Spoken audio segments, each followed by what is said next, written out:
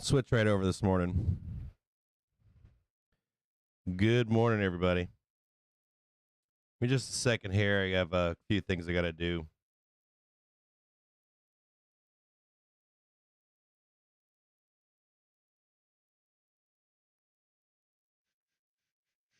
I have some stuff here I got to do.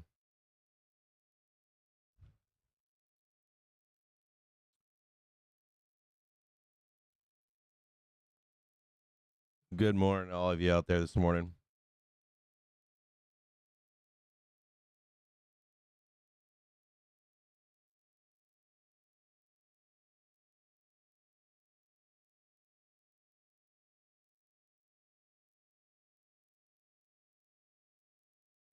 According to a statement, the India-Australia trade deal to start from December 29th. We're also seeing more comments from US Treasury Secretary Yellen says we want to make sure that crypto assets have adequate customer protections. Give me just a second. Good morning, everybody. Good to see y'all in here. Let's see who's in here right now. So I did change some stuff for today. We've got only subscribers can comment. Hopefully we'll keep the porn stuff down. Good morning, Jay Cortina. Good morning, CSM Jazz. Good morning, Kid Time. Italy's industry minister says a temporary waiver on EU sanctions are no longer on the table. Good morning, Adam. Good morning, Gringo Loco. Good morning, Liam. Good morning, Javantis. Good morning, Winky, brother. Good morning, Faison, Devin, J Money, Gary, Tegan, Chan Su, my brother, Kid Time, BD, Scott, Ergo, JD, Stonks Anonymous, Paul McKenty, RS, Dean, Garrett, Chan. Good morning to all of you. So I will be back on stream here in just a little bit. I was up all night long last night. I was doing a bunch of research, and then I had to do some back end stuff for the stream. You're seeing a small sell off here into the bell or on the opening bell this morning. There are buyers stepping, and we'll talk about this before I take a quick break.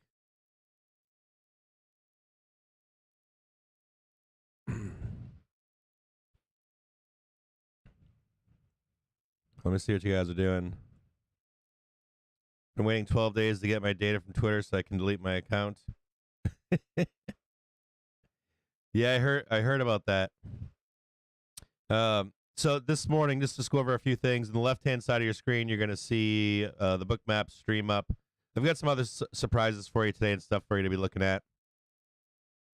Believe it or not, there is some buying going on down here. If you're just joining us right now, this is the pivot point. You know the importance of this pivot point. We'll talk about it a lot. We're going to look at a larger view of the market here in just a moment. We'll look at a 1 month and a 5 day, and take a quick look, so that when I get back here, you guys can have a better idea of where we stand for the day today. We also know that 1:30 this afternoon we've got Jerome Powell speaking. We'll have a bunch of crap and data coming out all day long today, and then of course we've got more data dumps tomorrow on Thursday.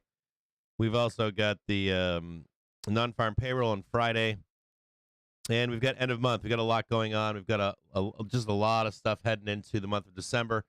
Later this morning, we'll talk about where I think that we're going for the next couple days, the importance of Friday, the importance of December, and what to expect. We can get a really ugly December, and we can get an up month or an up part of December, some form of a Santa rally, and there's also some kind of a possibility of a down December and a Santa rally. So we'll look at all three of those options later this morning. I'm going to mute. Oh, give me a second here. Seeing some support step in right now. We're going to take a look briefly around the market on a 1 month chart.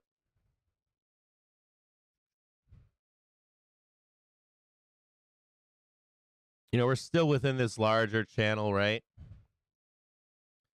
This is still an uptrend here. There's a bear position or a bear posit that I'm bearish on today, believe it or not. So if you look at the chart here, right, I've kind of on a larger time frame as we come into this 2 o'clock hour, we'll start looking at some of these numbers in here. I've got some retracements below your pivot levels here, and then some retracements below. The 50% retracement is down here, right at this trend, right, and then below here is right around 61% is going to be touching this green box down below here. So just like most of these meetings, right? We'll talk about more of this all morning as soon as they get on the stream live here. But I do want you to see these lower levels down below. I would like to see some kind of a sell-off today. As a bull, I'd rather buy something down here or something down here. If they try to front run this, well, and we'll talk about how the Fed can be interpreted. If we get a pump today, it could be because the market is interpreting the Fed loosening. If they do that, right, there could be a nasty roll in the next 2 weeks where the market really starts selling off heavily. If you're a bull, or I don't know, I guess don't know if you're a bull or bear in this, or hawk or a dove on this, but if you do see some selling off today, that would mean that the Fed statement is still working, and that the market's going to play ball until they have a policy change, which is this is their job right now, is to scare the market, scare you. So if he's able to get that message across today, you could see just a dip down here and then a continuation in the month of December. So I think the key here is if we rip it up and higher, we're probably going to have a nasty roll over. If we're able to sell it down in here, you might get some kind of a Santa rally, holiday rally in the month of December. And then a rollover for end of month, and then some kind of a bottom in January, and then a deeper bottom more than likely in March. And we'll look at both of those scenarios. The key today is, does he throw any hammers at us that we don't know? Make sure that you know today what's already expected, that there's going to be an easing in rates somewhat, a pace of rates coming into December. And how bearish does he actually get? His job right now is to get super bearish. So it wouldn't shock me to hear him even threaten just the sound bites of, we may increase rates in December, something crazy like that this morning. But I want you to see this right here. That I'm hoping we get this dip. If we don't get this dip and we start ripping, then it's right back. So this reaction trade is you're buying a dip down here. If we blast north, that you're looking for positioning to roll the market over. There's no need for you to be in a position that could go the wrong way on some unexpected news today. There might be some day trades in here. Buy a dip, trade it up. Usually in these events, you'll see 2 or 3 trades set up throughout the morning, and then you'll see a slow fade or a slow rise as shorts cover their positions. So you will see that you will see that this morning as the day moves forward. Just take a look at this chart right here real quick. We'll talk about the different reactions off the Fed speaker today and what they imply down the road for the market.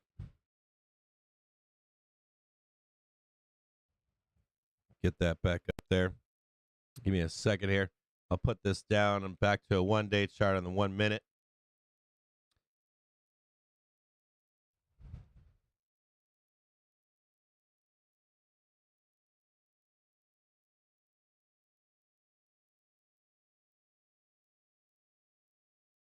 Here's your R3 above here for a gap fill. There isn't much to look at. There's not much to look at in terms of setups from yesterday. This pivot point is pretty much this whole gamma area is right down here. We have a magnet down at 390. We're going to want to trade down to 390. And then we've got a pin somewhat to 395 right now. If we trade up into this 400 area where this yellow line is, you're going to expect us to sell off. And if we break below this pivot line, you're going to expect us to want to trade back up into that 395 area, that pivot point.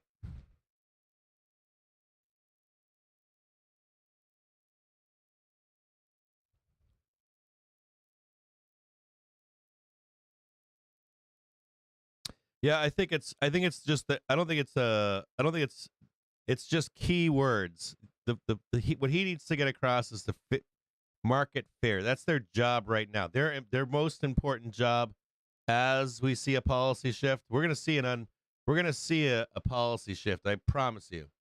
And so their job is shifting to as much market fear as possible. Be aware of that, okay? You're gonna see a shift to this is old school J Powell. This isn't the J Powell I'm telling you, you're gonna see a J Powell that's not the J Powell that sat in front of the Senate and said, "We promise to be honest with the American people." The American people are off doing their own shit now. So his audience now is us. So it's back to this old Fed where uh they're double speak. There's like one there's I don't want to say if it's full on lying, and then of course the surprises come out. But this is old school Fed bullshit that they do, and they're right back into that old school bullshit right now in my view. Especially with that that speaking that they did last week. This reminds me of old school Fed nonsense. And so the question just becomes in my mind is how long can they keep the lie up before the actual cash market makes that turn? Because you're seeing it in other markets right now that no one fucking believes the Fed. So, and you're gonna eventually see the cash market try to price in quantitative easing or at least pausing at some point down the road, so they can price that into to our stock markets specifically first. So I'll leave this here with you this morning. I'll be back in about an hour. I'm going to put the news back on for you. Pay attention to it this morning. We got a bunch of stuff coming out. And I'll be right back. Yeah, keep the chat going. What else did I got for you this morning? I think that's it so far. You can see our range here. Got a target above of 3980. That is right up in 3980 is somewhere around R1. We're not going too much farther than R1 up here.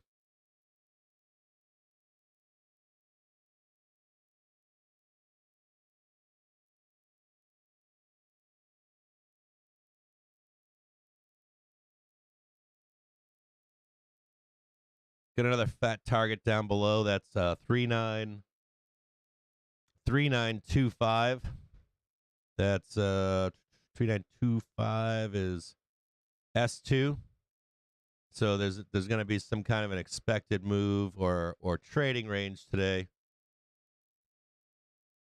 3925. So we've got 3913 somewhere right here. Some kind of an expected range in here.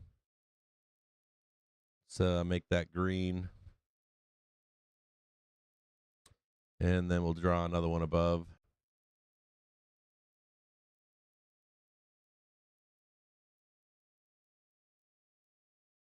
We'll see how this holds up for intraday stuff.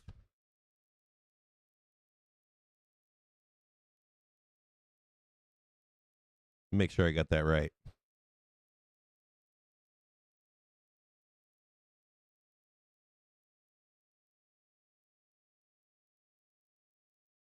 So in 10 minutes time now, at the top of the hour, do you get the US job openings number for October?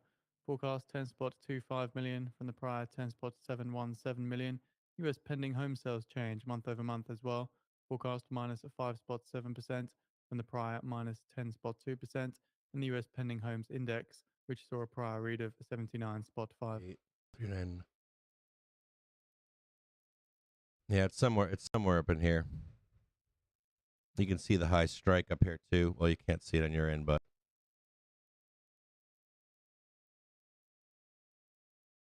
there was a high pin right over here. I anticipate this is the area.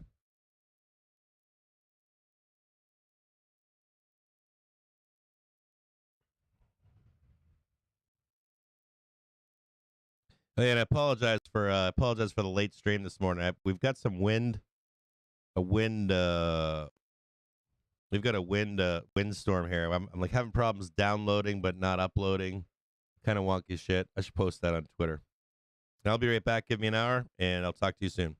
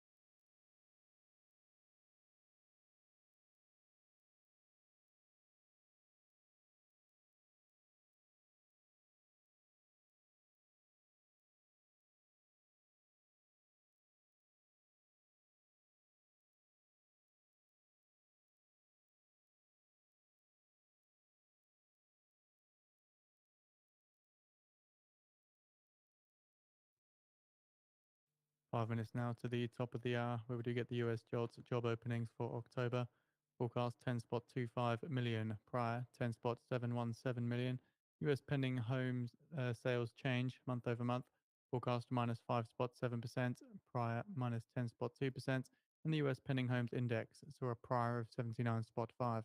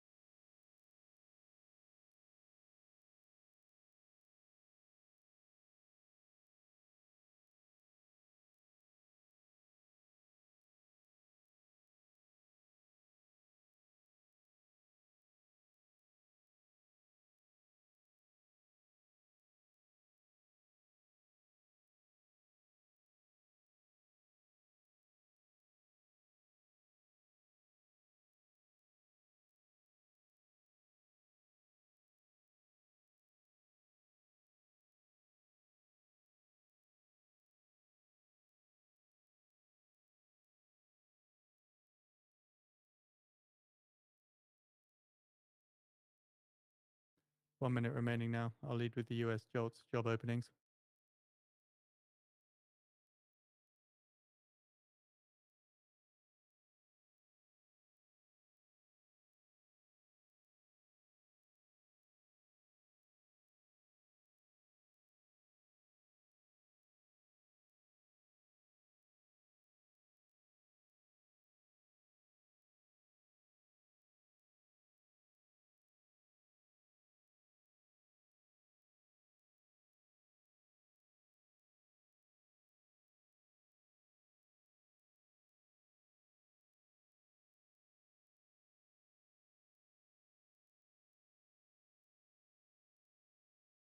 Ten seconds.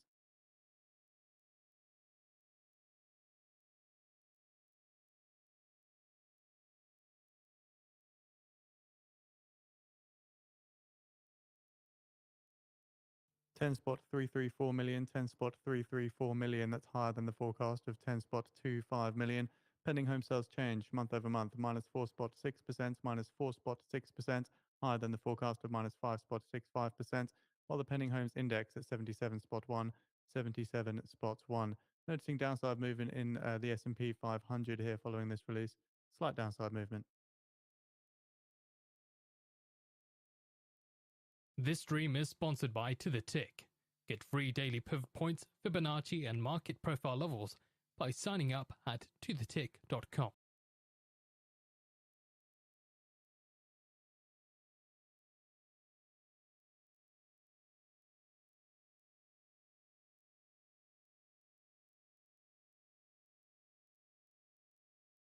Seeing prior revisions, US job openings prior revised to 10 spot 687 million from 10 spot 717 million. The pending home sales change month over month also has a prior revision to minus 8 spot 7% from minus 10 spot 2%.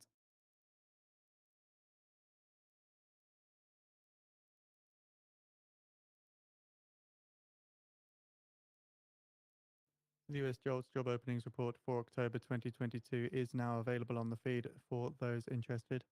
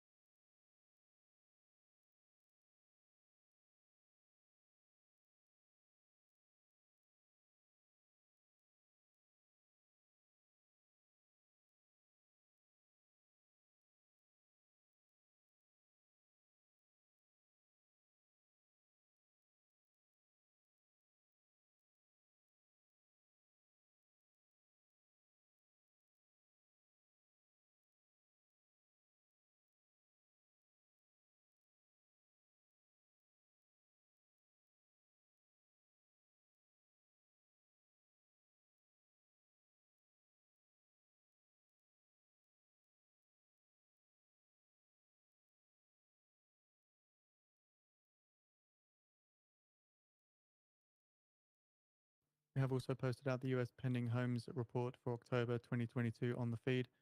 Key highlights note that pending home sales dropped for the fifth consecutive month, down 4.6% from September. Month over month, contract signings fell in 3 of the 4 major US regions, while the Midwest registered an increase. Pending home sales declined in all regions compared to 1 year ago.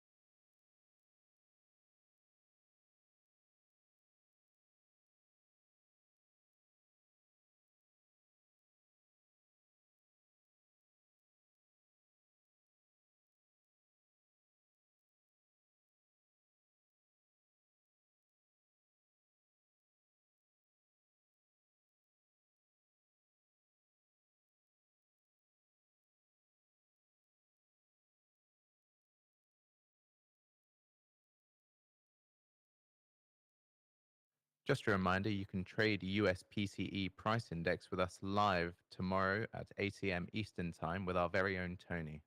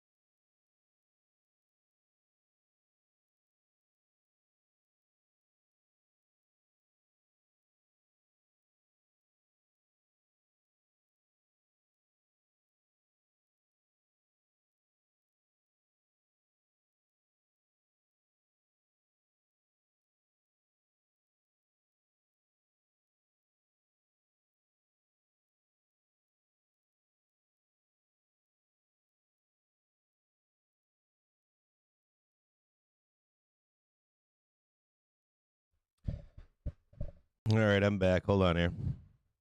Got some weird feedback going on this morning.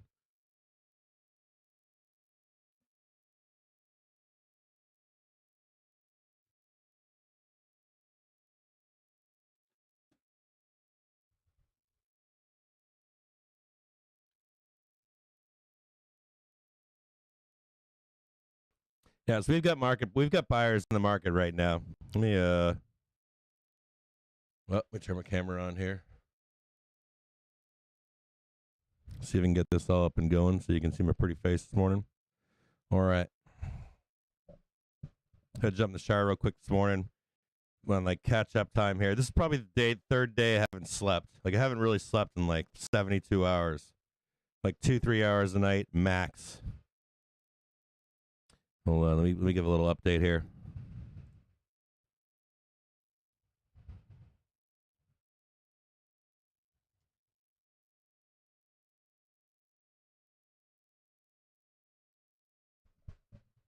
Give me just a second here.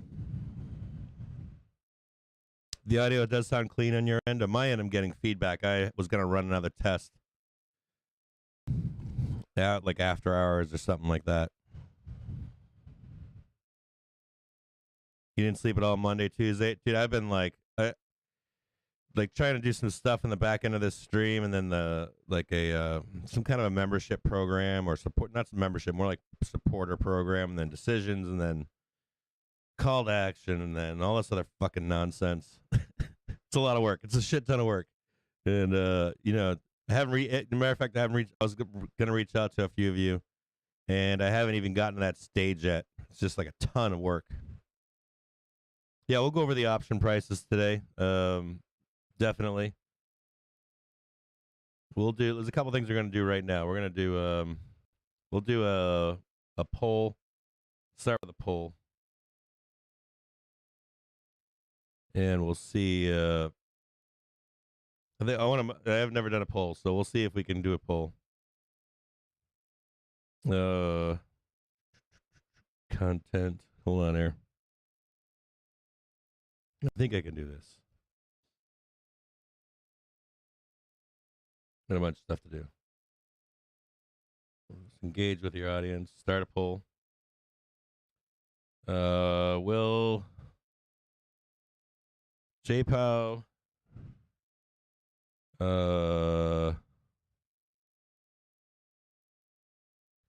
make the cash market go up or down today? Big up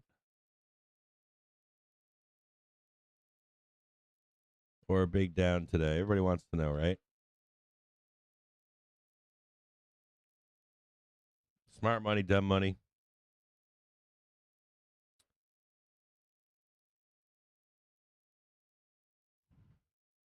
Big down. We'll put one more. No idea. Sitting on hands.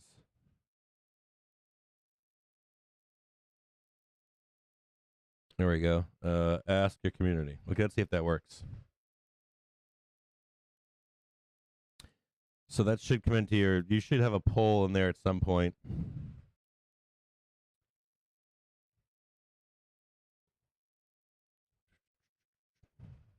And then we'll look at the options. We had a bunch of stuff to look at. I want to talk to you guys about something important. Someone was asking me this morning to talk about there's like the dovish Fed, the hawkish Fed, right?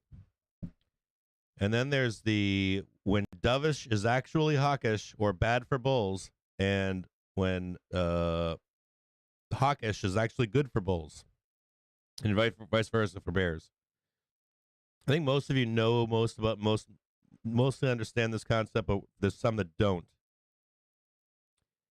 And so we're gonna do just a quick. We're gonna look at a year chart. We're gonna make it very simple, like not rocket science. Just for simplicity's sake. Let me log into my brokerage real quick here. Hold on. I want to check the options market. I have no doubt that the dealers are fucking taxing everybody today. No doubt either. They're gonna make money on both sides. That's another thing. We'll talk about that later. We talk about it every time we have one of these bullshit days. And what you're going to see is you're going to see repricing at some point. We'll talk about the swings in market as they happen. What's going on here? What am I looking at? Oh, I'm looking at S-Dow. Oh, should we talk about the super short the Dow? Well, maybe we can talk about that later today. I'm looking at I got a position in there, so hold on. Let's get SPY. Remind me in chat later on. Remind me to talk about the S-Dow. Ticker symbol SDOW. Look at the January and March strikes. Okay, let's look at today's option chain here. See what's going on. I haven't even paid attention to it this morning yet. November 30th. Got a large position building up on the put side. Fucking shit tons of calls stacked though too. Let's look at this real quick. Keep your eyes on that BOOKMAP bottom tag 3925. We're gonna get out of that real quick. We're just gonna look at a larger time frame chart once more. This chart's kind of shitty to look at, but it'll give the visual interpretation that you're looking for. I apologize for all my fucking shit in here. So the point here is this, though. There's a key point here. Some of you are like, Jerome Powell's going to be fucking dovish. And I'm going to tell you this, okay? Right now, specifically. On the markets here, as we are seeing some upside movement in the dollar, so overall dollar strength at the moment. And no individual headline catalyst for this. We're keeping our eyes out. We'll turn this down. So Jerome Powell and the Fed basically, right where we are right now, if you follow my cursor, right? They need to keep the market down. If we get any kind of a public change of policy, that's not 50 BPS in December, that's not a terminal rate or whatever, fucking 5 or 7%, 5.75, whatever the fuck it is. What you'll see is you'll see the market. I'm saying if you see like a more dovish, like, oh, we're gonna pause, oh, we're gonna lessen the rates. This is usually in the minutes. Even just tonal change. Some commentary from BlackRock. What you'll see is the market will start to immediately. The world is losing hope and entering a period of malaise. I think says that after we get out of the spike in inflation, we'll be in a world of 2, 3, 4% inflation. Yeah, you're already seeing the talk come out. So I'm going to turn that off for a minute. So what you'll immediately see is this, it would have been the bottom, and you will see a melt up that's out of control. So because of that, I don't think you're going to see until it comes out in a minute or it comes out in a meeting. Normally it's the minutes, right? Whatever the fuck they tell you after the meeting or during the meeting has nothing on what actually comes out in the minutes.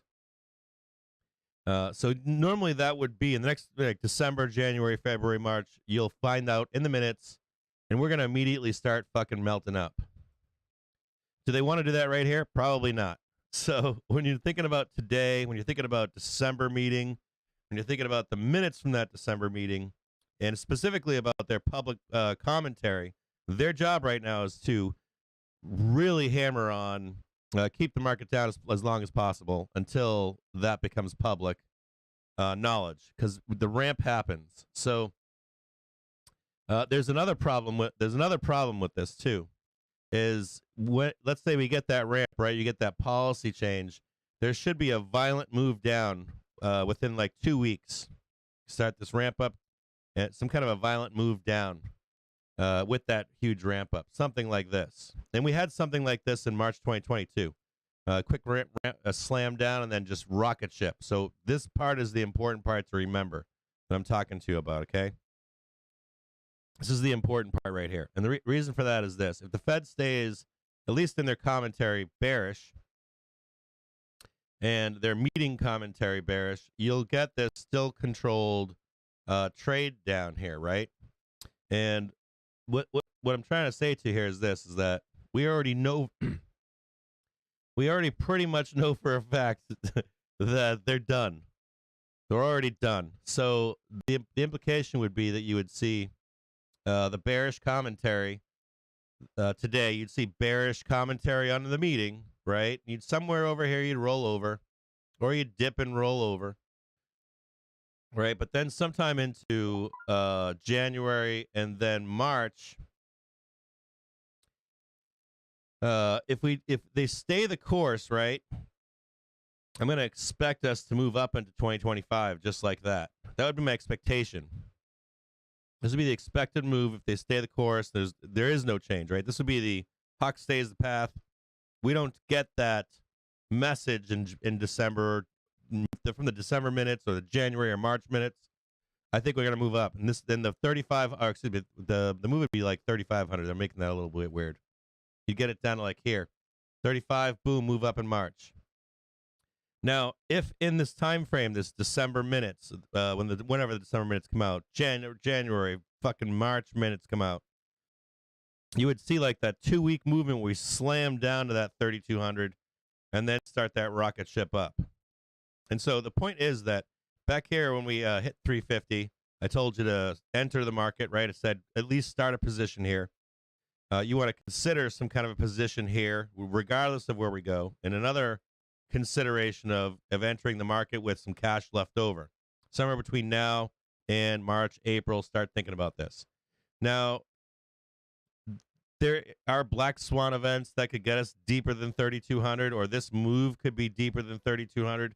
If we hit 3,500, let's say we hit 3,200 January, right? And then it becomes this dip down to 2,400. These numbers can change, but I want you to be careful of when hawkish is dovish, when dovish is hawkish, in terms of the cash market.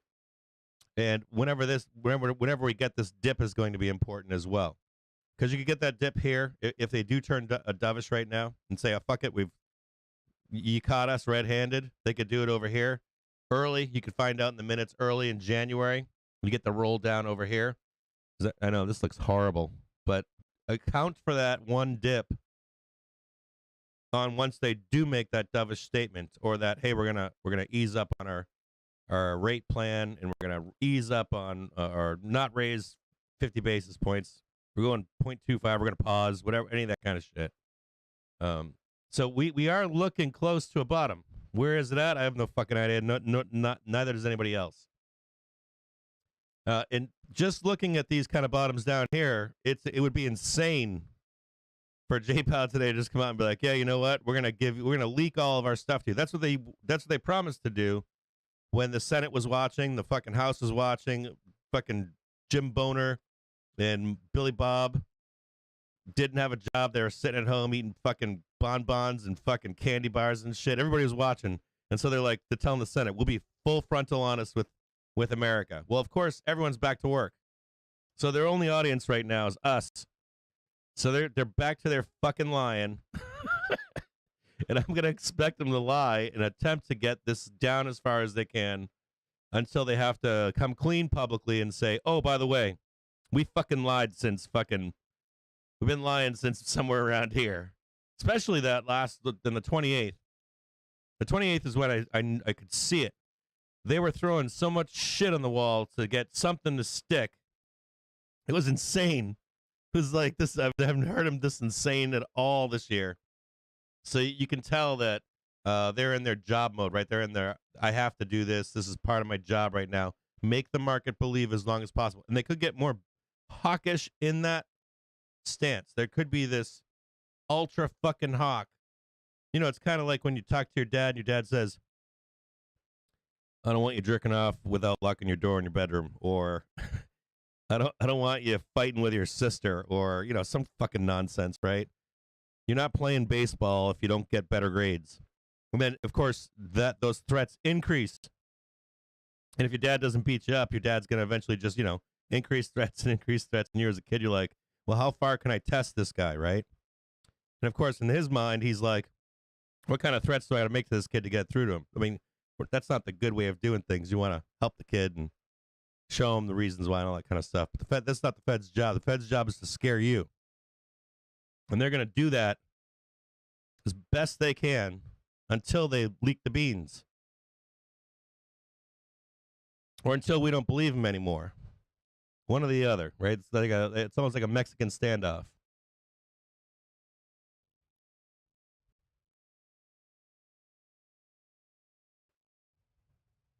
See if we can get this back on a 1 minute for you guys.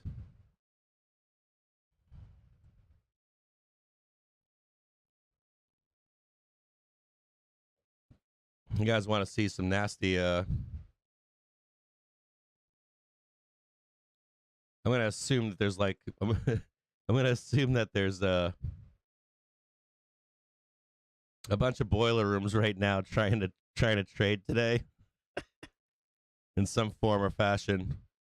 That their boiler rooms all across the U.S. and across the world right now are like playing a quick 2-on-2 basketball game. I always feel like that's what happens on these days. You get a bunch of professional traders that are just like, we're going to go in here, we're going to just do some easy setups. We're going to create a bear flag down here, or a bull flag. Well, right now, a bull flag. We're going to trade it up, slap it off, bring it back down over here, slap it up, bring it down. It's like 2-on-2 concrete backyard or shitty basketball court day trade.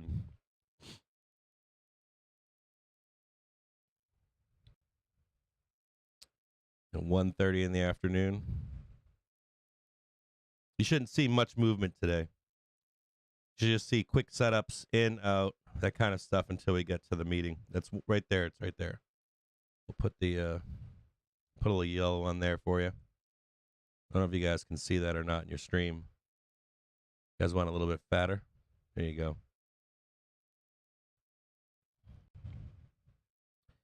And let me see if we can start drawing some lines.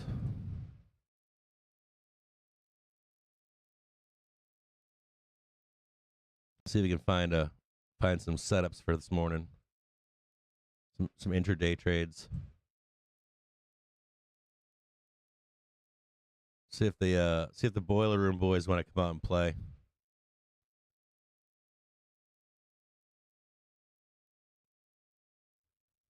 Start with this one and see how this holds. A little weird one over here. You could call it like this, but yeah, that works. Something like that. See if this is the way down for today. See that trend all the way down? That grind down into the decision. The Brookings Institute.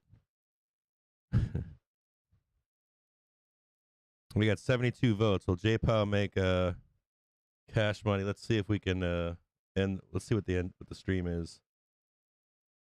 I don't even know how to end this fucking thing. End the poll. See what the results are. I don't know what the results are on this thing. The results are saying that will J Powell make the cash market go big up or big down today?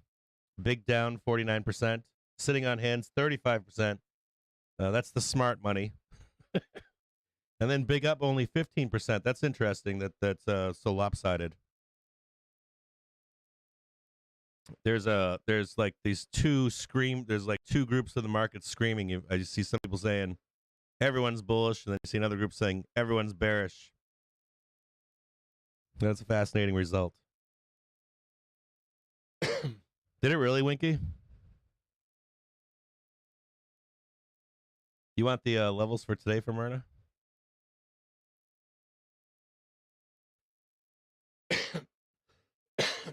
Let me drink some water here.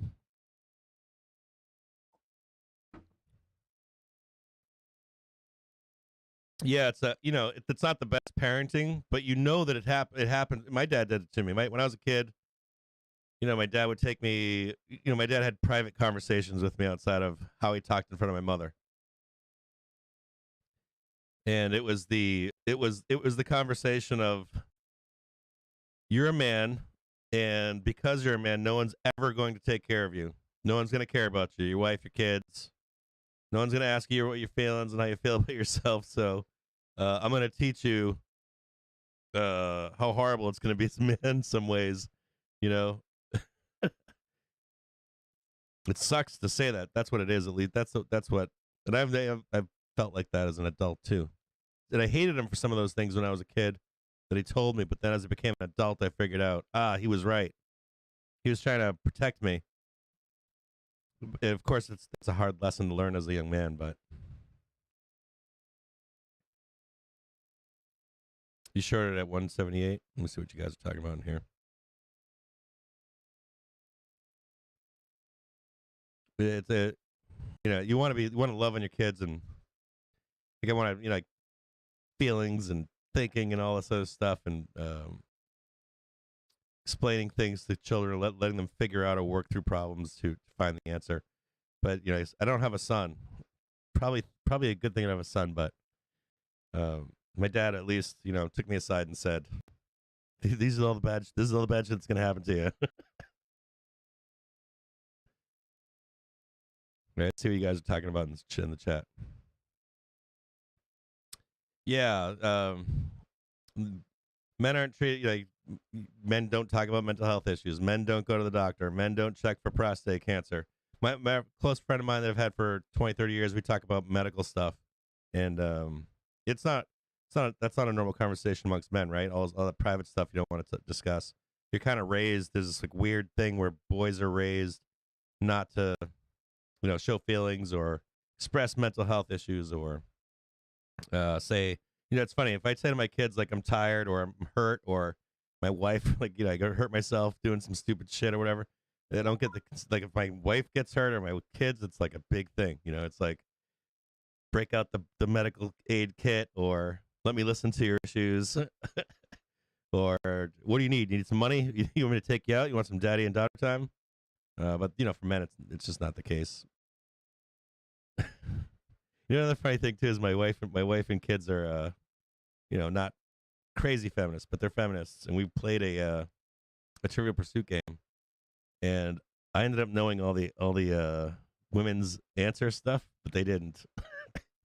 So I was making fun of him in the party we were having. This was just a few days ago.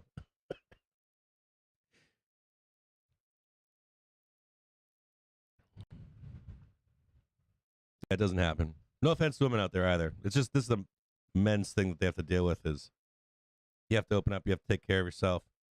You have to take care of yourself physically, mentally, your brain, all kinds of stuff. You've had a freshman in college and high school, senior, yeah.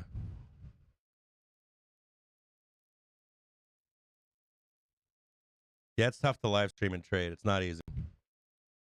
It's not. It's. I trade less when I live stream. The Mask We Live In is a decent film. You know, I haven't watched that. I'll have to watch it. I'm gonna write it down right now. The Mask We Live In.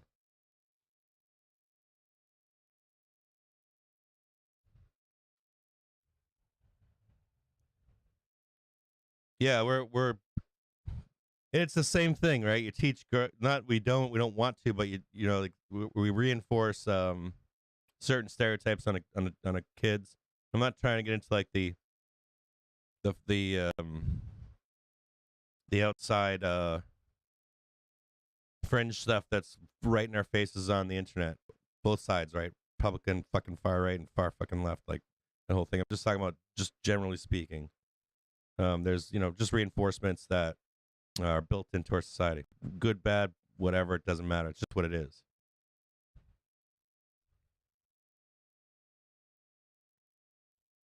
Thanks, Femnan Patel. And I wish, I'm from the generation where like, it was like peak divorces, right? Peak, like, 80s, 90s. And, a lot of my peers didn't have YouTube. I'm so amazed right now. The YouTube is like a father to people, men and women, young or girls and boys. For all the bad things YouTube is, there's some real positive to YouTube.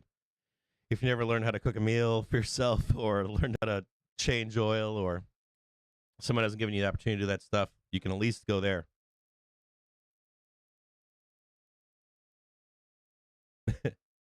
Yeah. It was very folksy. That was like I wasn't sure if I should post that video because it's not really my, I don't know, or how I look at things, but it was very folksy. I agree. It's kind of corny and stupid, but there was some like inside there stuff that was pretty good. Yeah, ENPH, they're on everybody's talk, huh? Everybody's talking about that. Yeah, the Wrangler School. I think he was directing that towards his audience. I think that's what it was. It was a folksy video, but I think it was directed towards. I think if you looked at his demographic of people that watch him all the time, he was trying to get through to a certain demographic, and for an implied like tough guy, right? It'd be kind of like if you're a soldier, it'd be kind of like your mean sergeant coming to you and having a humanistic moment, or I don't know, your boss or someone that's a position of authority or you look up to in some masculine way.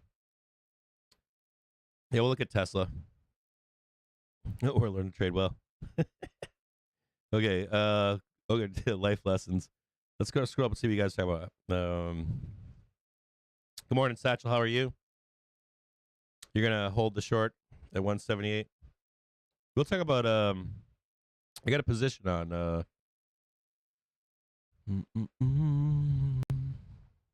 I've got a Dow short.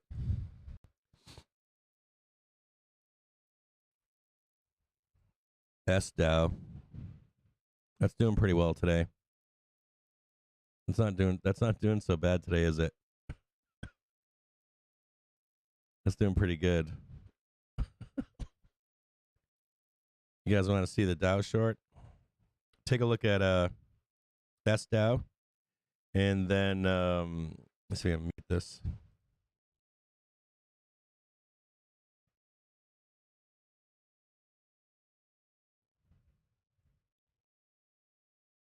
This is a year chart on it.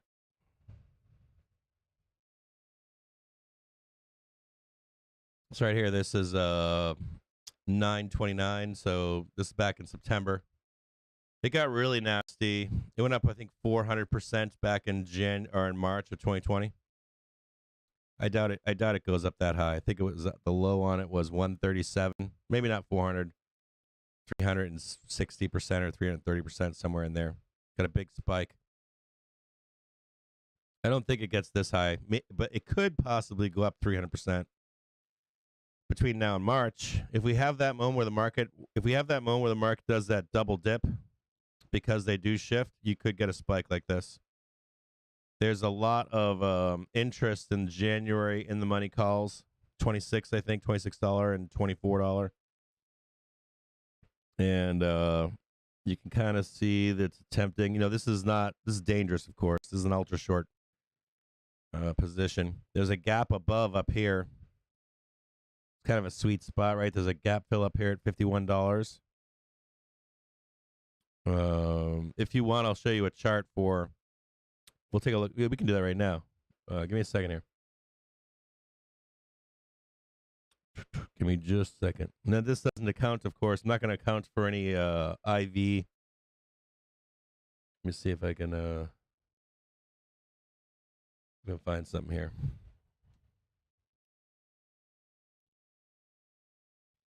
Give me just a second.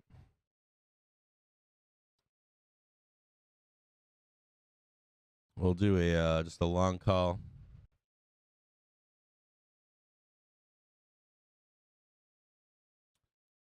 We got a spike this morning, but see if we can get this thing to load up. Select option. We'll do March. You can do January. March got some. March and January. Right now, the 350. Saw that gap above at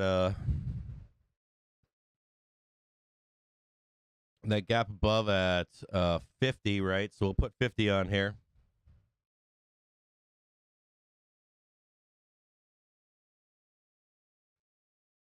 There's no interest, no IV, no people coming into the trade. But in March, if you got this gap spike up, you're looking at 200%, 300%, 400%, 500%. And the other cool part is when it does scream higher, it holds. Unlike VIX, where it's like up for like 30 seconds, then blasts back down, and you have to constantly monitor it. I will go back and look at the chart, and I'll show you that it actually spikes and holds for multiple days, 2, 3, 4 days. So you'll be able to capitalize on this. The high end is like a 500% trade, and it's cheap. And I think the January's like $1.20 or something. They're real cheap. I think it's like $3.20 or something was $3.20 or something yesterday. And this has no IV built into it either, right? No other people coming into it. So if you see that trade, you could use it as just you could tell yourself, yeah, you know what? I burn money on bad trades all the time. You can actually see previous instances. So if you look at my cursor here, right? 613, 614, 616 was the peak. You have like at least 3, 4, 5 days to monetize that trade. You can see the gap fill above here. Problem with these trades is you could be upside down. You can get bloodbath in these trades, right? So it's more of like a trade that you take and you don't look at it. You don't care what the market's doing. You don't care what anyone has to say about the market. You just kind of like hide the trade. And let's say you buy the trade for $250, put a sell price on and limit sell on it, like an auto limit sell at, call it 300%, right? So you do like $10 or something. And hope it fucking hits between now. It's like a lotto ticket between now and March. End of March, I think, March 17th or something. And it's a pretty sweet trade.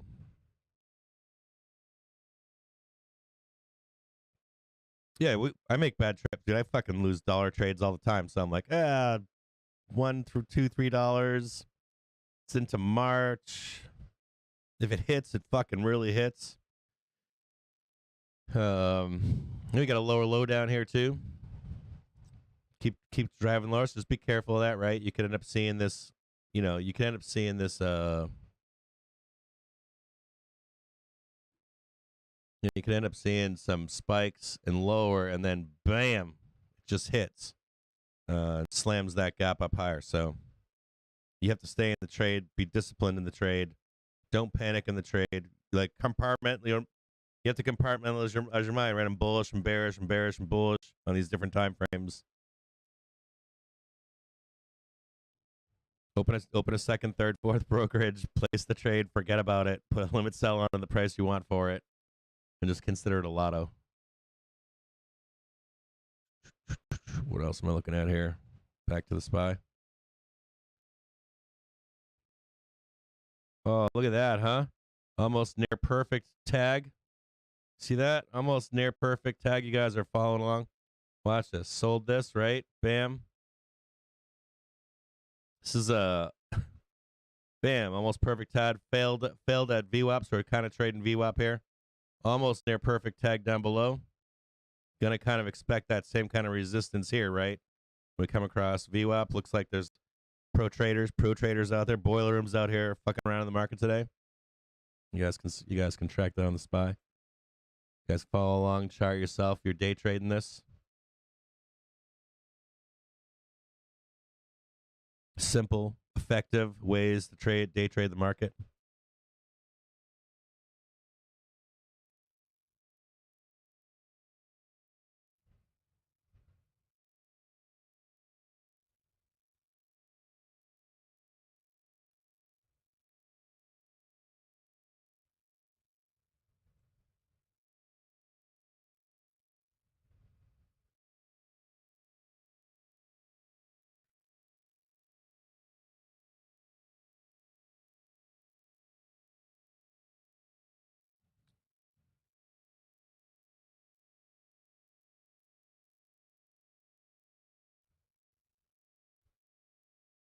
Almost clean, perfect strike down below here. 393.91 to the tick. Bounce right off. Expect them to trade it up to VWAP here at 390. Was it 390? 395.01.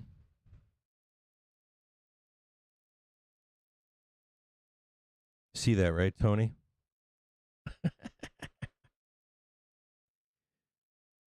Aye, Captain. Let's see if we bring that up so you can. You guys are day trading this stuff. Good morning. Good morning, Mahesh. How are you? Or Mahesh, how are you?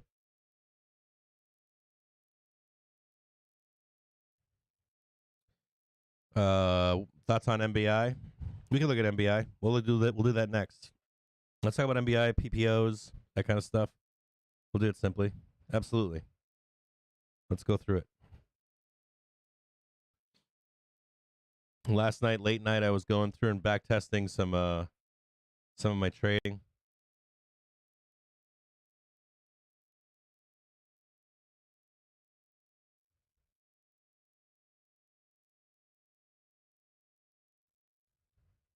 Just a second here.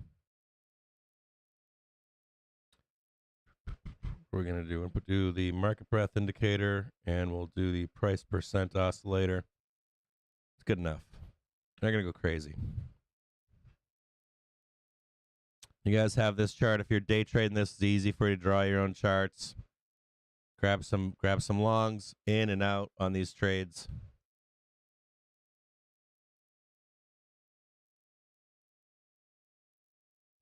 We're going to switch over real quick. I'm going to show you guys a different chart.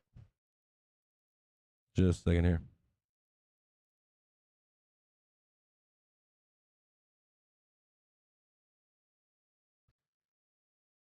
All right. Let me see if I'm going to mute my camera here so you can see this in a better time frame. Or turn my camera off here for a second. All right. So these MBI charts, this is a market breadth indicator. Above here, this is the market breadth indicator. And then down below here, we've got a PPO, right? Price percent oscillator. The good thing about the price percent oscillator is there'll be divergences here at times. And, well, the first thing, let's start with the MBI. This is the MBI right here. This is often when I talk about, when I talk to you guys about buying spreads, I prefer call spreads. Doesn't matter if the market's going up. Doesn't matter if the market's going down. Had a year downtrend. Still have moments in the market where you could have bought it.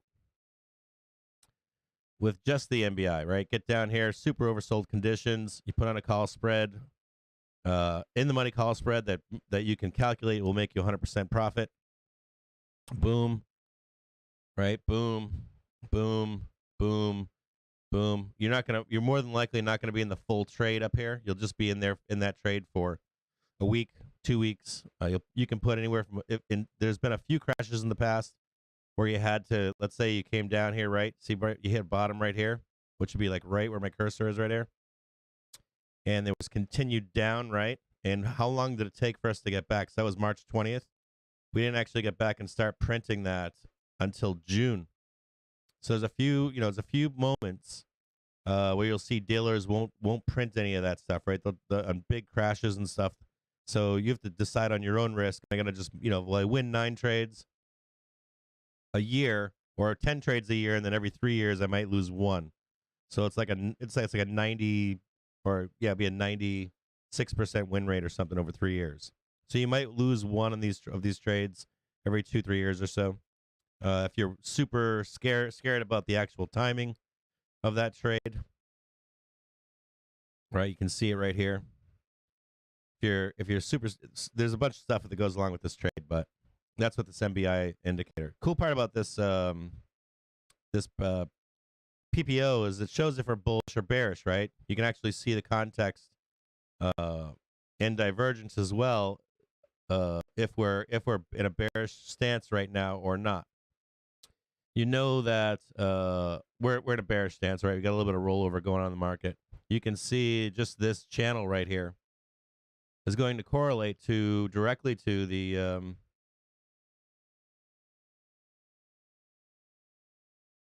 somewhat directly to, I think this is a little bit lower. I think this chart is not showing up fully. It's more somewhere like in here. Somewhere like that. But you'll see the market, if the market starts to break out of this upper channel, you're going to see this PPO start to roll, but then break through right here. This is where you start becoming uber bearish, right? So currently, we're not really uber bearish in the market. We're looking for that sell down, a dip buy, and then continuation for the end of December. Now, does this show, and this is the flip side of that trade. Does that mean that you want to take or go all in on a long trade here? Oh, fuck no. Another cool part is if you wanted to confirm a dip buy all in and that we're going to break out, if you wanted to confirm this move higher, you'd be looking for this to bounce here, and you'd be looking for the breadth to be all the way down in the dumpster right here. And when you see these divergences, you could then you could then at least posit to yourself, hey, maybe we are going to break out of this downtrend that we're already in here. Does that make sense?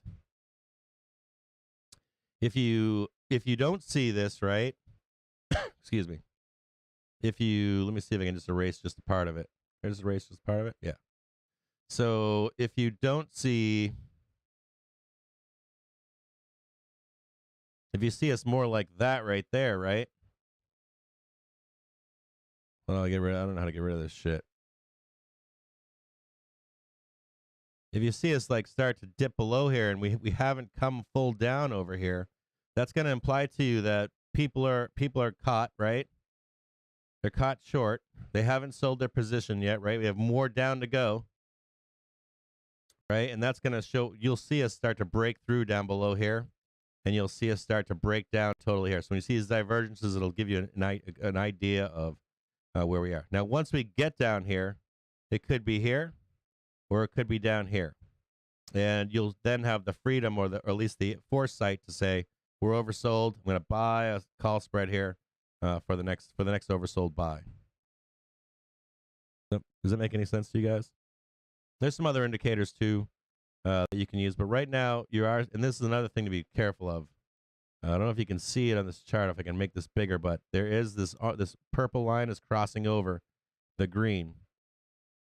So you are seeing weakness in the market. So in the short term, we're bearish on a short term bias, right?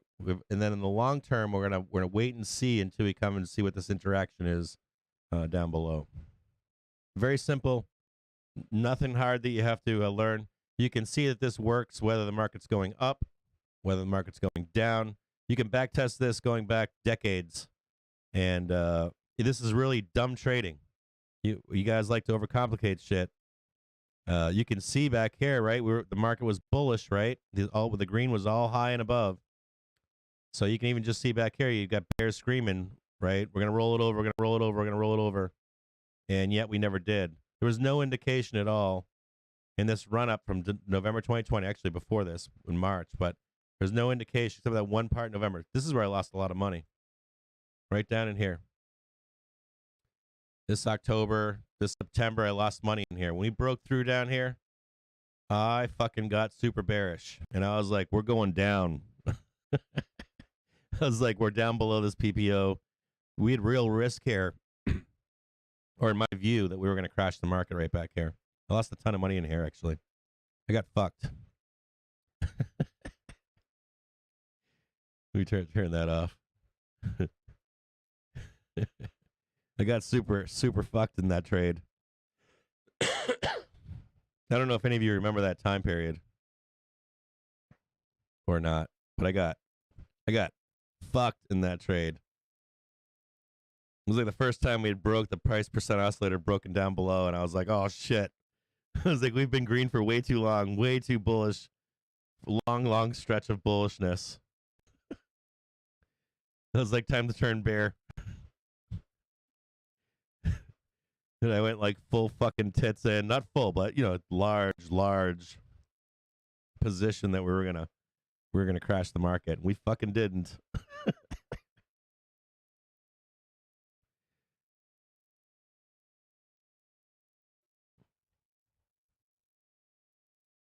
Well, it's like today's not a good example, right? We're not really at that place. When we get to that place, if you follow something similar to that, or there's multiple, people do all kinds of different ranges on PPOs. You can do 2-3 different PPOs.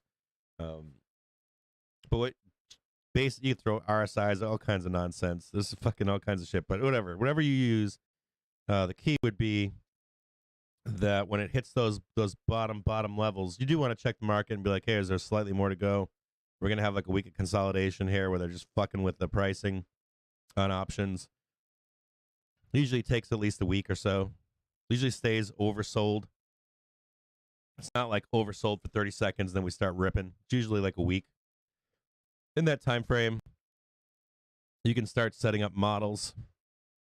You can do it on Thinkorswim.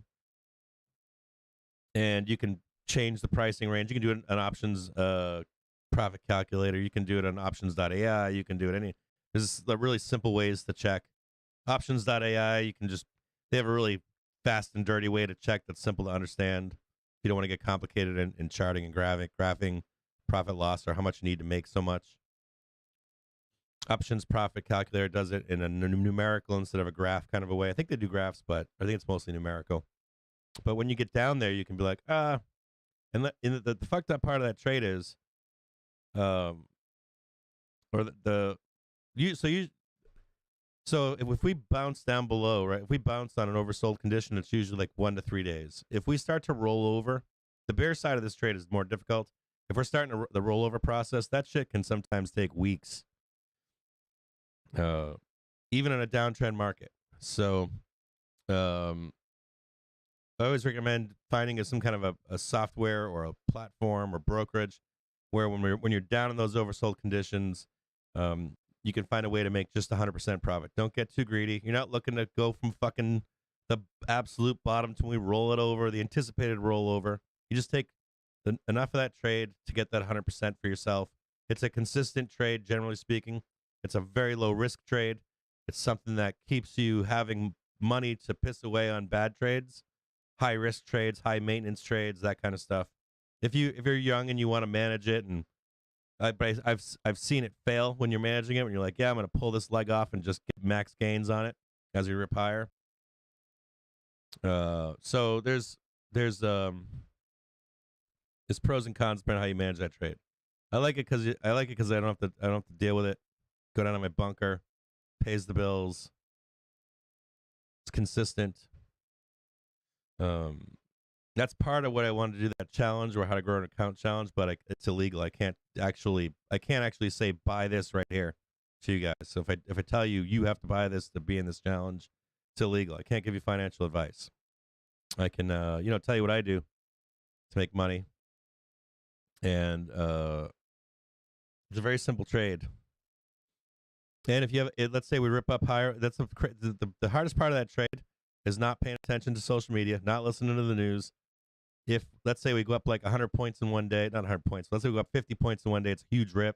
Then we roll back over 75 points, but then you have to deal with the fear, and you got all this money in the line, but then it ends up ripping higher anyways, 150, 200, 300 points in that time frame, and you're so far above there, or that price is so far above and out of the range of your spread that you're gonna nail that max profit on it anyways, regardless if you pulled the fucking leg off, or then you can go right ahead and day trade 0 dates long, all that shit, make a bunch of money.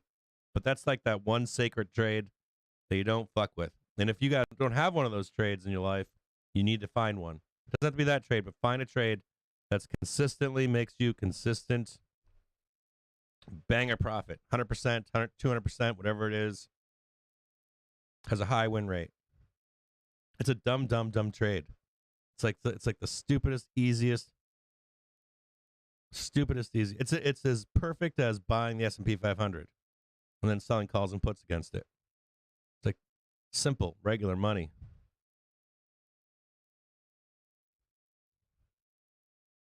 Oh yeah, Ergo's saying I can do it as a public self challenge. We could do that.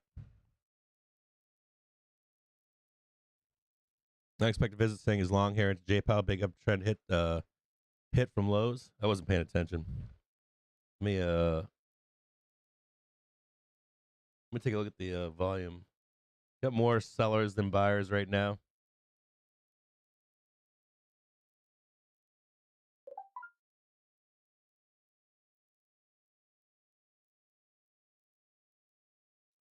We have to get through 3960. Keep that in mind there. 3960. You want to get through that garbage.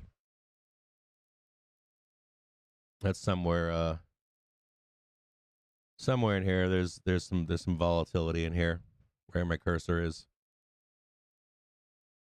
So I can put a little box in there. Just a heads up, there's some volatility in here.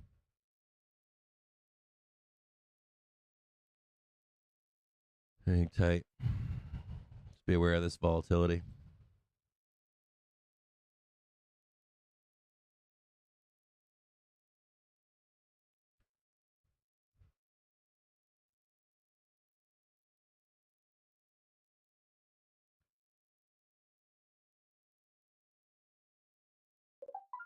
Same pivot point area right in here.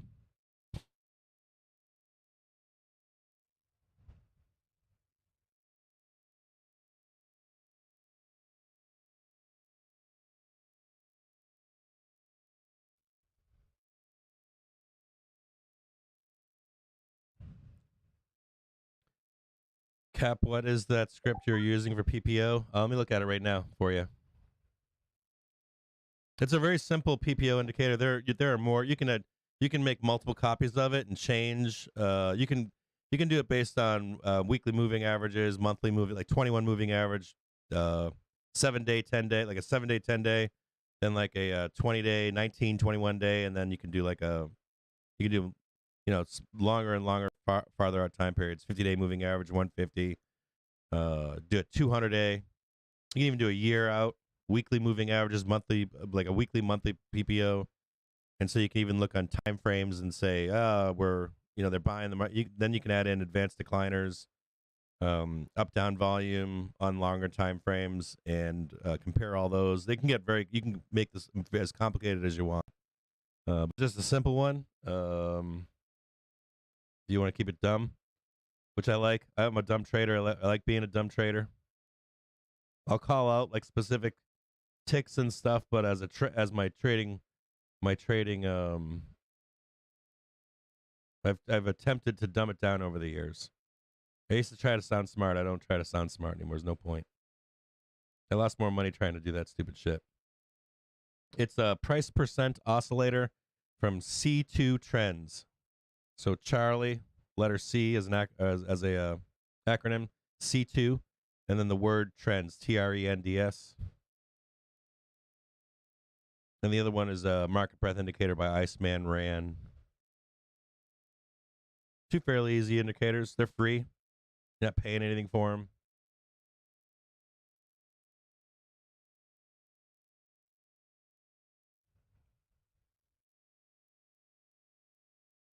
Yeah, this fall's pushing down now too. You see it? So at least on BOOKMAP, it's pushing down. Could get a squeeze out of it.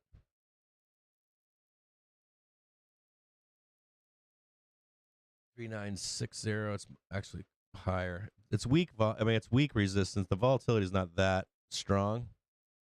The sellers are getting grinded here for sure. Could be a squeeze coming up. See what happens here. Little intraday support right down here. Should see a break at some point. There's some kind of support right here.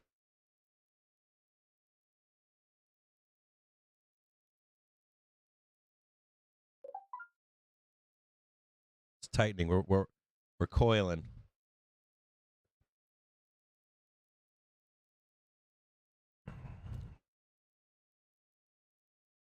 If you look on the BOOKMAP chart, if you look in the order flow, the order book on the right hand side, you can see the strength or weakness of sellers, standing orders on sell orders.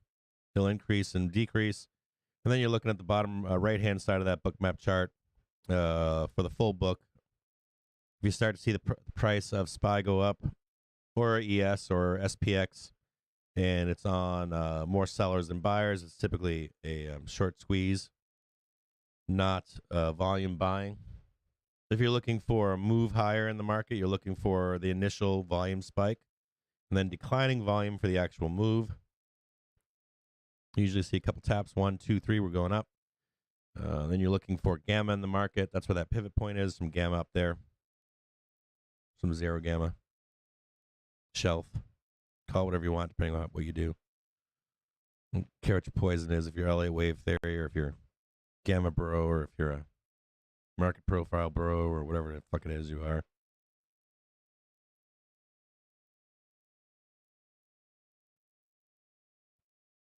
Yeah, keep it simple, man. Well, you guys want to take a walk around the market and see what's going on? We can do that next. See what's up in the market. Take a look around.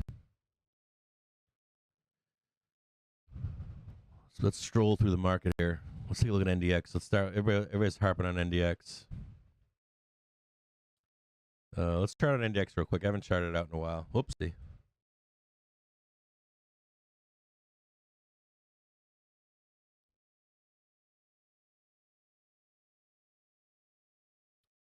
You can see down here in NDX, you've got demand, right? Boom. Some demand down here, right? Boom. Right down here, right? Tried to get through, right? Supply tried to come in and push through and break through to go lower. Unsuccessful. Demand came right in, slammed it right back up. Now in consolidation, right? If you see more of this consolidation down here, you know what happens, right? Demand comes right back in, slams it right back up again. So if you're a bear, what do you want to see? You want to see a break of this demand right here, right? See this line below down here that I've got here? So you want to see a break of this demand, rejection, and then the next leg down. I'll clean this up for you.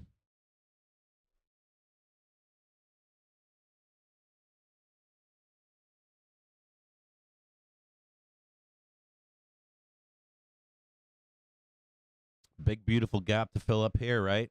Gorgeous gap. If this holds, if we have that Christmas holiday, Hanukkah, Kwanzaa rally, You know what you're looking for, right? You know where your target is. You know what you want to buy here. You want to buy this dip, right? So if you're a bull on NASDAQ, you're looking to buy somewhere in here. You're looking for this to hold and then a rip higher. This would give you the VIX relief that bulls are looking for the next leg higher. This would give you the failure in the large, or the brief failure in the larger upper trend, right? We'd fail briefly, break that channel going up in the SPY. We'd slam down here, VIX would go crazy, some kind of fucking stupid volatility, goes high up, just high enough, right? And then we slam back higher. If you're bearish here, right? I don't mind this. I think this is a good bear trade down here. You're gonna wait to see that we break through if you want to get bearish here.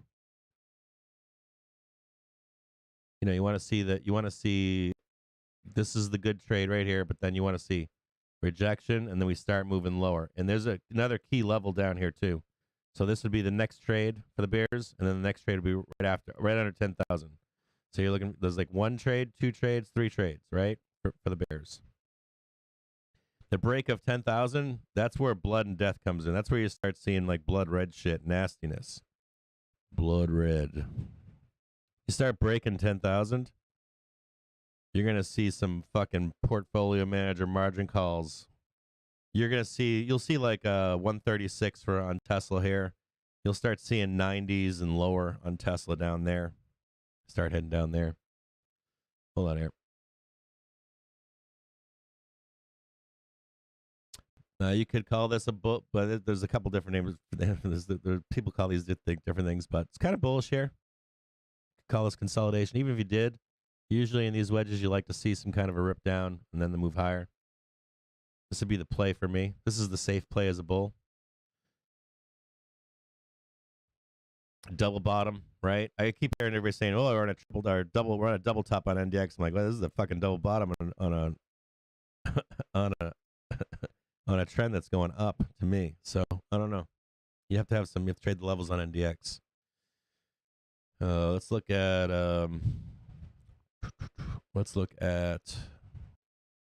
junk bonds. Junk bonds looking weak, right?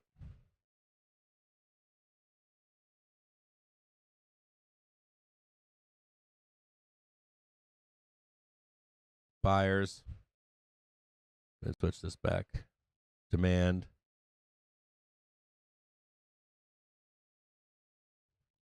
Demand here, right? Demand here. Demand here. You're going to expect we had some demand kick in here, right? Some liquidity grab here. Threw it over. Looking for some more demand over here. So bearish, kind of bearish right now, but how do you get bearish in the market? You want to see a break below. That's how you get bearish in the market there. Trend is still up. So short-term bearishness, need confirmation for further bearishness on the market on J&K.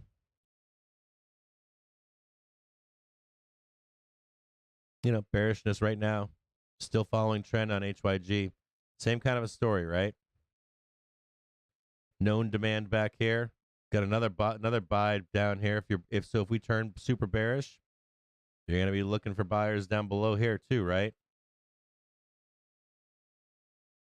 Looking for buyers down below here to step in if we get super bearish. This would be like the 10,000 level down here more than likely, I think.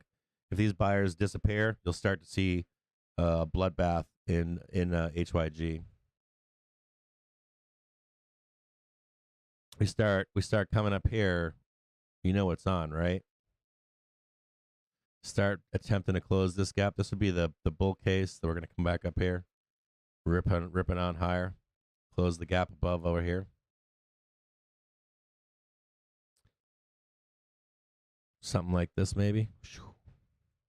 That'd be nice right there. I like that. I like that trade right there.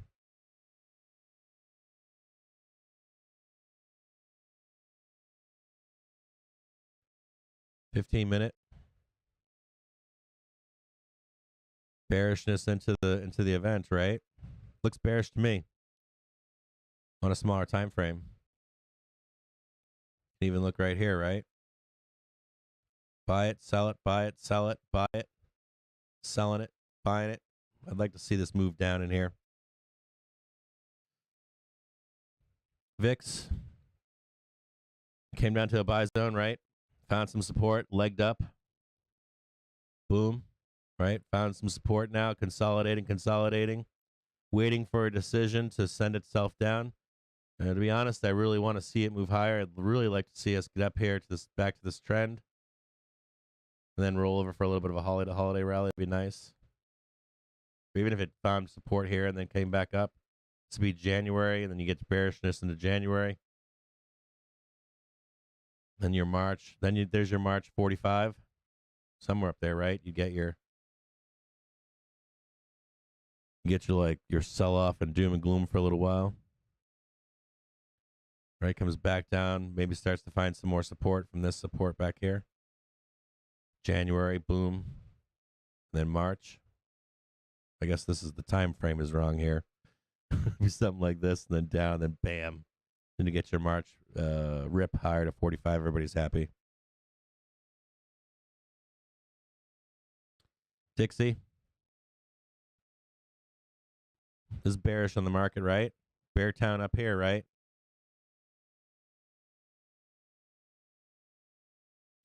You notice though, intraday each day, then late night you get foreign governments panic buying the dollar. We've got manipulation coming, not manipulation coming from foreign governments. Look back here, this 110. We'll look at the 200-day on this as well. Bears need to stay alive to stay above the 200. We'll look at the 1 day at the daily chart on Dixie. This is bearish on the market, right? You're seeing an attempt in this interaction on the 200-day to maintain it. This is all bear case. You have to have Dixie go higher for the bear case. You have to. It's required. And it's also, if it gets super bullish here and consolidates and starts moving higher, you're going to look for a higher price than 114. You're going to look for this trend to maintain and move higher. Pairs need to maintain this. Oh, sorry. Hold on there.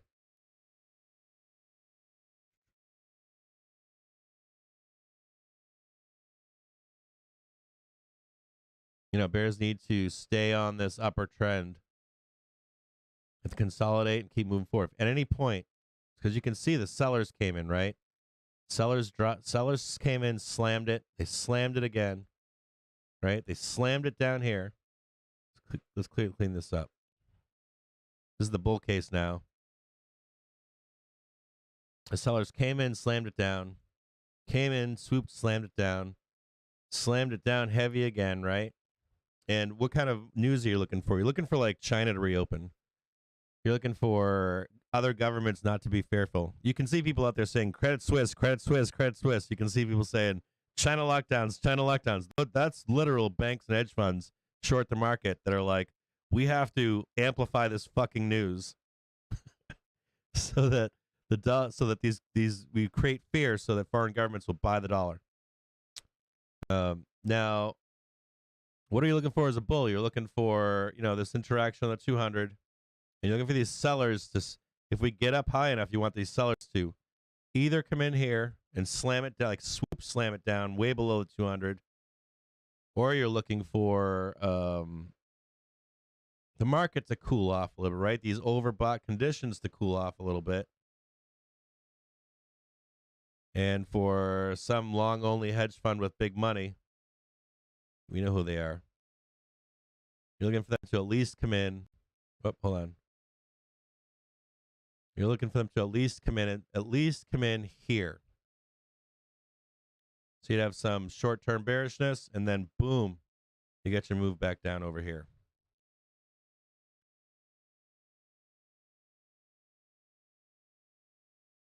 Yeah, so I'm bearish on today. Got my bear suit on. I got my bear suit on right now. I got my J Powell suited up for J Powell.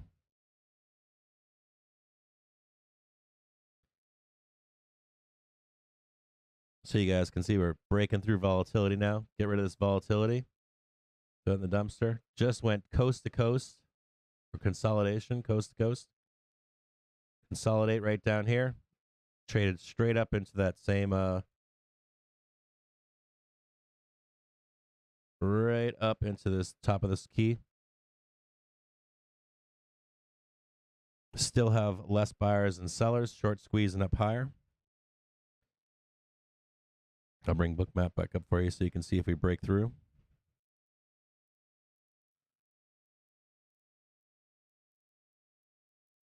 Starting to break above right now.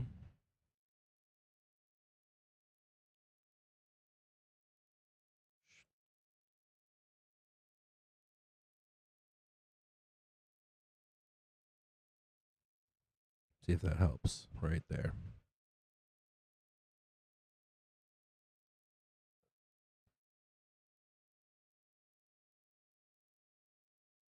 Read some of the news off to you. Wall Street Journal's Tim Rose, beyond the pre-FOMC table setting around the likely step down to a 50 BPS hike in December. We already know this. His speech could color in the thinking around dynamics in the labor market and what they mean for underlying inflation.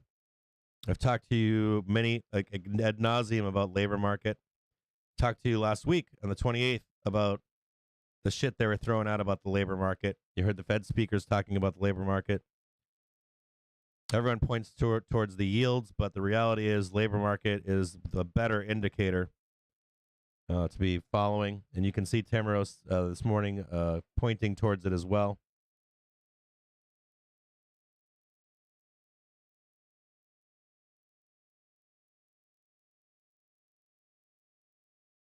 Painting a bullish picture for the Fed meeting today, or dovish. Maybe the hawkish comments will come with the labor market. Some of the comments they were talking about the labor market was that was the smearing shit across the wall. They were throwing numbers. They were like 4 to 5% inflation by 2023, maybe 2024, maybe 2025. If it starts to become 2024, the market probably go up. I mean, they have to stay on their path. Reducing our global workforce by approximately 1,100 people, or 30%, in order to adapt to current market conditions. You've got Yellen this morning trying to create fear with crypto market danger, and she's trying to create fear with net. So we've moved on from China COVID lockdowns to China Taiwan fear. So we got to push the fear. Can't have no fear with China. Fucking dollar would bottom. It would crater. The dollar would fucking just crash if everything went well. So maybe we'll look towards the summit with China and the U.S. over Taiwan as a pivot in the market.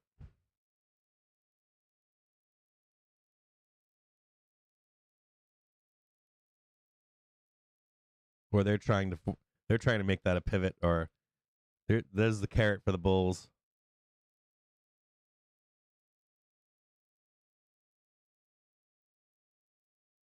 Kraken just now says in order to attempt to adapt to current market conditions, we're reducing our global workforce by approximately 1,100 people, or 30%. I love seeing all these different news astroturfing.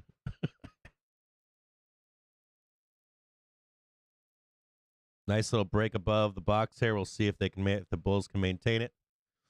We'll keep an eye on this trade right here. Nice consolidation here. No wasting time right here. See if we can get a blast off. Look for a price target above.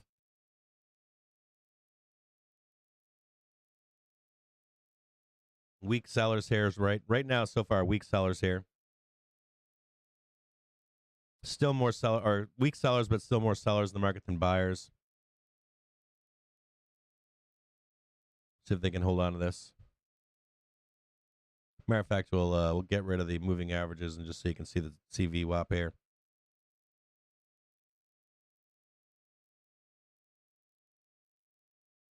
Hold on here.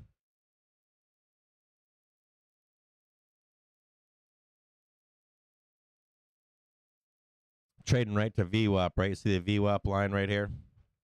Still bearish below it, bullish above. Targets above include 359.29. And let me look for another target above there.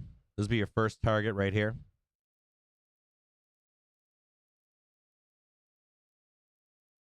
3970. Yep. So your next target would be just below where this red bar is.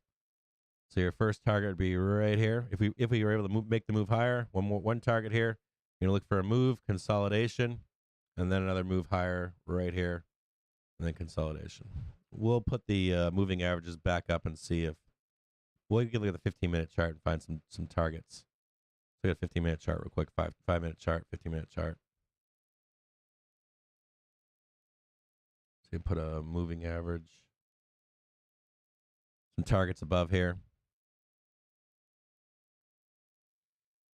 So you got a nice little target right above this point of control, this pivot point here, and then we'll look for 15 minutes. See what the targets above are.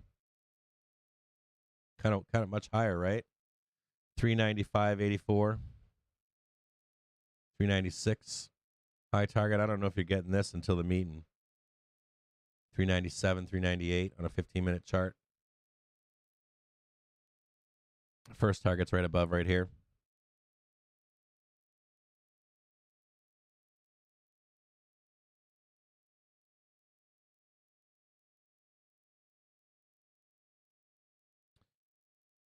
Timuros painting the Fed bullish narrative.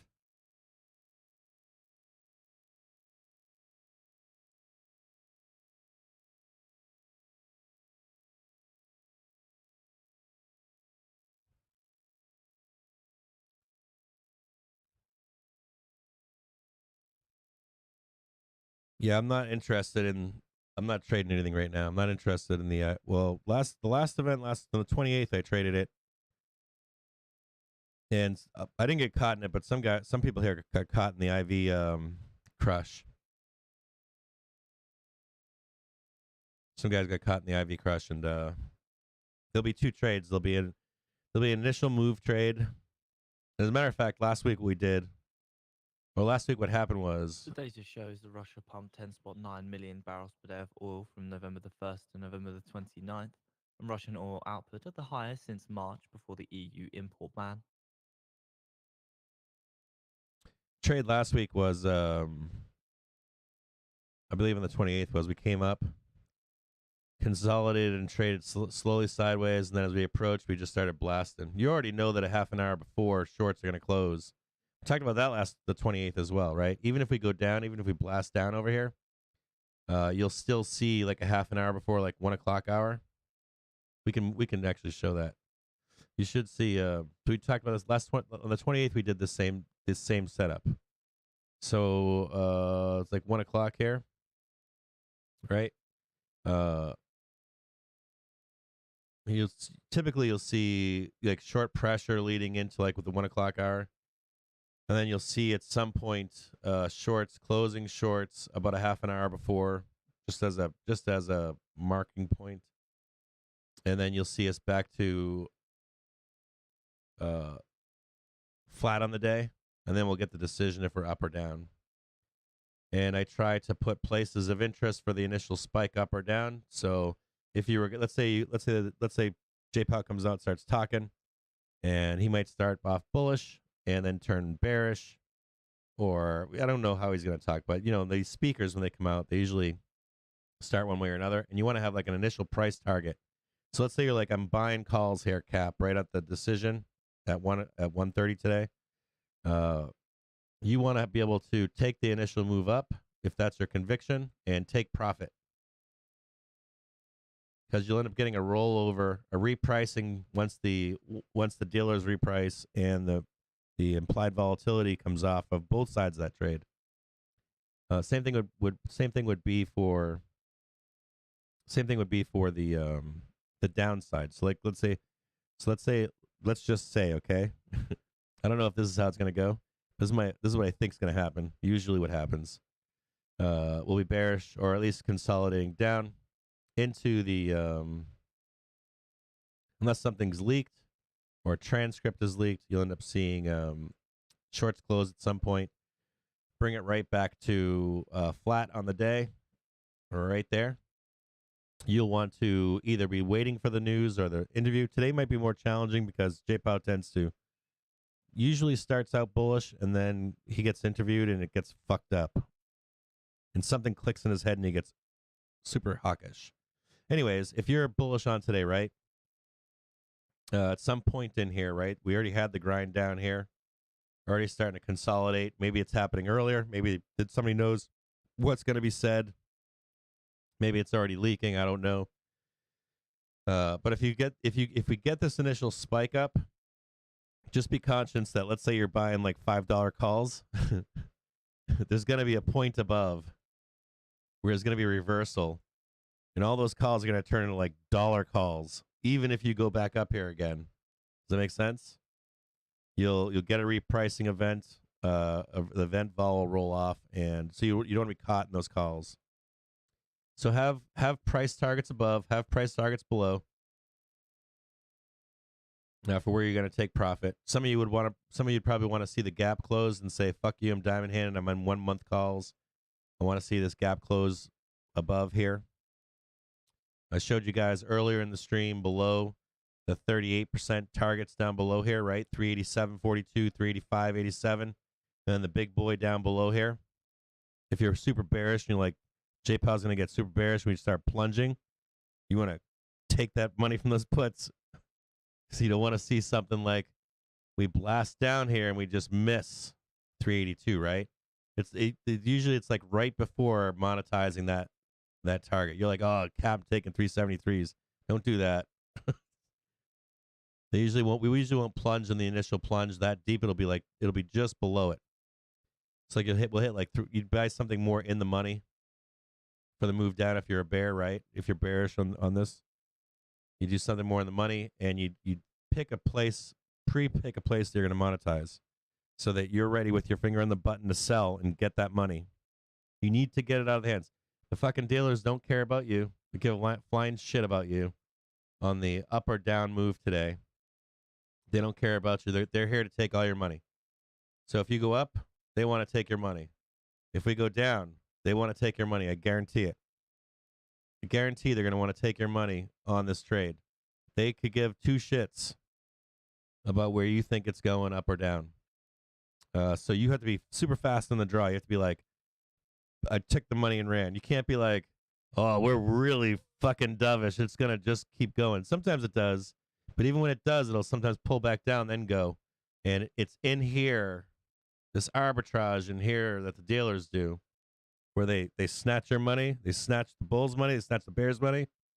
Take all the Bears. If it goes up, they take all the Bears' money. But then they go to the Bulls too, and they're like, fuck you. and then they reprice. So, there's not a... So here's the other thing. If you're just on the sidelines today, hold on here. If you're just on the sidelines today, right? You can trade the other side of this move. So let's say the initial move is up. Let's say we grind down, right? Come right back to center, and then we just blast north, right? And they keep staying bullish, or they start bullish and they turn bearish. You can look for that short bloodbath down, right? Take this side of the trade. You can also, if it stays bullish, right, you can still look for the rollover and then enter along here, right? So some options here for you. And the truth of the matter is, I'm going to tell you the truth of the matter. This is the fucking truth of the matter. Not always, but a good percentage of the time, whatever crazy ass move we make, we tend to retrace it. We tend to retrace by 2 or 3 days later. You also have OPEX in the month. You've got these banks that want a stable price for their spreads to print into an OPEX. So whatever crazy shit you're going to see, as a matter of fact, you can actually see it leading up to today. Let me mute the bookmap real quick. We can just look on like a 5-day chart, right? I mean, look at that. What do you call this right here? Delta neutral, right? Call this setting up, right? Came down, they said, fuck you, we're bringing it right back up. And then brought it right back down. So they're like right in this zone right here, leading into this event, right? For a larger move higher or lower. So you get that large move higher and lower, and there's likely a bunch of spreads that they want to print into the 30th in here. Likely. Not guaranteed, but likely. So even with all these moves that you see, these moves that you see like that could take place today, there's like opportunities for you after the trading day today. It's not like I have to catch that move. If the market's going to bloodbath, there's so much down to go. If the market's going up, there's so much room to go. 410, 415. I mean, there's space here for you to make a fat chunk of money. So if you're not a fast trader, or if you're not a if you're like I'm always even when I'm on the right side cap, I'm on the losing side. There's so many easier ways to make money on this event. So many other ways. If you're already in a put spread position and we go screaming higher, I'd go into your bunker and just see if it comes back into the money again. Seriously. You can always reposition later. You can always catch the ride up to offset the losses in the short term. There's an overall trend of the market, regardless of some bullshit meeting today with the Fed.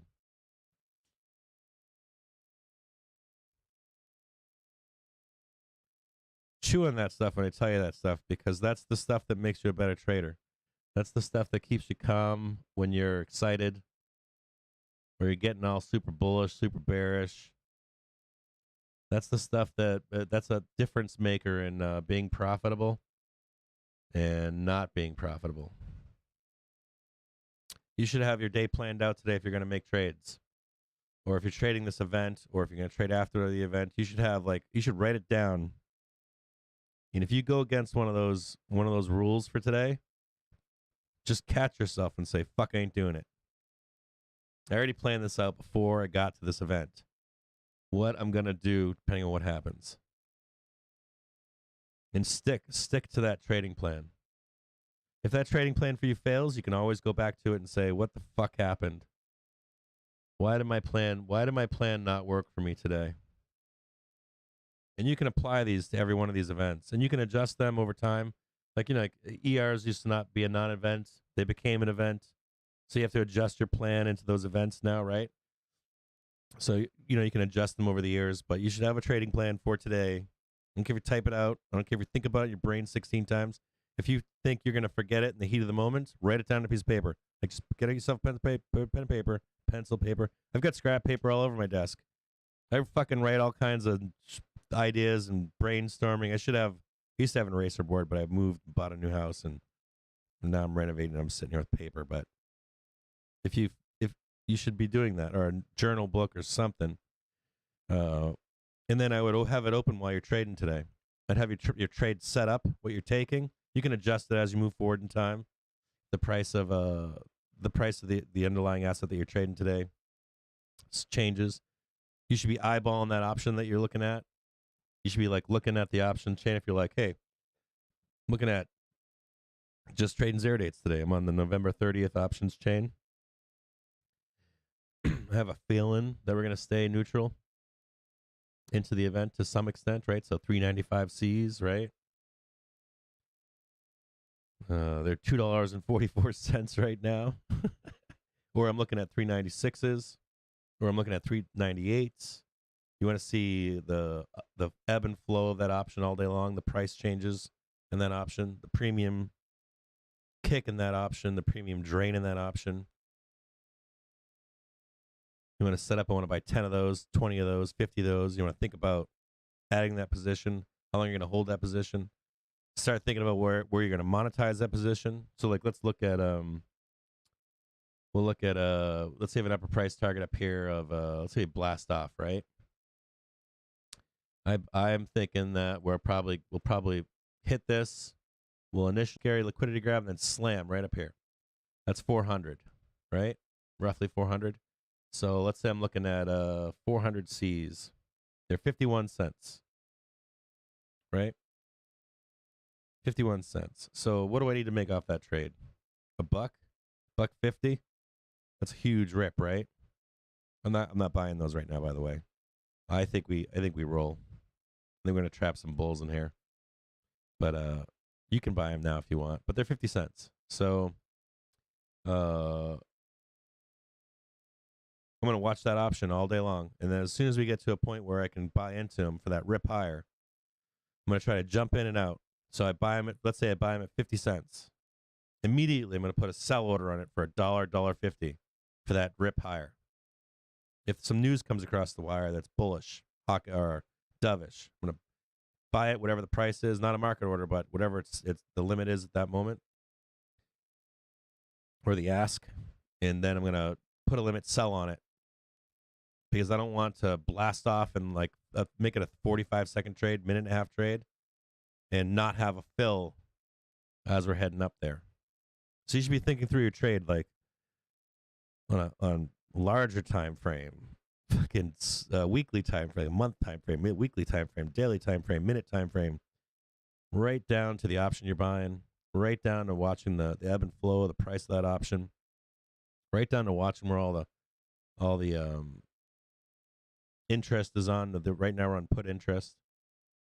Need to get fuel for rip higher, right? So you need people buying tons of calls for the put side down. You need to get a bunch of people buying all the puts for a rip higher for the fuel for a call for the call side for this move. Right now everybody's on puts. They're all loaded to the tits on 394s Ps. So that could lend fuel to a rip higher. You're gonna be looking at all that stuff.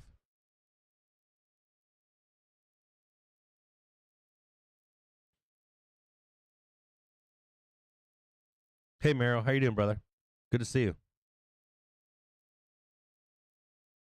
Raising forest. Yeah, I don't normally use paper, but that's what I've been doing lately. I have to unpack a bunch of shit that I haven't unpacked yet.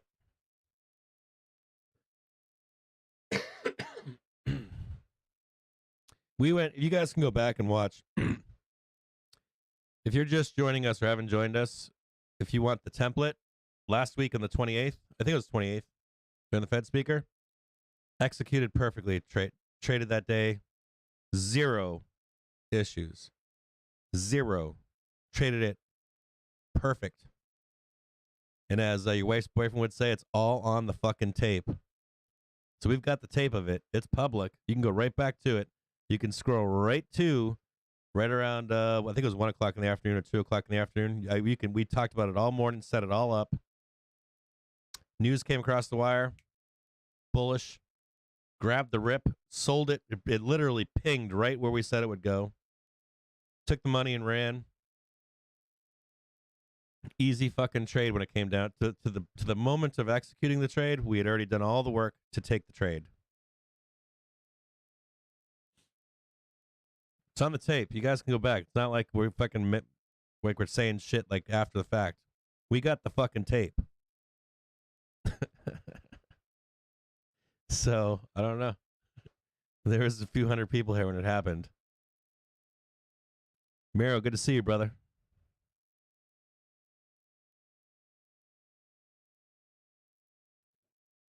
Miro, what's your take on today, bro? Give us if any of you guys don't know Miro, old school fucking futures trader, knows what's up. Yeah, I like the whiteboard, femme fatale, non fatale. Herms is in here. What's going on? What's going on, Herms? I honestly don't think the Fed wants it up above 4,100. Fuck no. I don't think they mind the 4,100. That was my other thing. I was back in my brain. Herms is bringing up a good point. He was saying they don't want it above 4,100. I was thinking in my brain, I was like, I wonder if J Powell's like, how do I finesse where I let them have that 410 for that 412? And then we dump it on fucking the 16th of December. Like, does he dump it now or does he dump it on the 16th? Herms brings up a good point. When does he shit on us? Does he shit on us today, or does he shit on us today and then pump us back up on the 15th? Historically, you don't get the Christmas rally or holiday rally until the middle of December. So maybe they shit on us today and then like punch you in the face and then pick you back up and say, hey, there's your holiday rally, asshole. You got it for the last 2 weeks of December. Meanwhile, we're zigging while they're zagging.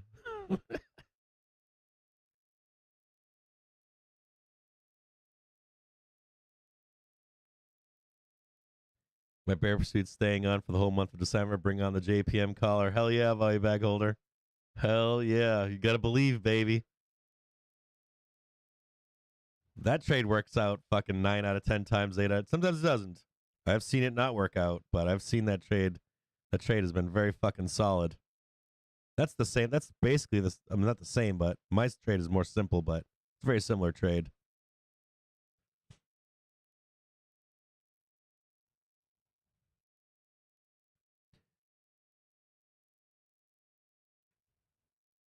Oh, shit. Did Barry really tweet? What the fuck did Barry... Dude, Barry needs to shut the fuck up, man. You're not getting a crash if Barry's tweeting, I promise. There was a time when... He's too famous now. He's now a part of the herd. Or he creates the herd by him tweeting. It's fucked up. Like, someone needs to call him and let him know that he's now creating the herd. Yeah, Fed blackout. Mao is saying the Fed blackout period starts soon. Last chance to talk to mark down before CPI. Fair point, Mao. Agree with that. Maro's saying short December futures plus long market futures today. You might get to cash shorts today. Yeah. Ideally, we plummet into OPEX. Chase saying ideally we plummet into OPEX and get a bunch of puts going. Then they pump it to end of December. Yeah, you guys ever see like the 2018 when they fucking sold it into the OPEX and then they fucking sold it right into December 24th. It was fucking ugly. Do you guys remember that?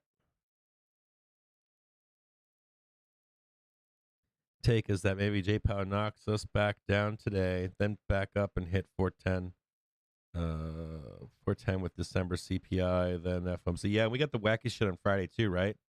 We've got the fucking scam fucking non-farm payroll. They can use that to fucking sell the market. Matter of fact, I guarantee, right? If we go up today, they're going to fucking use the non-farm CPO to sell it. And if we go down today, they're going to use fucking non-farm payroll to pump it so that the banks get their fucking prints on. Do not pick direction today. Miro's given the perfect advice. I agree with Miro.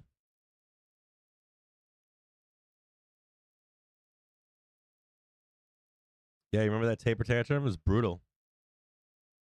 I thought the taper tantrum was January, though. Well, no, it was earlier. What was it? So let me see. Now let me think back. January is when they stopped. Is that when they went public with easing? And they had already hit bottom before, right? They already knew. Let's go look. We have a minute or two, right? Seeing some support right here. Seeing some shorts close now. He's finding some support. We're gonna go look at something else, but we'll look at 2018. I can't remember exactly. I remember it was something like we had the taper tantrum, right? We had the Senate hearings. Trump was freaking out. That was fucking hilarious. And then all these rich guys got caught with their pants down. That was really what the temperature, in my view, what the temperature was about. And then, was it January that they QE'd or at least stopped rate increases? I think we'd already bottomed. They were front running. They sold it. They've had that final sell in December, and then they front ran it. And then I think in January or February is when they publicly said. That's actually a good example for what we were talking about earlier this morning. Was it like December 16th?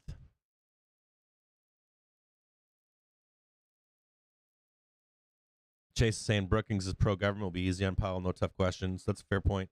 Chase is a journalist in another life. He has some validity to what he says on these topics.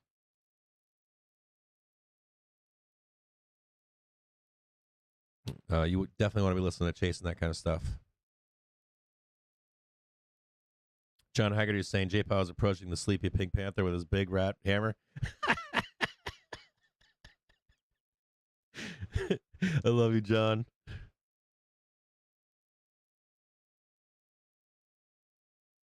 Yeah, usually we come into the opening price heading into the event. And then you'll see some shorts come off.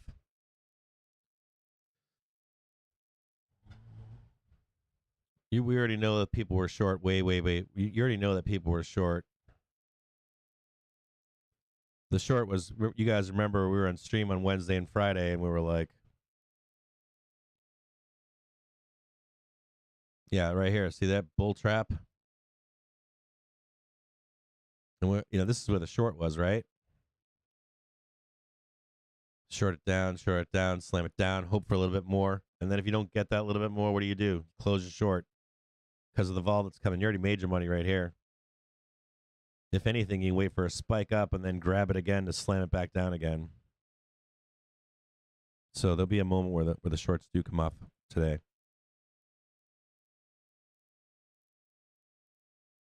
Be a pressure valve relief as we head into the 1 o'clock hour.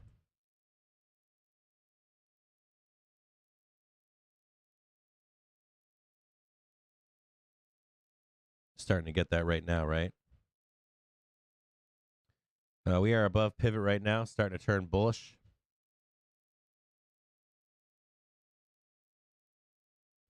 Trying to have a trend break here. So we'll start setting up a trend break. We're gonna make sure we stay. You want to make sure we stay in that trend. We'll start taking a look at it here.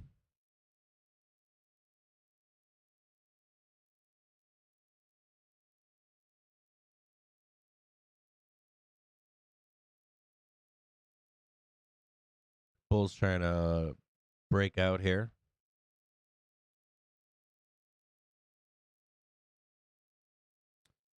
See if they can hold. That's pretty big right there, right?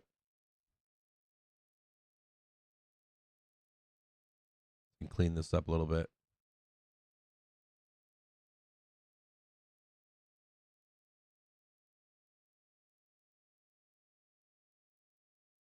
Just a second here.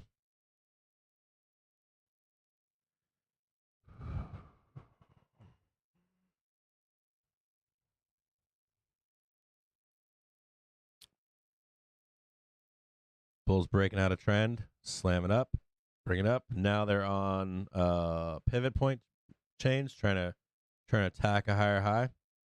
If you start to see us roll out of this trend, be careful. You don't want to see that trend break. You can see right now. I'm going to say here. We close this up.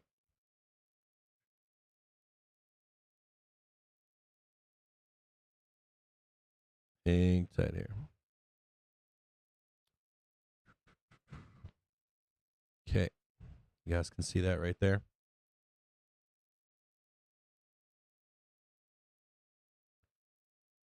Nice little confluence, the 1 minute chart. We already looked at the 5 and the 15-minute chart. We'll see if we can get a, there might be a dip buy down here. If you can see a nice little roll coming up. See a nice little bloodbath here and then slam it up higher. See if we can get kind of a move in there. I might take that trade. See if I can get in on a trade here.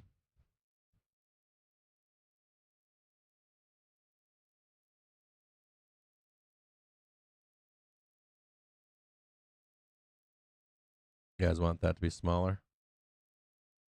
There's that trend break. We'll make this the pivot. A little bit thicker right there.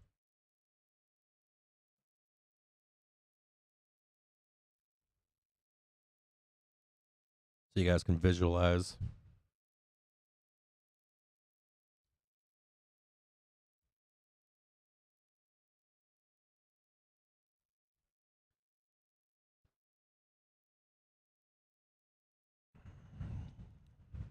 Yeah, it was something like December. I thought it was January. I couldn't remember exactly. I thought that we didn't find out until January, the minutes. I think they did it in December, but you didn't know about it. I'll have to go back and look.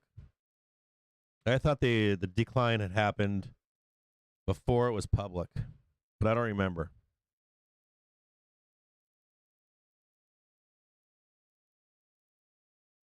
Yeah. I haven't seen that cartoon, John. Can you send me a link on like Twitter or something? Just be like, here you go, Captain.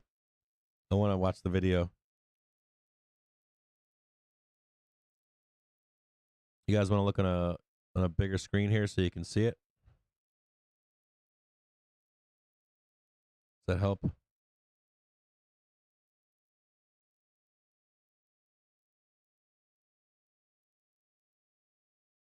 Is this helping at all or no?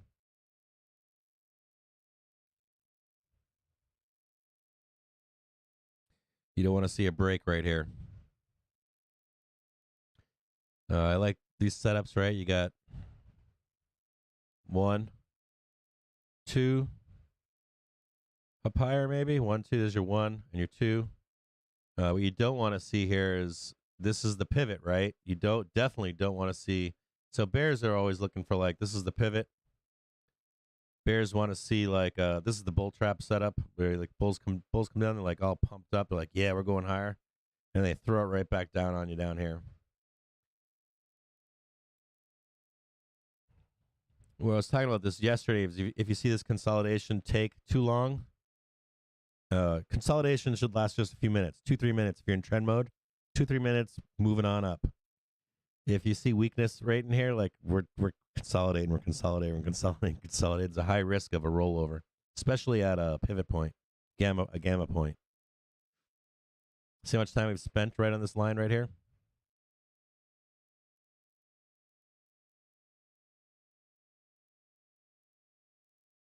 I'm trying to look at the book right now to see if it's going to roll or not.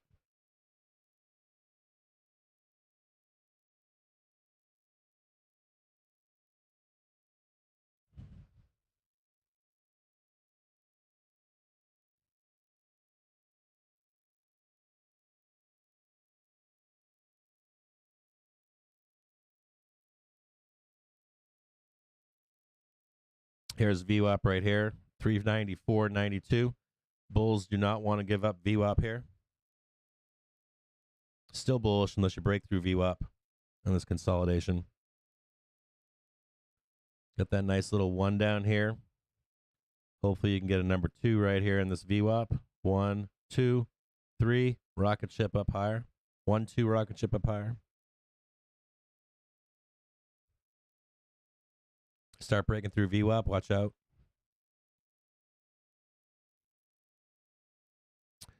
I'll extend that a little bit farther down for you so you can see right where VWAP is. Right there. Make this nice and fat so you can see it.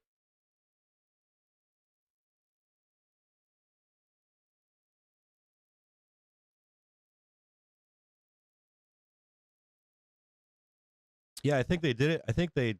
I remember it being December, but I don't think it became public until January. I could be wrong on that. Oh yeah, we love World Cup around here. We love football. Played soccer all through I was a part of that first generation. Played at middle school, played traveling team, played high school. I played D3 soccer. I used it for scholarship money for a academic scholarship at a girls' school. That's a true story. went to an all-female school that opened up to men. They needed soccer players. Yeah, probationary team for men's soccer.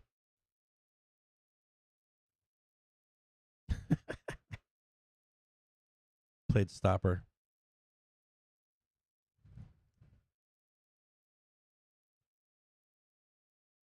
And you guys play soccer out there?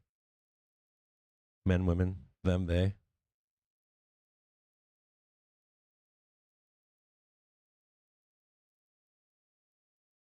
And I still got fucked up just like any other sport. Fucks up your knees, fucks up your head, concussions. It really fucked up my kneecaps. I have had most of my damage done from that was the kneecaps.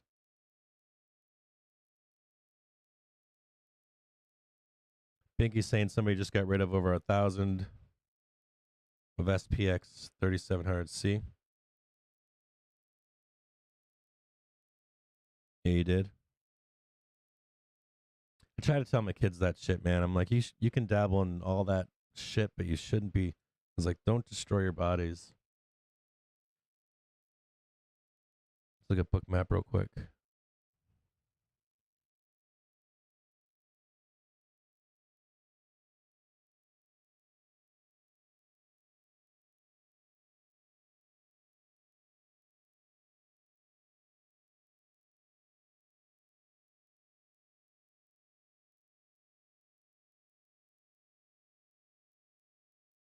Still seems like we're in some kind of a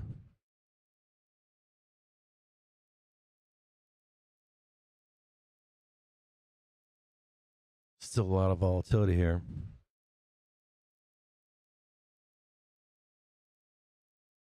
See these sellers in here.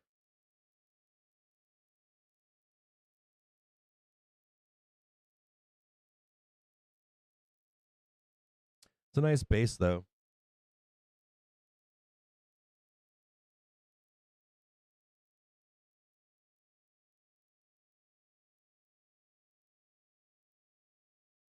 Trying to see if there's any targets above or below.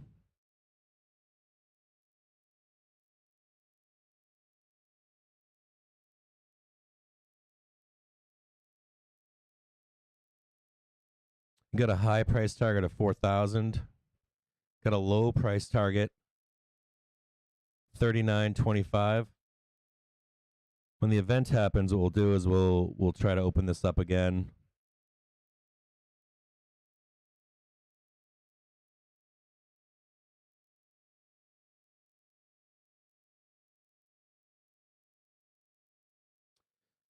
You can see in the bottom of your screen that green and red buyers, sellers, right? If you'll follow down here, if you can see down here, you'll see where I'm highlighting here.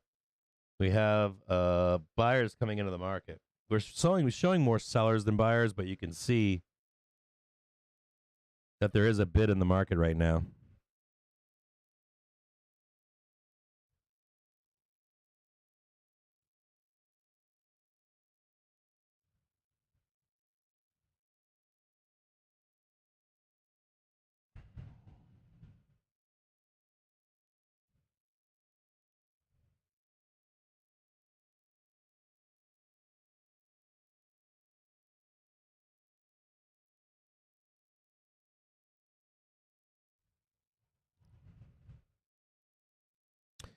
We're coming into this VWAP right now.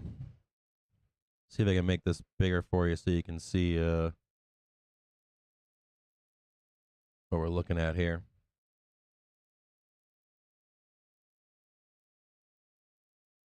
Get this on a larger time frame here. I don't like this consolidation, I'll be honest with you, I don't. We could go up here, I just don't fucking like it. We better get a reaction on this VWAP here. Coming into that spot right now. I'm going to look at some calls. So I was looking at 400s earlier. They're now down to 46 cents.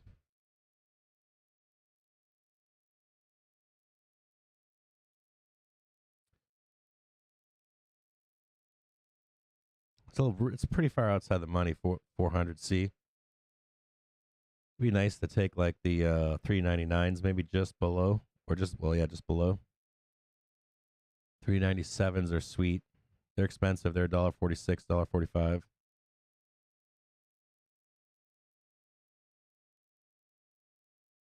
They're expensive as fuck. I want 397s at like fucking 60 cents, 40 cents, 40 cents. That's what I want. That's what I want to buy 397s at.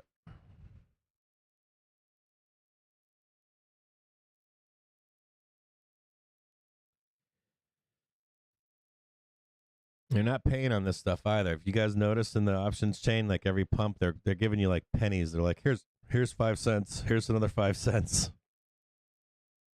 They're not like, here's fucking $1. It's kind of like a trap, right?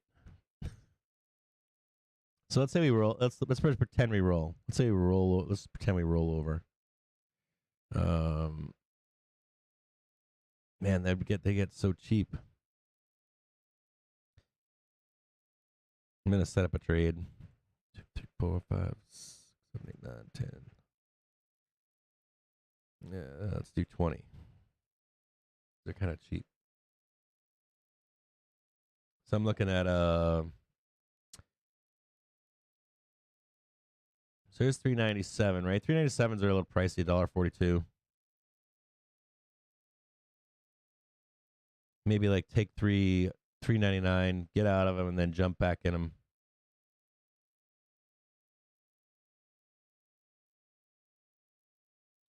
We're gonna extend this. We're gonna extend this down further. See if we get a catch down below if this rolls over.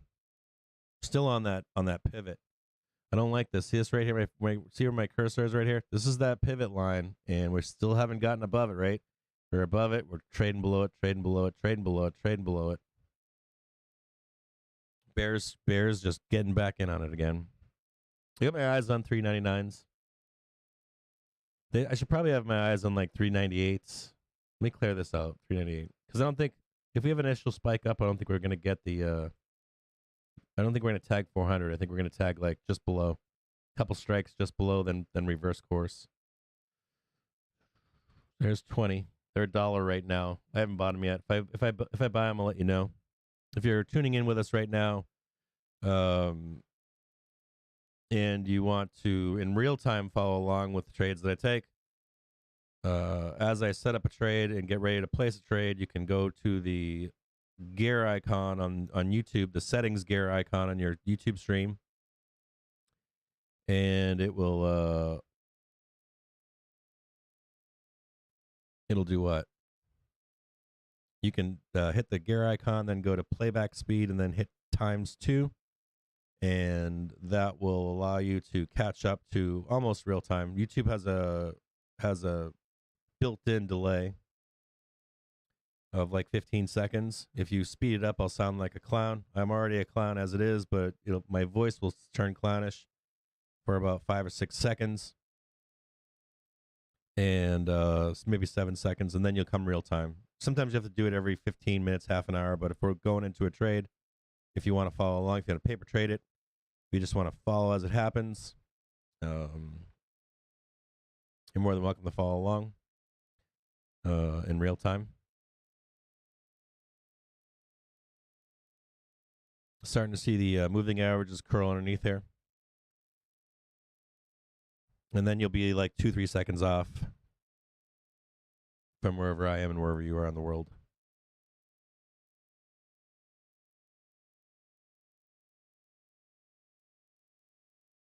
No news right now.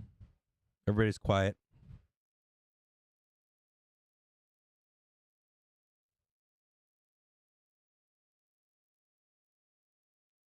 What are you guys saying here?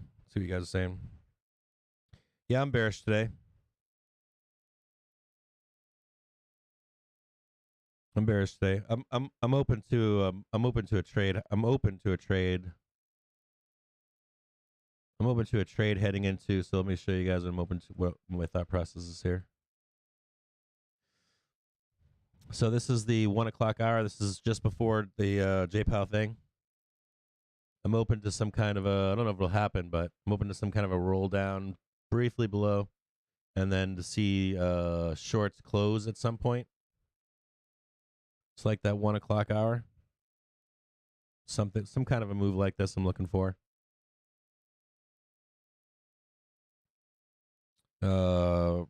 Use the shorts closing their positions as a lift up, just like you use dealers, right? Use shorts for rip higher, and then I would expect it to roll, to fail maybe back here. So this is the trade I'm looking at. This is not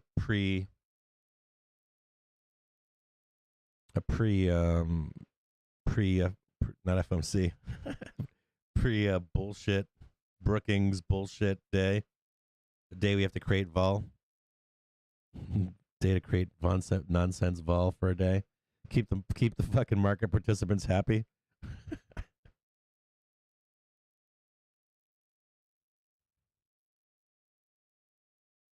Yeah, I put this thing on. I don't know. So this little gold coin that you see. Hold on, let me see if it's up here. So this little gold coin that you see, I set it up, but it's not working. I think so. If you like or subscribe, I think it throws like your name goes across the screen or something. if you donate like a 25 cents, throws quarters in. I'm not sure. It's not work. I don't think it's working right now. If any of you guys aren't, I think I had people subscribe today. You can't comment on this stream unless you subscribe. So if you, when you guys want to subscribe, it should show up here. Your name should show up, and then it should sprinkle some fucking thing like something in it. But I don't see it happening, so whatever. It's not fucking working. But I thought it'd be a cool little thing. So I was like, I'll throw that on there, but it's not working right now live streaming, so I have no fucking idea. I'll have to check and see it. I'm assuming that it's just I'm assuming that for whatever reason it's not working. It's fucking something in the code. So whatever. I'll run it. I ran streams all night long with a bunch of different updates. I got a bunch of shit for you guys that we're rolling out, but of course everything you roll out has problems. I have to send emails, I have to interview, talk to, then I have to sizing issues, and then font decisions, and then blah blah blah blah blah blah blah. Oh yeah, baby. Tony Cheese just tipped $4.20. Oh, it worked. Fuck yeah. Yeah, it worked. So it did work. So we'll see if the trades go well or not. I don't fucking know. So I'm working on this shit all night long. Fucking stupid shit. Who just did that? Tony Cheese, baby. 420. Thank you, bro. So it does work. Okay. I got some cool shit though. I got like I have like set up a whole interview thing, so I have people on. So I need like 2 pictures of people, and then I need a chart in the background so you guys can always be looking at the charts as we talk. And then of course I want to have I'm trying to put on, some of you guys don't have access to the chat because you've got it on like a big screen TV or you're on a cell phone. And so I wanted to be able to have the chat at least on the screen somewhere. So if you're on a cell phone or if you're on a big TV and you don't want to partake in talking, you could at least follow along with the context of our conversations. So I've got one set up on the BOOKMAP screen, but not on this screen yet. I haven't found a place for it. I think I'm going to put it in the bottom right-hand side, but where that Jerome Powell thing is. But I didn't have the time to build it and like mute this thing and then bring up the chat on the full screen. So I want you guys to have all that stuff. Look at that nice little rollover down here. Check that out. It's almost like they knew. It's almost like they knew they were coming down here. So now I'm going to look over at the at those 398Cs. They're getting cheaper. They're 91 cents now. You guys see this roll down here? I was just talking about this last night. I was just talking about this rollover last night. I was like, I spent a little bit too much time in this consolidation. Turns into a little bit of distribution. How can you identify that it's happening? How do you find out when this is going to get so deep like it is right now? So you're not entering your trades. So you're not entering your trades the wrong time, right? Timing your trades, right? So let's say we are still like, yeah, we're going up. Did you enter here or did you enter here? Because you'll fucking maybe break even by the time you're up there, right? So you want to enter your trades at the right time. You want to plan out your trades, make sure that you're getting the best position possible. So if you're taking a long, you know where to take it. So you keep that money in your pocket, right? Because at the end of the day, all the talk and all the bullshit doesn't matter. The only thing that matters is that the money goes in your pocket as a trader, that you're picking the right place. You have your plan, and then you're looking. Oh, yeah, yeah, baby. Oh, the Market Rebel. What's up, brother? Who's out there? You got Market Rebel? Oh, my God. Hold on here. Shout out to the Market Rebel. Shout out to Femnon Fatale. Shout out to Tony Cheese. Shout out to Angel. Shout out to James Andreas. Sano Yako supporting the stream. All you guys. Right on. So it's like these little things right here that you need to know about, right? These are the things that I was talking to Joe Donut the other day, and I was like, you know what? we were trying to talk about. I was like, you know what? I was like, I fucking read all these books. Then I took these classes. Then I went to Discords, and I'm like reading all this stuff. This is all over the years, right? Then I'm on social media all these years. Not until Seder. Not until fucking Seder took me into a private group did I start to get some mentorship. And then I sought out mentors. And I think that's the missing part oftentimes in all this thing is you're not with somebody live going, hey, let's look at the market right now. Let's spend a few hours. Let's spend 8 hours a day together. And you want to spend 8 hours a day together with some guy or some woman or whatever. You want to spend like fucking a month with Mr. Yen or with whoever else. And there's a couple options millionaires out there doing that stuff. There's a core group of like traders that are out there, and they spend time with other traders just so you can be with someone else. That trades these markets all day long, so you can like that one-on-one shit. You can't pay for that shit. You do. I know there are guys out there that charge like $600 a person. And they're like, I'm the alpha guy. And then you find out when you pay the $600 a month, they come on for an hour and the fuck once a week. They're like, I'll be there on Friday at 9 a.m. till noon. You're like, what the fuck is that? What if we have a huge market event or a market move and you're not there? It says the US crude production grew by 2.4% to 12.27 million barrels per day in September, the highest since March 2020. How's that guy a fucking alpha guy? That's fucking crazy. You want like, alpha guys don't provide alpha. Sponsored by TickStrike. Alpha guys are just fucking guys that trade all day long. Futures, Forex, and stock instruments. Get a free trial at tickstrike.com. They're not smart. They're not fucking special. But what they are is they're available all day, every day. And they're available to you all day, every day. The motherfuckers that call themselves alpha guys are fucking selling you that they show up for your $600 once a week. Some fucking nonsense. Whatever. I'll be quiet now. No more rants. No more rants.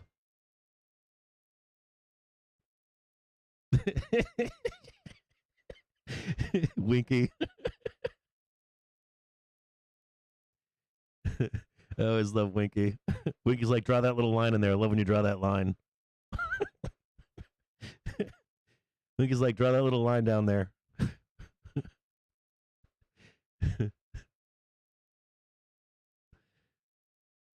He's like, show him the line, Cap. This one right here. This is always the one Winky talks about. That one right there. He's like, oh shit, he's going to extend it. That's not good.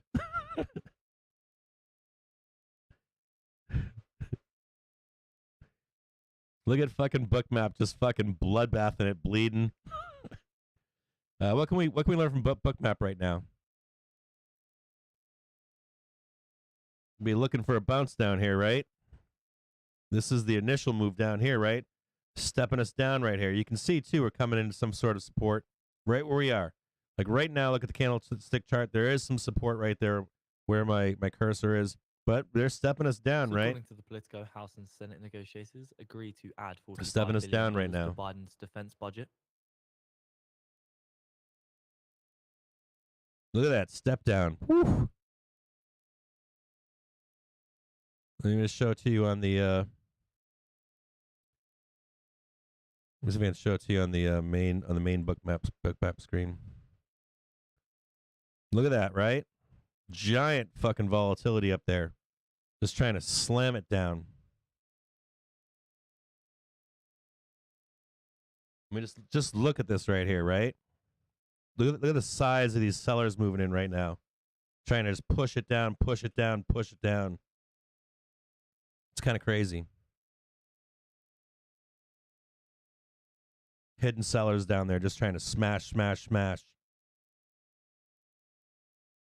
See if we get the bounce right here. This might be the bounce right here. See if we get that bounce.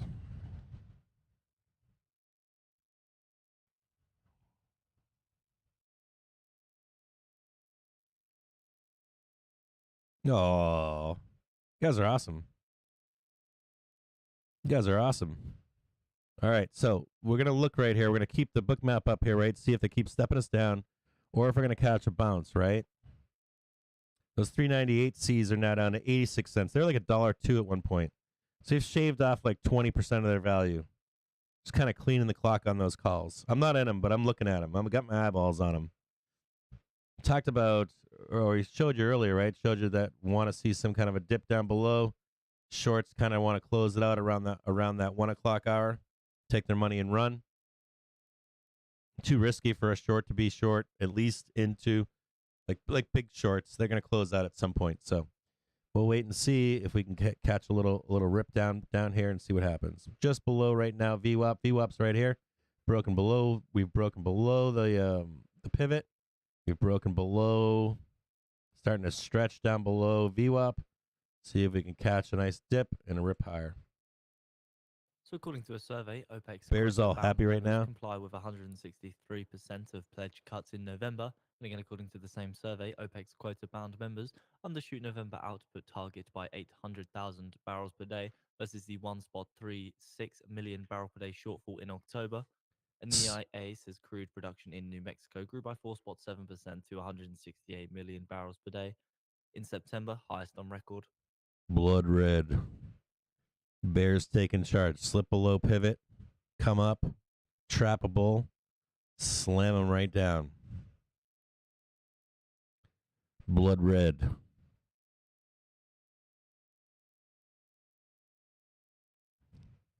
Let's get some blood going. Target down below 393.99. 393.24. Blood red. Bears really want this one right here. If a bear had a payday, they'd be like, oh, please. Let's get some blood red going. We'll change to blood red. Blood red. First price target. Second price target.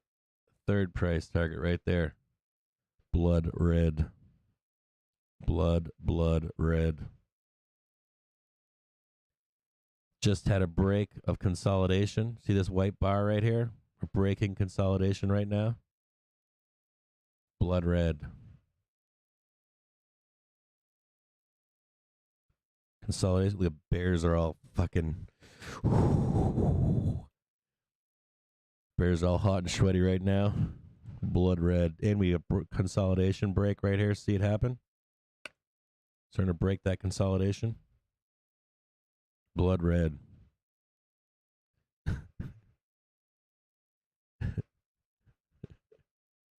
Consolidation break.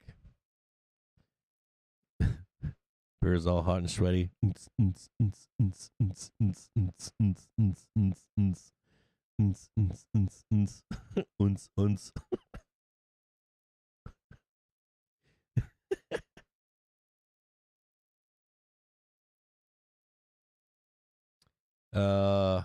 What are you saying, Winky? How long do you wait before it goes above the pivot to buy? So Winky's saying, let's show Winky. So let's say you get the pivot here, right? This is like a classic thing right here, right? You're seeing, so this is the pivot line right here, right? Watch, just break below pivot. So the bears come in, they want to sell it back down, right? 1, 2, and then you get your rip down, or sometimes you just get that rip down if we consolidate too long, right? If you want it to get bullish, you want to see. Hold on, Wink. If you want it to get bullish, what you'd want to see, right? You get the dip on the open, right? You buy the dip. If you break above here, you want that 1, 2, 3, and you're trapping the bears here, right? This is the bear trap above that pivot line. When you don't get that, and you're down below here, this is where the bears come in and they trap you. Then you break consolidation. The moment you start breaking consolidation, the bears have some targets down below they want to hit. Right? Trying to break trend to a new trend. We broke out of this first trend bar, right? Broke consolidation, just tagged. Just blood redded it down to here, right? And now they're going to attempt this next tag down below. This is our S1, and then this is your bottom of the channel down below. Staying in the same trend. And we get time right here. Bears need to get some shit done before we get into that 1 o'clock hour.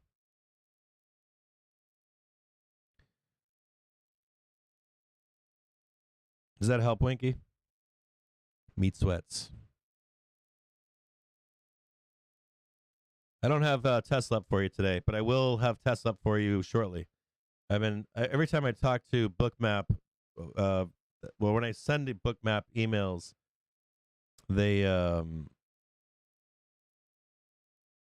don't get back to me right away. I don't know why.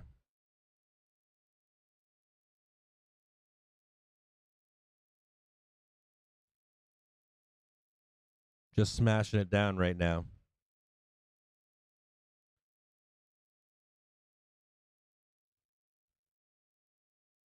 Smashing it down.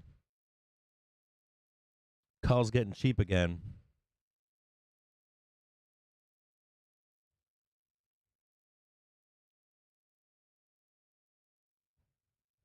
Looking for a place to buy down here. Looking for a place to buy down here. See if these buyers step in. There are buyers here. You can see the buyers bought here. Buyers originally bought here, here. Buyers weak down here. Like to see a continuation down to here or down to here. Not ready to buy just quite yet.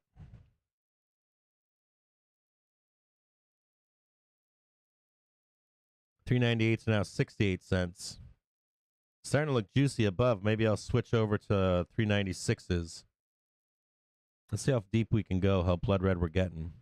So if we slam down, say this is pretty good down here. 396s are cheap. They're $1.30 now. 397s are 97 cents. I like that round number. S&P 500. No news catalyst so far, but we will keep our eyes out. We got 1, 2, 3, 4, 6, 7, 10.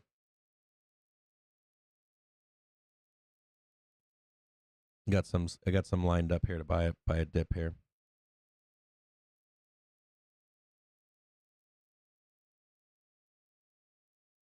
Check the volume bars here. Still light volume. Damn.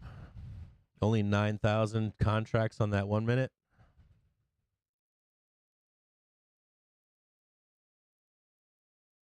Still sellers there.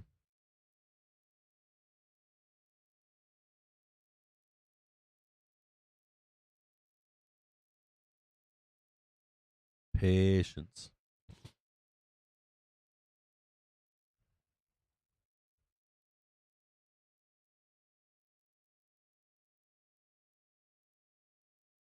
Yeah, you didn't buy that dip, right? Or you didn't buy this, right? I didn't buy this. I was like, fuck that. See what happens over here. I'm still not trusting of buying this here. I don't want to see him fucking roll it over.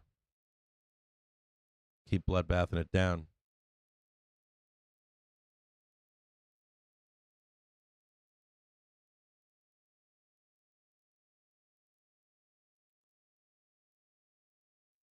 Extend this down and see if they try to keep selling it down. I'm not sold on this dip buy.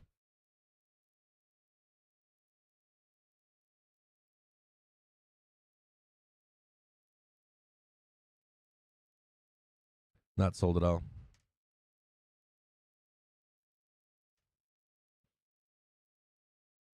Yeah, I think it's going to keep rejecting here too.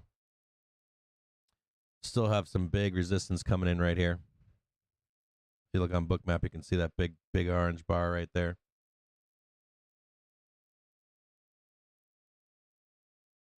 How not to lose your money.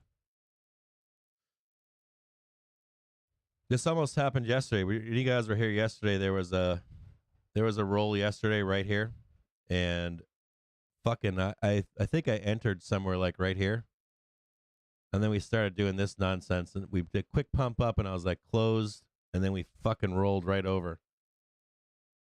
I would have gotten torched in that trade. Straight torched.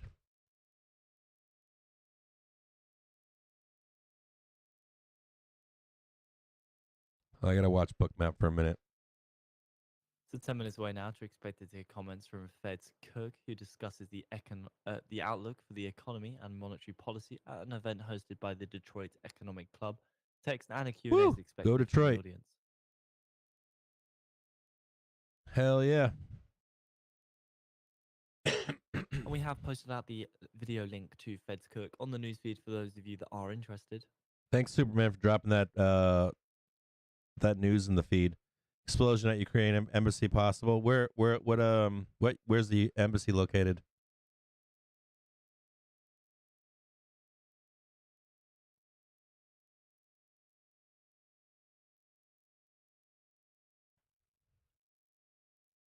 Yeah, VIX is approaching 22.57. I'll take a look at the VIX over here. This stream is sponsored by TickStrike. TickStrike allows you to actually hear order flow in futures, forex, and stock instruments.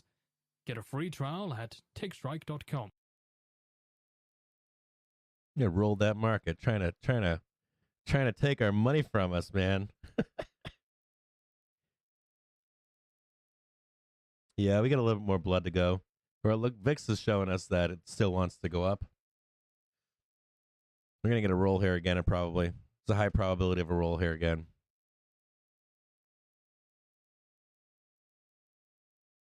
VIX looking like it wants to still go up. Let's see if we get a roll here.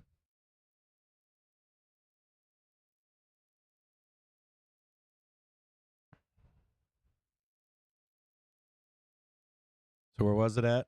Rumor only at this point. Package exploded at Ukraine embassy in Madrid. An explosion rang out at the embassy Ukraine in Madrid. Looks minor. It's the Madrid embassy explosion. That was a few hours ago. Madrid. I used to live in New Mexico when they had a small crazy town called Madrid. Madrid, Mexico. Have you guys ever been to Madrid?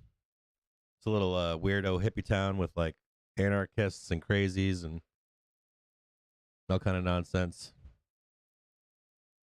Madrid. I think they pronounced it Madrid. I'm trying to remember how they pronounced it in New Mexico. I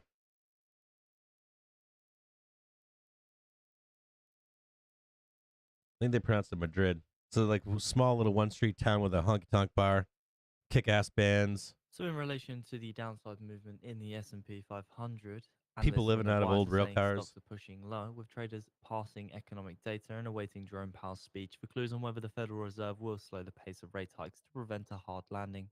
See if we get this roll over here. Gonna be looking for this move right here. Hold on. Right down there. See if it happens. See if the Bears can stay in charge here for one more leg down.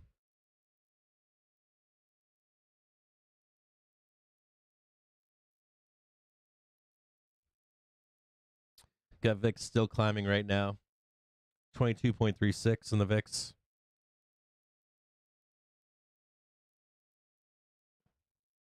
VIX straight shotting up. VIX broke through trend or downtrend. Trying to blast higher right now. Madrid. Madrid.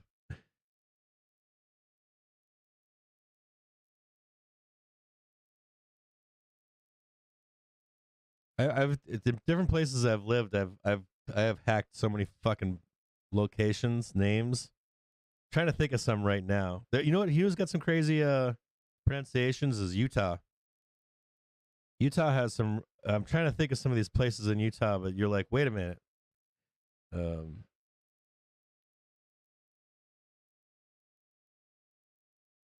So we got some confluence or not confluence. We're coming into a supply zone for VIX up here. So we have some supply above on VIX at 22.57. We're at 22.14 right now. Bears need to pull it together here and blast through and roll this market over for one more blast down. Time's not on your side, Bears. Better wrap that short up by 1 o'clock. Better start blasting the market down. It's your last chance. Roll it over.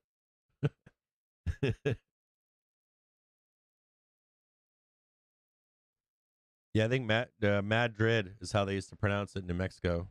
Yeah, Hurricane. Weary Room just said Hurricane Utah. When I first moved to Utah, I was like, oh, that's Hurricane Utah. People were like, Hurricane. We get y'all heading down Hurricane? Who discusses the gonna go four-wheeling down Hurricane? Monetary policy at an event hosted by the Detroit Economic Club. Text is expected as well as a Q&A from the audience. And again, we have posted out the video to this on the newsfeed for those of you that are interested. I don't think I went to. I don't. I don't think. Did I do it? I don't think Hurricane was. Hurricane is where the national park is. Hurricane's like that really tall, small town, right? That's right outside of. What the fuck's the name of that national park? Yeah, Tooele, and Tool. Hurricane. That's how they pronounced it. Yeah, I love Beaver. I love Fillmore too. Actually, that's middle of nowhere. Yeah, outside St. George is a weird place. There's some real weird places like St. George. Well, it's not as weird as it used to be. They got a lot of Californians moving down there. But like a couple decades ago, man, it wasn't quite Brigham City, but underneath the surface it was. How do you pronounce it? Squim, Washington. Yeah, I fucking love Utah.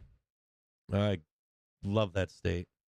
If there was in the continental U.S., the only thing that Utah's missing is probably an ocean for surfing. But other than that, for the mix of terrain they have, just the terrain changes in that whole state is amazing. Skiing's amazing. Mountain biking's insane. I got my Mountain Rampage hat back here, man. I got my Utah Mountain Rampage hat on the wall back here.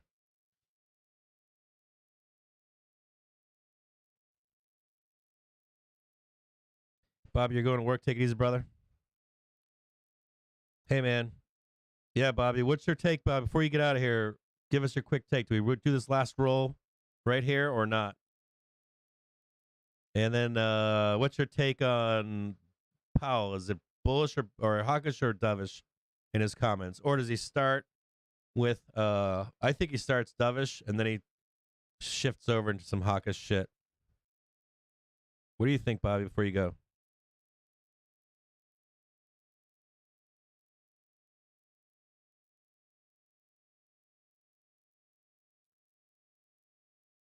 All right, so you got VIX coming into some supply area here.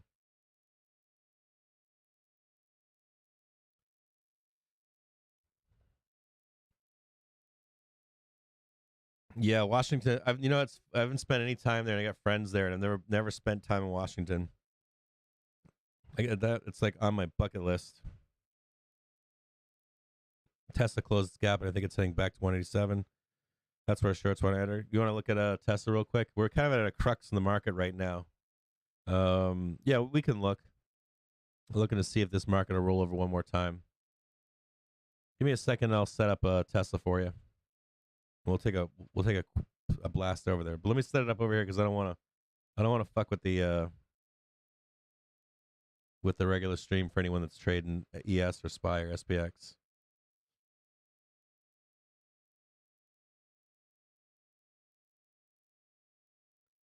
Let me see if I can, so just before we even go over there, right? Let's just go over there. We'll start looking. So is your take is that Tesla should go up here? That's what you're saying? So I would say to you that... So 1 minute now till we get the text release for Fed to cook.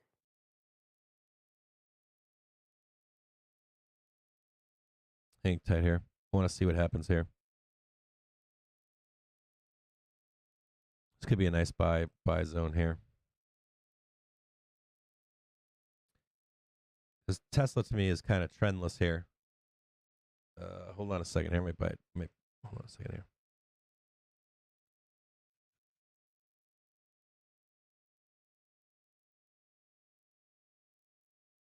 I want to see what happens here real quick. Still have more fucking sellers in here, man.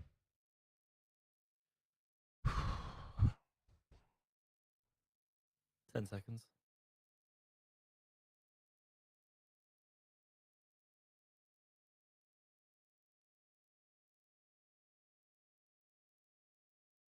Fed's cook says US manufacturing sector is healthy. It says inflation is much too high and the Fed must bring it down to 2%. The Fed will learn what restrictive rate is over time. And says housing costs inflation likely to add to overall for some time. Fed's cook says Fed has taken strong steps to control inflation, says interest rate sensitive parts of the economy impacted by Fed hikes, says mindful past Fed rate hikes still working through the economy. Fed's cook says inflation is still too high and the main Fed focus is lowering price pressures. Fed's cook says I'm seeing some early signs of improvement in inflation data and says it's too soon to say inflation trends are turning more friendly over time. Fed's cook says wage growth is above levels consistent with the Fed's 2% inflation target, and says the US productivity has been lackluster and hopes it will improve. And again, the US manufacturing sector is healthy.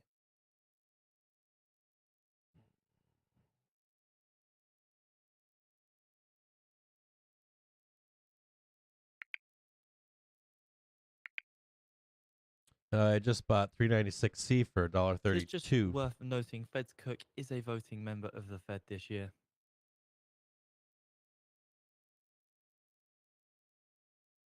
If we start bleeding below this line right here, I'm gonna try to hold this trade right here. If we start breaking below this 393.24, I'm gonna get out of the trade.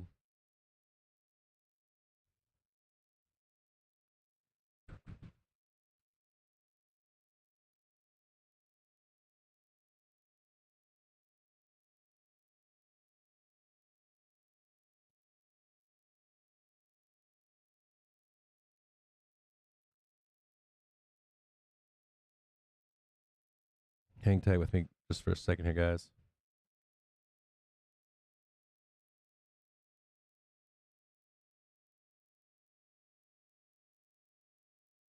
This stream is sponsored by To The Tick. Get free daily pivot points, Fibonacci, and market profile levels by signing up at tothetick.com.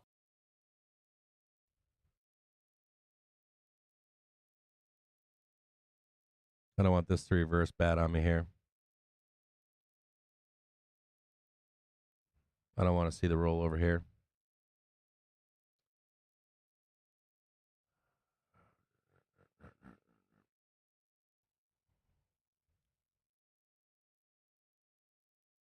Come on, baby.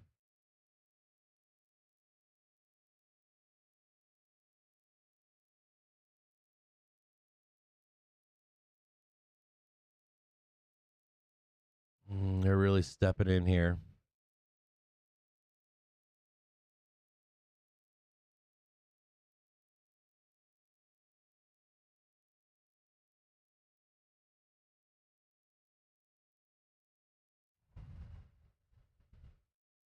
Come on.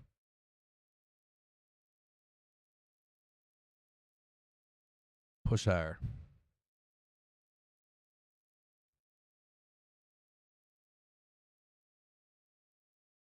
It's not going to happen, is it?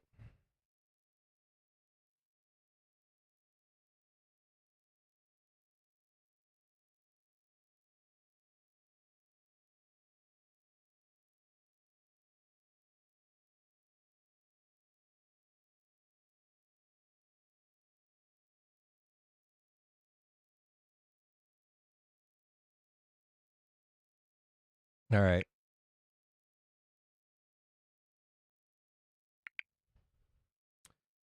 I'm out. This lost 5 pennies.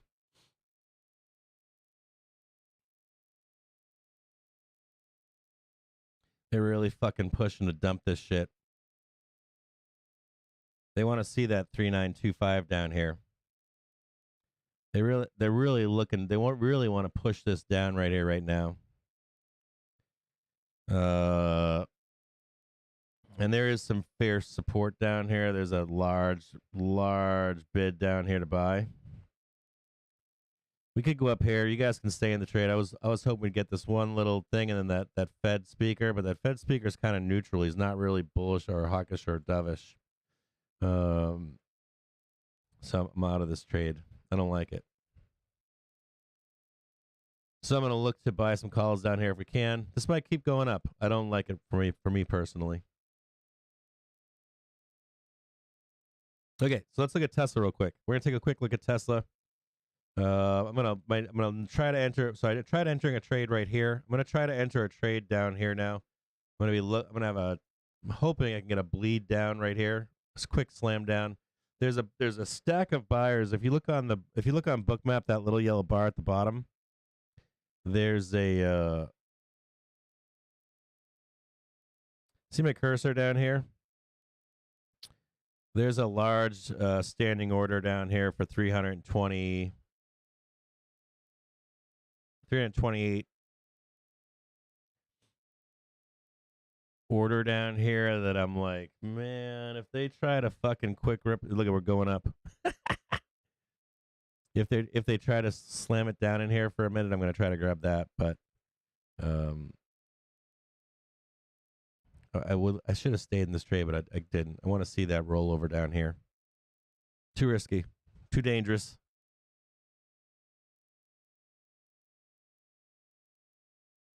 We'll see if it fights its way north right now. Starts blasting off. Look at that trade right there. It's a fucking sweet trade right there.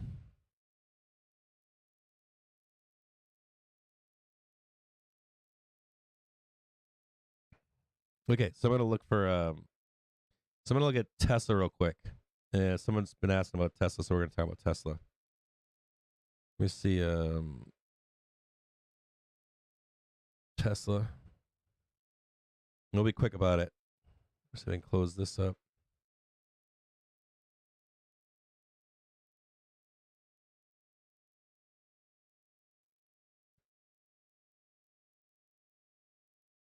Hang tight here.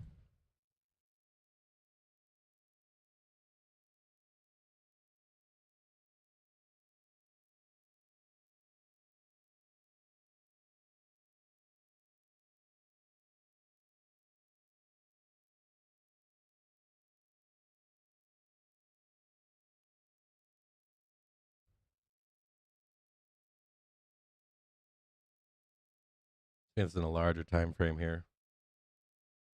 All right, so we are trading higher here. Spy's trading higher right now. I should have taken that trade. Well, I took the trade, but I fucking lost 5 cents in that shit. I should have taken it and fucking held it, but whatever.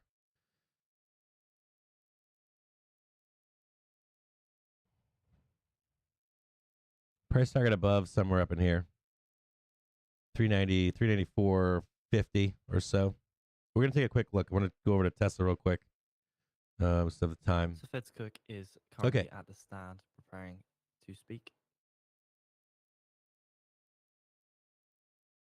So the thing about Tesla down here is this is where my price target is down below here. Like this 136. If you look at, oh, hold on. Let me mute. Okay. Hold on. I got to do some technical stuff in the background. So if you're looking at Tesla over here, right? It was kind of nice to see, I mean, on a bullish note, right? Trading down in here, swoop down, right? Bought right back up. Bam, right? And we're in this like directionless zone right here, right? One problem in here is that you've tagged the 61%, or you tagged the According to the New 50%, York then the Times, 61% Amazon- twice. That's bullshit. Amazon's Jazzy says the economy is a lot more uncertain than previously thought. And you really are looking for some kind of a failure down in here. I want to say this to you. And this is kind of a swoop higher. And the reason I'm saying that is because, and even, let's say you get it today. Let's say you get the push up higher. Let's say you're bullish in the end of the year. We can even call the bull case here. And let's say you're bullish here. You're still looking for that dip down below. And it's because of just the market. You're not going to see the market at some point roll over at 410 and not see this lower price. You're not going to see this. You're going to either see the lower price today with J Powell, or you're going to see it down the road. So you have no direction right now, decision on the direction of Tesla. So it's difficult to be like, yeah, we're going down here, we're going up. So you have to look at other places. So the implication would be that you're going to look for, do we get weakness today, or do we get weakness at 410? What does this correlate to 410? You need fuel for Tesla to go up. I know it decouples from the market at times, but let's look at it realistically, right? Break higher, take the money and run. Short step back in, right? We got some supply up here, right? Short's trying to sell it down, stepping back in again stronger, stepping Back end is stronger. We do have declining strength and shorting this down. Does it mean we can't squeeze up higher here? Yes, it does. But the shorts will step right back at it again, trying to send it back down over here. So I think as a bull, Tesla bull, yeah, I guess on an intraday trade, there's a possibility it goes up. But where do I want to buy? I want to buy down here. This is where I want to buy in Tesla. Like buy and hold Tesla down here somewhere. So yeah, there's potential for a move higher. How long does it last though? Does it last just today? Does it last until SPY hits 410 or 415? How long are you holding it for? What's the risk of you buying it on a day like today with JPOW? There's risk there buying this move. What I would recommend is wait until JPOW speaks. So for direction to be found, because no direction yet, right? Consolidation in here, coiling right here for a big move up or down. I would wait for the JPOW talk, and then I would say take it long to 410. On SPY, you'd take Tesla long until SPY gets to 410. If we start to roll and we pick a direction lower here, I'd be taking if JPOW is bearish, I'd be taking it all the way down to like right here, 146, 136, somewhere in there. So that's my take on Tesla. Does that make sense about Tesla and on a larger time frame? Is that it's still directionless. So if you're looking at it in a longer period of time, and then you know it decouples from SPY, but let's say SPY decides it's going to go slam 410. You'd have plenty of time to get into a Tesla long with the SPY up to 410. You'd take that trade with confidence, right? If JPOW becomes bearish today and we've got OPEX on the 30th, you could see a swing low where you could buy a dip for even a pump higher down the road. So I don't think like a Tesla trade is something that you set up for like an hour before he speaks or 2 hours before he speaks. I think you're looking for, I think as a Tesla bull or even a Tesla bear, you're looking for a signal of direction. Well, you're looking for a couple things. You're looking for JPOW today. You're looking for non-farm payroll on Friday. You're looking for OPEX. You're looking for seasonally, when do we have a Santa rally? You know that VIX is low right now. You'd like to buy Tesla on a high VIX. You'd like to find some support in the bond market, right?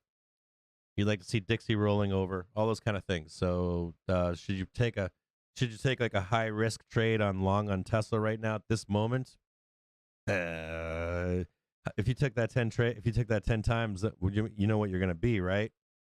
You might have like a 500% day once, and then you might have 200% days, and then you're going to have 7 full ass blaster losses. So my point here is on a larger time frame, no. Do I think you buy Tesla here? No, it hit its 50% retracement, then it hit at 61%, its golden retracement, and then it traded lower, right? We had a lower high on Tesla, and we're coming in some volatility. You're talking about, relatively speaking, VIX is low right now. So how long is that pump good for? No, I think it's too risky for both bears and bulls to make a trade that's high probability of winning on Tesla. I think when you see people come out, like you see certain people come out on Twitter and they go long Tesla, they know that there's other factors give a high probability of that trade winning.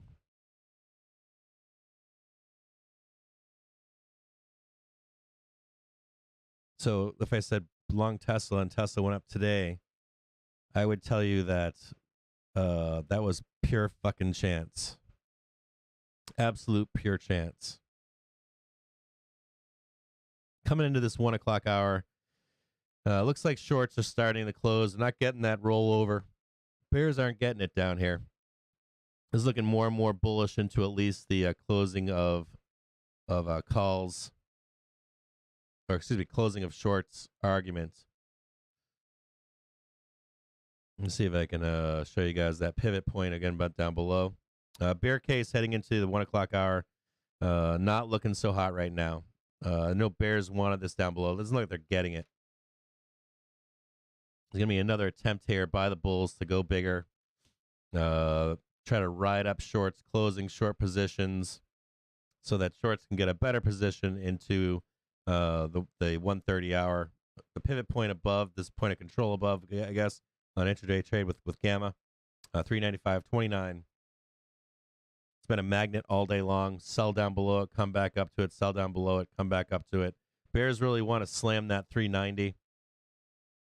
Not happening, right? They've been trying for 2 days to slam that 390. They've been wanting that so bad. Bears want that 390, and you can see that they're just not going to print those puts. They're not printing those 390s.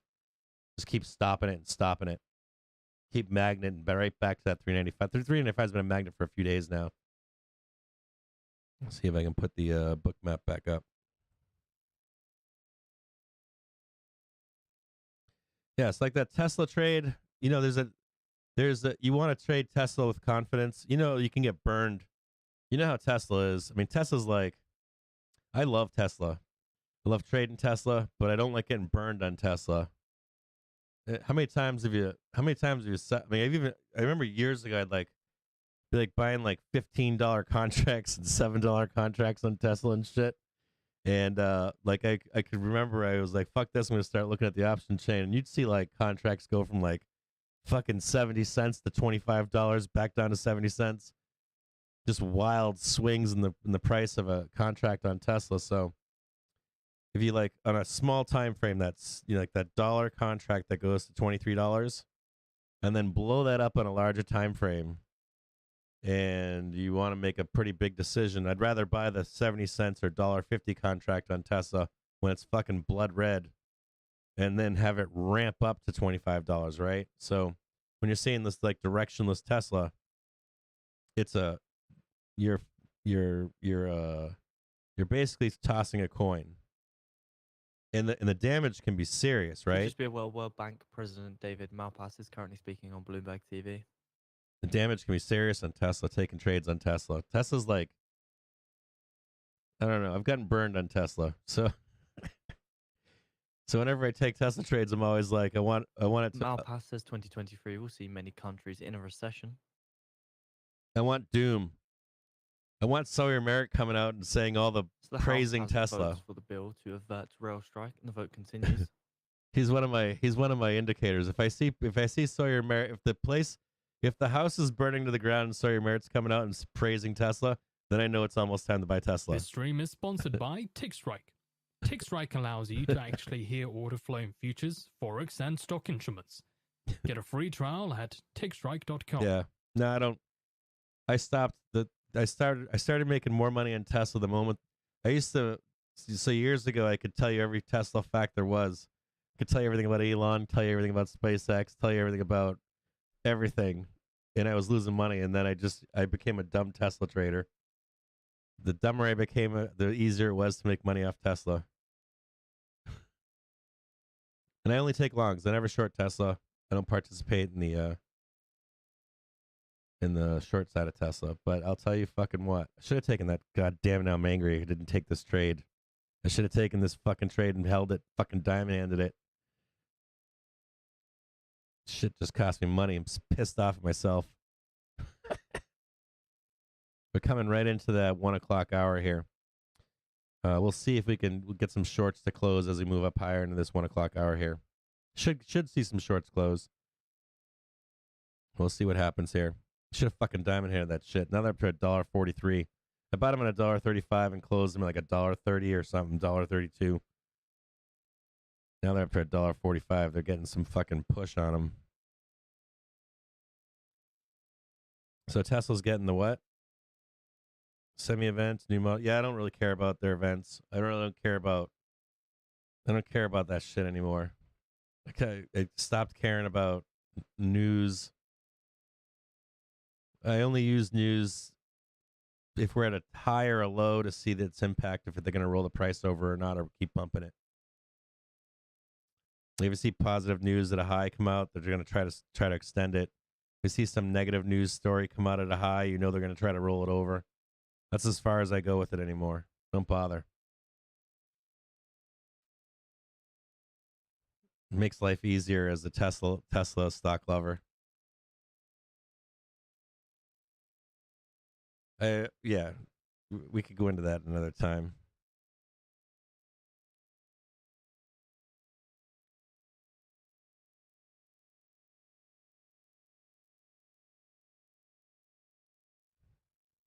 Yeah, there's a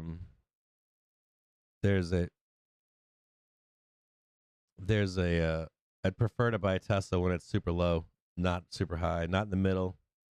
I don't like buying Tesla in the middle. I just don't like it. I always like buying lows on Tesla. Buy low on Tesla. Mantra, live by it. Live by it year in, year out. Buy low on Tesla. Get yourself like a tattoo around your forehead or a unicorn coming off your forehead that says buy low on Tesla. Always buy low on Tesla. See if these shorts will close out here. So we're coming into, we've got a half an hour now, right? It's 12:56. So we'll have a half an hour countdown. Likely see shorts close into this half hour mark sometime in here. Some Alpasas Try China to could benefit reposition. from recalibrating COVID lockdowns. No, I sold them at $1.27. I lied. I fucking bought them at $1.35, and I fucking sold them at $1.27. Fucking 8-cent loss. That's bullshit. And now they're up to $1.46. I would have made 10 cents.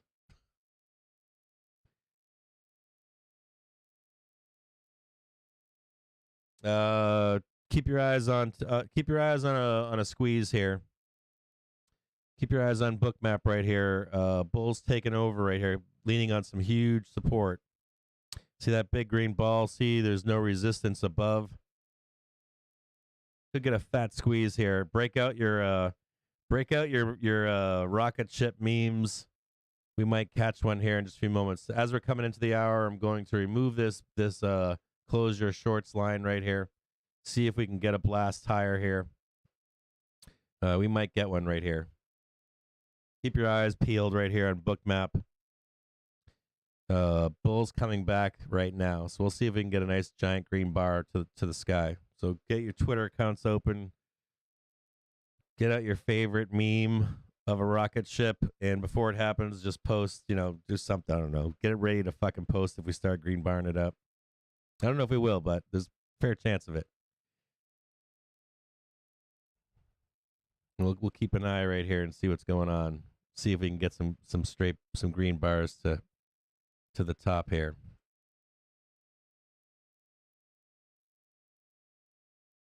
It's looking like it's ready to do it.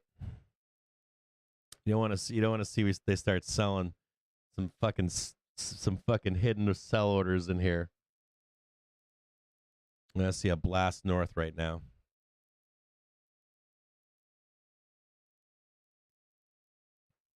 Yeah, what's Dr. Copper doing, John? Up nearly 2.5% with positive econ data on JOLTS and GDP. Yeah, definitely. If copper's up, man, if copper's up, that's I love watching copper. Full port and SPX calls. Agreeing the buy low on Tesla, but we're also at one of the lowest points for weekly RSI on Tesla. Only a few times we've hit this low. If UMBI was that oversold, would you expect big bouts? No, if I'm looking, if you're taking a Tesla trade, I know it decouples from the market, but you should be looking elsewhere. You should be looking around the market as well, seeing if we're going to be heading up, if the market's going to be heading up or not. I'm not anti. It's like I'd rather take 10 great trades on Tesla a year than 100. Where I hit 10 out of 100 or something. So. It's all about your risk appetite. It's all about after a year where you're at with your money. I'll never argue with anyone that wants to take, or fade me or take more trades than I would take. I've blown up enough accounts.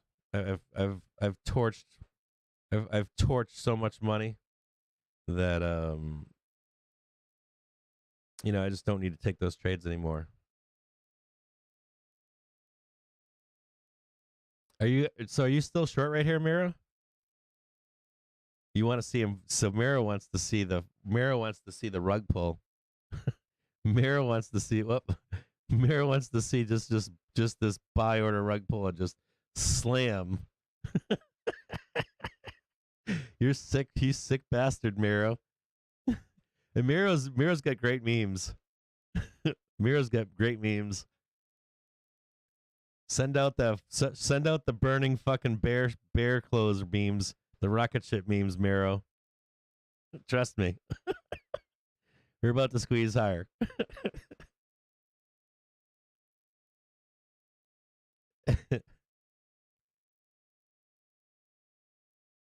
We got low volume coming in right now too. This is where the move's going to happen. So if you're at home trading right now, right? See this low volume down here?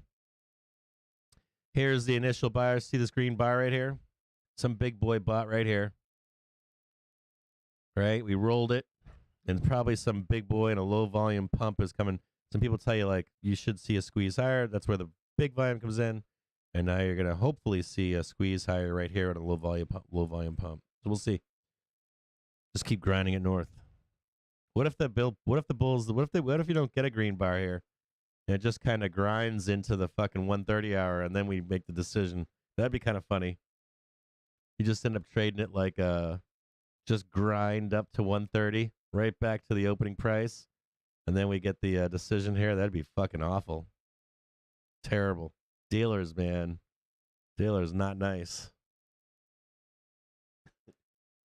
Come on, baby. Watch that book map right there. Keep your eyes on that book map.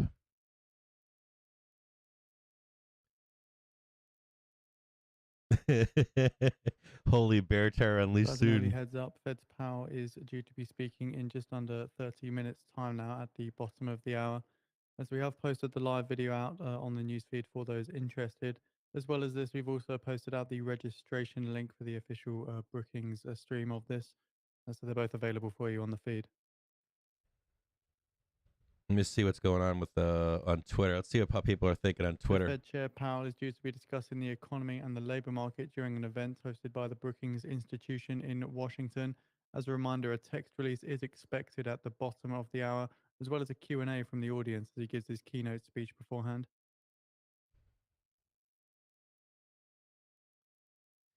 I think we're going to bloodbath it. I'll be honest with you. I think we're going to fucking shit the bed at 130. You guys want to know what I think at 130? I think we're going to fucking bloodbath this shit. Honestly. I think Jedi Marcus wants that too. I'm not sure. I think he's short this market. I'm not positive. I got to go on to Twitter. Hold on, I'm going to go on to Twitter and find him.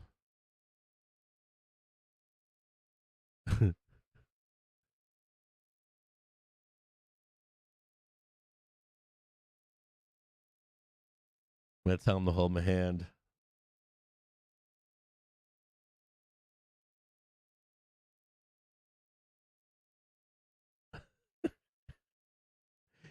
Tell him I'm full fucking bear.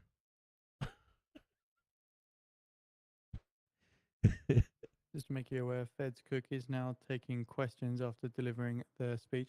We have got the live video for this on the feed. I think at 1:30 it's gonna fucking. I think we're gonna fucking. I gotta set this up too. Hold on here. I'm gonna set. I don't want to forget this. Okay. Hold on a second here.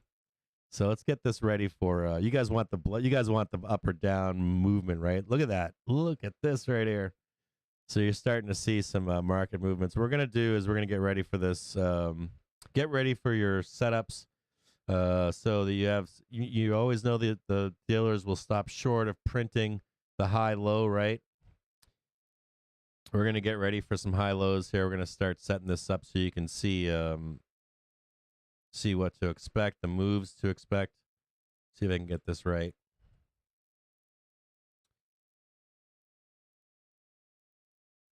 You got some retracements back here to be looking for. See if I can set this up so we can see how this goes. Hold on a second here. Let me get this right for us. Right as rain for us so that we're looking for some high-low targets. I'm going to get rid of the VWAP. VWAP's not going to mean shit. Or I'll get rid of the moving average. It's not going to mean nothing in this time frame. So the gap fill is up here. I'll get rid of this. You guys want me to get rid of this white bar up here? This is R3 up here so you can see it. This is where the gap is above. This is R2, R3.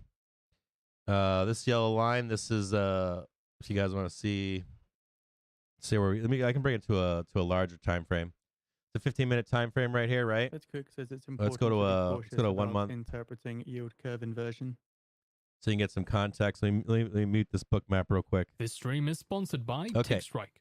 TickStrike allows you to actually hear order flow in futures, forex, and stock instruments. Get a free trial at tickstrike.com. So you followed this pretty good, right? It's not too bad, right? If you're watching right now, traded this down and out, right? We got the bookmap supply way back here, right? Bull trap above, dropped it down, came right down to this. You can see we've already plotted this out, right? Came right down.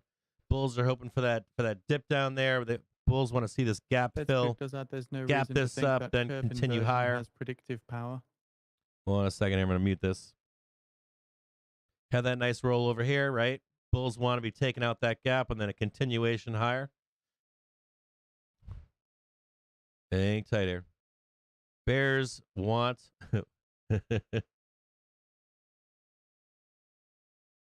Bears want this break today, right? So you see this red bar as I bring it back to a 1-minute chart. You see this red bar here, right? You want the initial move to try to at least reach that R1.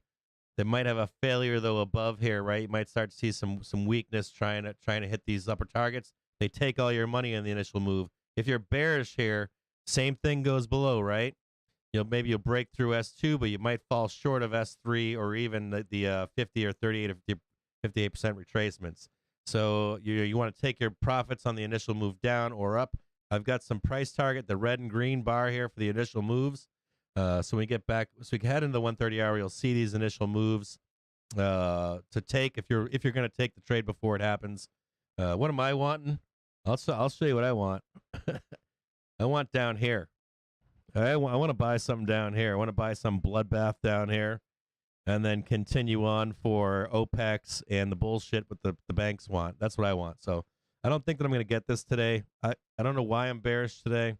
Everything's telling me be bearish here. So I've already gone through why I'm bearish here. You guys already know.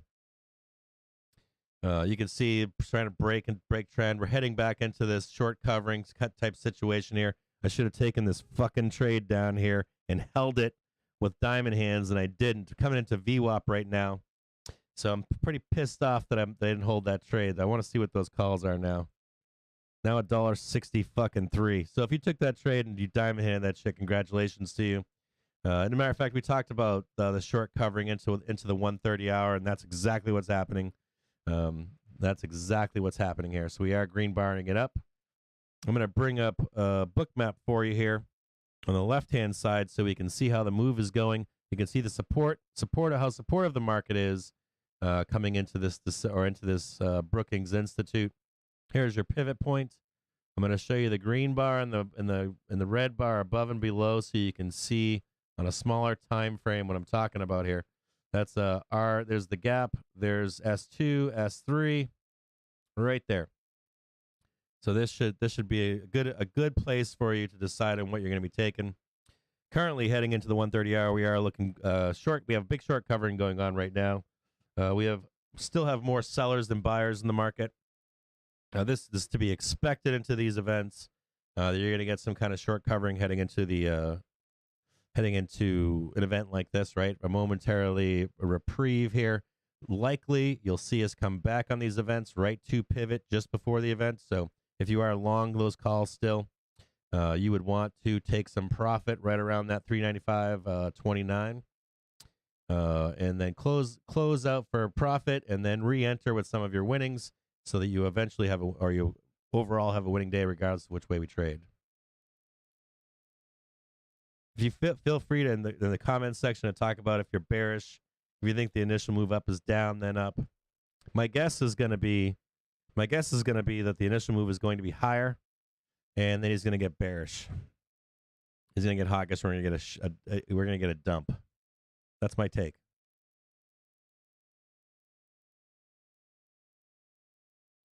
Yeah, I got fucked on that trade. Kind of pissed about it now, and I should have held it. I was self-doubting myself. Oh, did he really? I gotta look to see what Jedi's doing. It's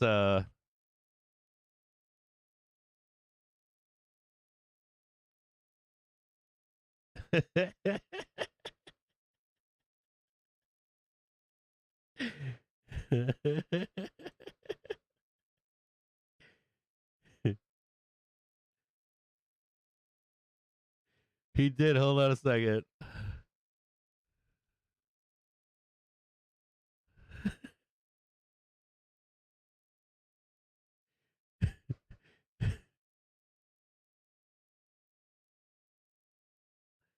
Fucking love Jedi.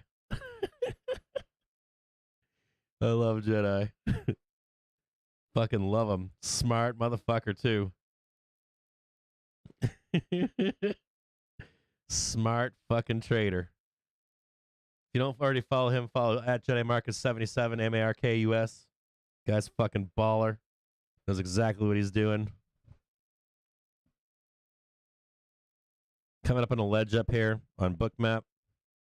Climbing up on this ledge right here. Trying to regain that pivot point, that neutral position into this meeting. This is crazy that we can't believe we make a spectacle out of this shit because there's not enough vol already in the market. And we got a bunch of vol economic news today, tomorrow, and Friday. I guarantee you, no matter what we do, not guarantee, I'm going to give a pretty fair chance to, if we do break lower today, you'll see non-farm payroll be used to bring us higher. If we trade higher, non-farm payroll will more than likely be used to bring us back into where the banks want to close out OPEX. Too fucking funny. There's S3 down below. We'll just do S3 for right now. We'll start with just the R3, S3. We'll see how we go into this event. Thanks for saying something, Mr. Unrealized Profits. I'm not usually right now. I'm not trusting my take, my bearishness. I shouldn't be this bearish, and I am. I'm super fucking bearish in this fucking event. I got to be honest with you guys. I'm never gonna lie to you guys about fucking if I'm bearish or bullish or into an event. So this looks bullish. I mean, right now it is. Right now it looks like we're gonna blast the fuck off.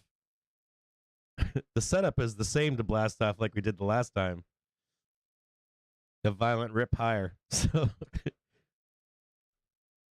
it's definitely going against what my fucking psyche is telling me.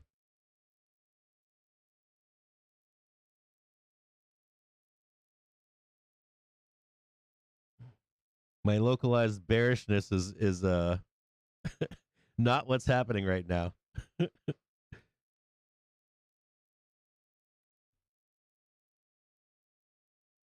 Oh yeah. Yeah, I know it's abnormal, right? This is not normally normally I'd be super bullish right now and confident. I'm confident in this right here. We've been talking about this move all morning. About shorts closing out. This is short covering. That's all this is right now. So unless there's a leak of the presser, something like that, I'm going to turn the volume up on the news so we can listen to the news. Cook's coming out fucking all bearish right now. Current economic period is extremely uncertain. Fed's Cook, I mean, listen, there's no reason to believe that curve inversion is predictive power. I agree with that. The Fed does not have an internal definition of a recession. What? Fucking Christ. Sorry. We're getting back to the shit smearing, throwing enough shit on the walls. And they can come back and say, we said this. What time is it right now? It's 1:14. I'm going to take just a 3-minute break real quick. And I'll be right back with you. Thanks for tuning in. Please like and subscribe to these videos. Feel free to join into the chat.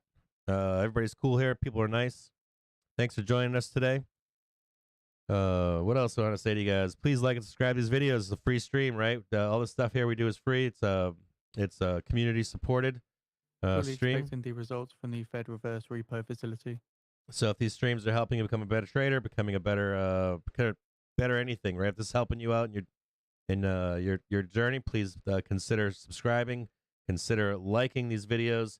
If you make money off any of these videos, please consider donating to support the channel. They cost money to produce. I don't do any advertising with any companies. I don't push any products on you guys. You don't see any of that. We don't do ads on here. I'm eligible for ads. I don't do ads, none of that nonsense. You'll never see me pumping FTX or any other bullshit. You'll never see me looking for affiliate links, any of that kind of nonsense. No ads on this channel, none of that stuff.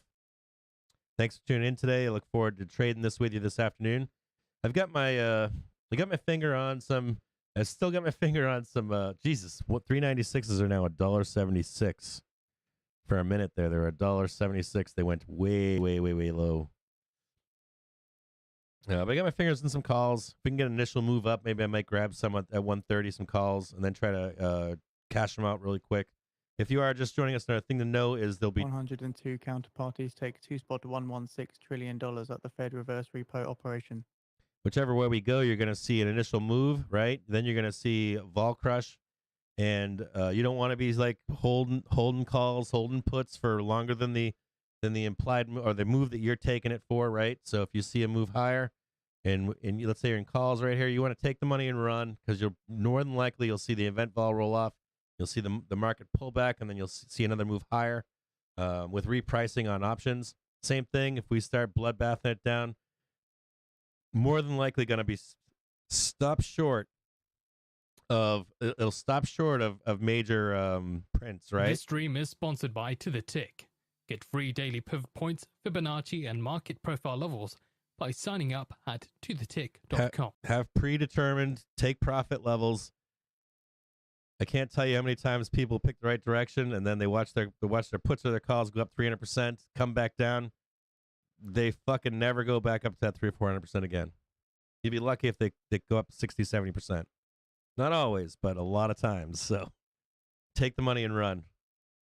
If you're trading after the event, good luck to you as well. If trading against the reaction, safest trade you can take, or second safest trade you can take. Best trade is to wait until after the event when trend is redecided, and actually best trade's probably in December 3rd or something, 2nd or 3rd. That's the good trade. And maybe the 15th is another good trading day too.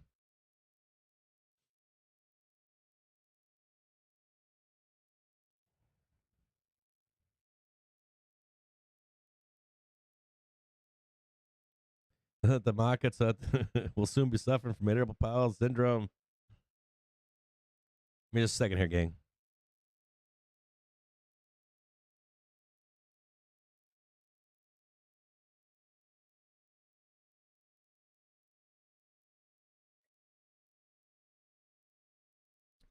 Back. Sorry, I should have muted my mic. I'm trying to pound some coffee and some water so I can do live shot calling as we go up and down, so you guys can get all pumped up if you're in a position. Hold on a second.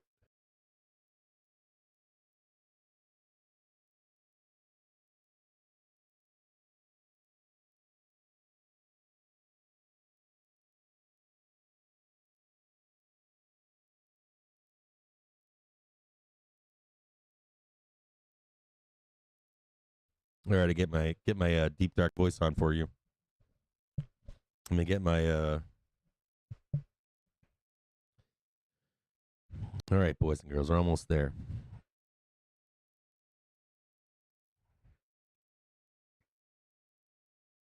$11 minutes until J. Powell's hopefully statement is released before he starts speaking. Excuse me. So if the statement is released first, then I expect that move higher. And then if the prepared remarks, and then if he starts getting bearish. Feds Cook says there's no comparison between the current housing sector and the 2008 crisis. Yeah, turn that camera back on here.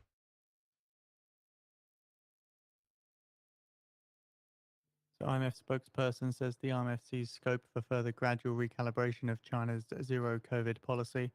Brings us now to 10 minutes away from the bottom of the hour, where we are expecting to hear comments from Fed's Chair Powell, as he discusses the economic outlook and the labour market at an event hosted by Brookings Institution. So there is a text to be released from Powell at the bottom of the hour, as well as a Q&A taking place after his keynote speech. We have posted out both the live video and the registration link to Fed's Powell speaking. All right, I'll throw some calls on. 390, say 398. Okay.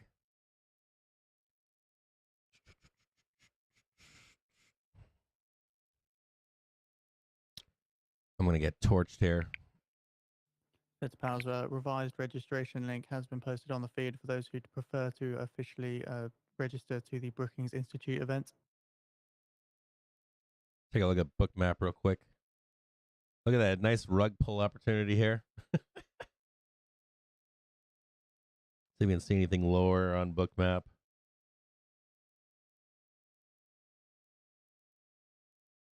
Oh, look at that down there. Look at this standing order down here. That's 3,800. You see that one? 3,800. Look at that one down there. Got another one at 3,860. Another gamma level, 3,860. Likely wouldn't trade below this, though. There's 3,860 unless the floor dropped out. I'm in some calls right now if you want to know. Hopefully we can get an initial reaction up and not a straight red bar to hell.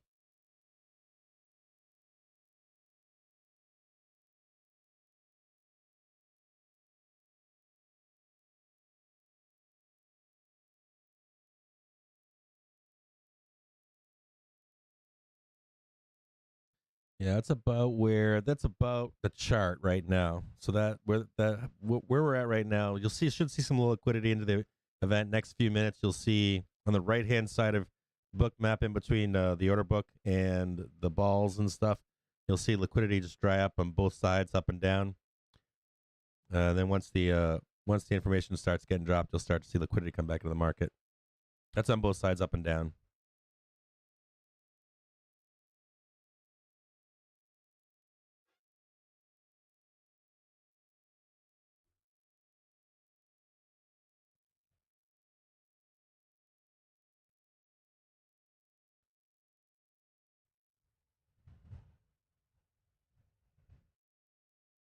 Yeah, yesterday's Phantom print was at 382. There's a standing order down there, 386. I'd like to buy a dip down there. It'd be nice. I'd would really like to see the market sell off. But I think if you're a real bull, you want to see it sell off anyways too, right? At least get a breather. You want to get a breather on the VIX. You want to get some breathers, man. You want to get some nice buy areas on bonds. You want to see like the buyers step in bonds. You want to see the VIX go up a little bit. I don't know how you have the bull case without VIX spiking a little bit. So I think the move is down once he gets out there. I think the move is down. I think especially for the bull case. If you want a bull case, you need the market to cool off a bit, a little bit more. I think that's ultimately the bull case, is that you want to see a sell off here, and you want a dip to buy that you can be confident in. It'd be a beautiful run too, right? If you had like a 386 or a 383, you buy that dip, or maybe it hits 383, trades back up to like 390, trades sideways and down until like the beginning of December. You buy that dip, you trade it up to 410. It's beautiful. It's easy.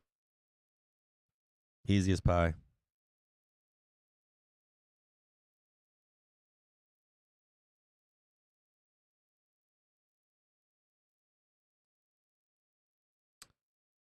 I'm going to put a stop loss on my fucking calls here at like fucking 80 cents, 70 cents.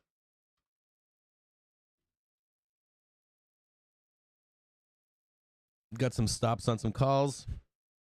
Be aware as we watch my cursor here. Have some defined loss in here if you're long. You can use this as a bear too, right? Another point to make here is... So 5 minutes away now to the bottom of the hour, where we are expecting the keynote speech from Fed's Powell. as he discusses economic outlook and the labor market at an event hosted by Brookings. So a text is to be expected from Fed's Powell at the bottom of the hour. A Q&A will take place after the keynote speech as well. We have got the registration link and the live video link, both available on the feed for those interested. Unsure which will be faster just yet. So if we sell off right here, right, and your stops don't trigger, and you don't panic sell down here, usually you'll see a retracement, right? Bounce back up, a failure here, and then back down again. You'd want, let's say they cost you $1, and then they come back up, and you can grab 70 cents off them to at least unfuck yourself from this trade right here if it goes the wrong way. So you have to manage your trades if they go against you. Manage your trades if your stops don't fill.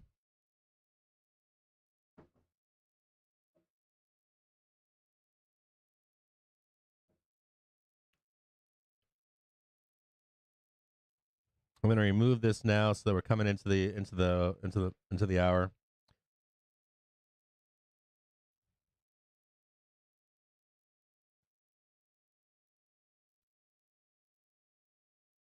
He's starting to see the low liquidity in the market now, right? The orders, not seeing a lot of buyers or sellers waiting for a decision or a meeting or notes or whatever.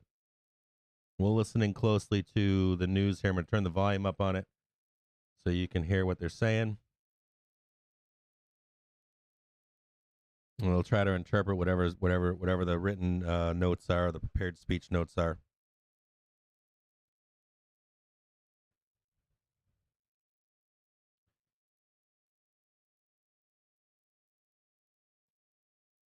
Thanks for subscribing. Tamara, thanks for subscribing. Brandon, who else is in there? I can't see right now. I'm having a hard time. Pat G, thanks for subscribing. I appreciate it. Christopher Knox, Byron, everybody, thanks for showing up today. Abraham, thanks for showing up. Lord Pente, good to see you. Winky Face, brother, good to see you. Tony Cheese, thanks for showing up. Jess, Binky, who else is here? Unexpected visit. Harm, Kobe, Satchel, Tony Cheese, baby. Brandon Lee, Bada. John Haggerty's in the house. Whole bunch of people in here. Chase is in the house. Sue's in the house. Who else is in here? Bunch of OGs are in here. Fem Non Fatale's in here. Miro's in here. Will's in here. John Market Rebel's in here. Patman's in here. Who else is in this room? Jess is in here. Rowett's in here. Floyd's Garage is in here. A whole bunch of people. What up, Nino? Ergo is in here. Bagholder Bobby had to go to work today. That sucks. Don Mafia is in here. Good to see you. Who else is in here? Abraham C's in here. Superman was in here. Winky. A whole bunch of people in here. Good to see all of you in here. Andy, good to see you. CSM Jazz in the house. Y'all ready? BlackRock Joshua. BD, baby. What's up, brother? Yields to the moon. Stonks Anonymous is here. Hell yeah. Everybody's showing up. Patrick L. Matthew Patman. Elias, what's up? Flam Banca, John Smith, pimp it, baby.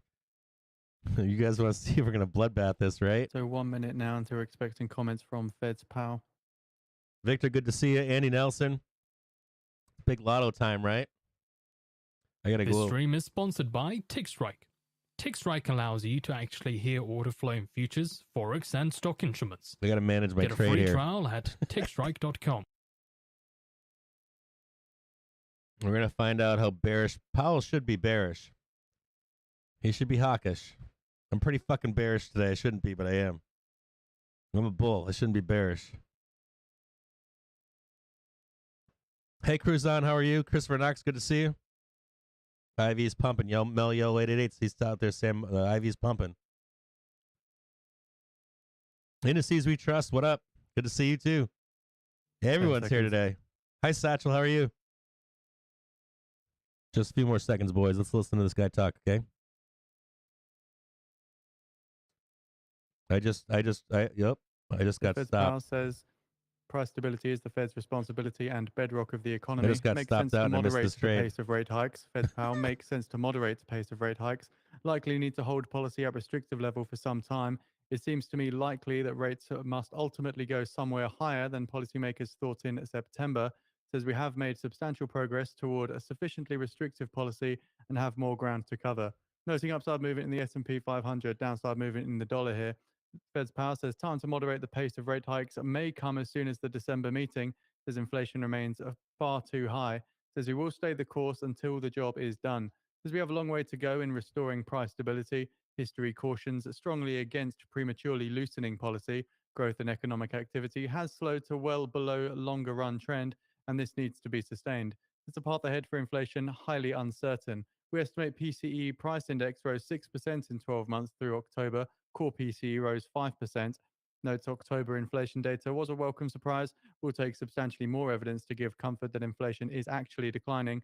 Have so far seen only tentative signs of moderation in labor demand and wage growth. Expect housing services inflation to begin falling sometime next year if Right these here, trends start taking some continue. profit. Far too early to declare goods And inflation then has start for the vanquished, but if next trend level up is continues, going to be goods R1 to prices R2, should begin to exert $399.29. downward pressure on overall inflation in the coming months. Moderation in labor demand growth will be required to restore labor market balance. So just to repeat some comments that Fed's Powell made there. You got R1 tag below. You're going to want to see if if we come back here, right, and then make another trip higher to R2. This is a place to The Fed's Powell monetize your did comment calls that it right makes now. sense to moderate the pace of rate increases. We can still go up to R2 here, but I want you to remember that they're going to reprice at this point right now, okay? You're going to see a repricing event at some point in here. I'm going to show you guys this. Hang tight here. So again, looking to the markets here, S&P 500 did see some movement towards the upside, plus 4% on the session at the moment. Dollar did see some downside movement following that as well. Rocket ship, baby. From Fed's Powell. Rocket ship. Slammed into R1. Take your money here because it's going to come back down. They're going to reprice this stuff. You want to take another long, you can at lower prices. Did see some upside movement on stocks from the back of this. Woo! Hello, ladies. Option prices already coming back down right now. I'm watching the inside. I'm watching the. Yeah, I'm watching the options chain right now. You're seeing that initial. Hopefully, you took profit at that R1, right? You see this R1 above, right? Take your initial money out. Remove your money from the market, right? Start thinking about repositioning for another move higher. You're probably going to see J Powell talking right now.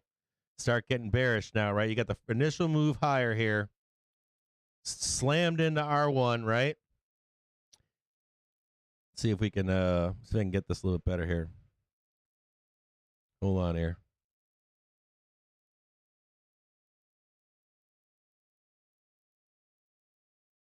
Nice, beautiful slam. Repricing of options happening right now.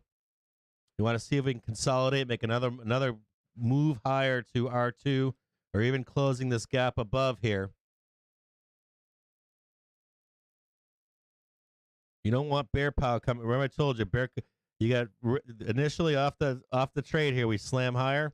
Now you want to make sure we don't get bear power talking on a microphone. So we start rolling it over, okay?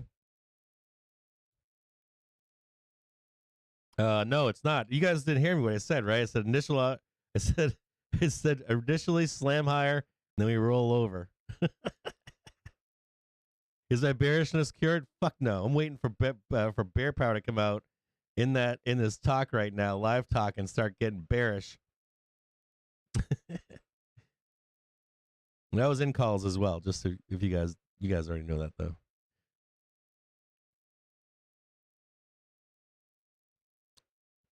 I'm gonna put live Powell on right now. See what he says publicly.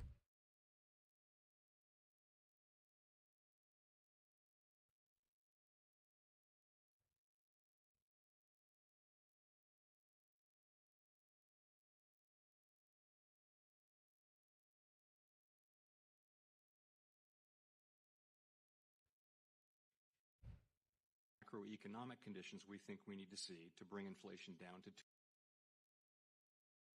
over time. For starters, we need to raise interest rates to a level that is sufficient. The futures tied to the US at short-term interest rates rise as Fed Chair Powell speaks. Sufficiently restrictive to return inflation to 2%. There's considerable uncertainty about what rate will be sufficient.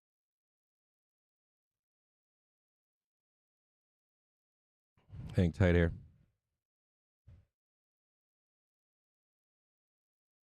Trying to speed this up.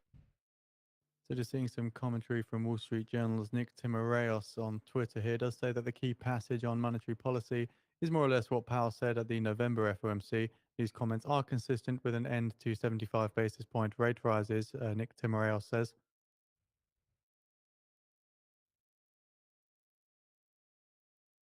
Although there's no doubt that we made substantial progress, raising our target range for the federal funds rate by 375 basis points since March.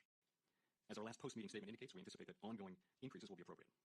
It seems to me likely that the ultimate level of rates will need to be somewhat higher than thought at the time of the September meeting and the summary of economic projections. I will return to policy at the end of my comments, but for now I'll simply say that we have more ground to cover. We're tightening the stance of policy in order to slow growth in aggregate demand. Slowing demand growth should allow supply to catch up with demand and restore the balance that will yield stable prices over time. Restoring that balance is likely to require a sustained period of below-trend growth. Last year, the ongoing reopening of the economy boosted real GDP growth to a very strong 5.7%. This year, GDP was roughly The futures tied to Fed policy rates imply about a 75% chance of a half-point rate hike in December versus 25% chance of a 75 basis point hike. Apologies. Particularly in interest-sensitive sectors such as housing. So we can say that demand growth has slowed, and we expect that this growth will need to remain at a slower pace for a sustained period. Despite the tighter policy and slower growth over the past year, we have not seen clear progress on slowing inflation. To assess what it will take to get inflation down, it's useful to break core inflation into three component categories: core goods inflation, housing services inflation. Fed swaps also showing a pairing of expected terminal rates around 5.02% now. While housing services inflation has risen rapidly. Inflation in core services ex housing has fluctuated, but shown no clear trend. And I'll discuss each of these items in turn. Early in the pandemic, goods prices began rising rapidly as abnormally strong demand was met by pandemic-hampered supply. Reports from businesses and many indicators suggest that supply chain issues are now easing. Both fuel and non-fuel import prices have fallen in recent months, and indicators of prices paid by manufacturers have moved down. I'm going to grab some more calls here. While 12-month core goods inflation remains elevated at 4.6%, it has fallen nearly 3 percentage points. He's very, very dovish right now. It is very, very dovish. to declare goods inflation Talking about shortages going down, talking about inflation flattening. Goods prices should begin to exert downward pressure Yep. on overall inflation. Goods prices should come down over the next 2 years. Housing services inflation. We could see a big move higher in this market.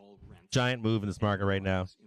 He's being honest right now. We're blasting off again, and we might start ripping. Has continued to rise and now stands at 7.1% over the past 12 months. I'm in 398. It's already up to $1.78. Holy shit, $1.90. Holy, I'm in fucking A. $1.94 and 398 right now. All right, I'm gonna take some money. Hold on here. All right, I'm out. That was a huge rip right there on 398s. He's being super dovish right now. He's admitting right now in his talk a bunch of shit that I don't know if any of you guys know this right now. Hold on, I'm gonna try to buy some more. So he's super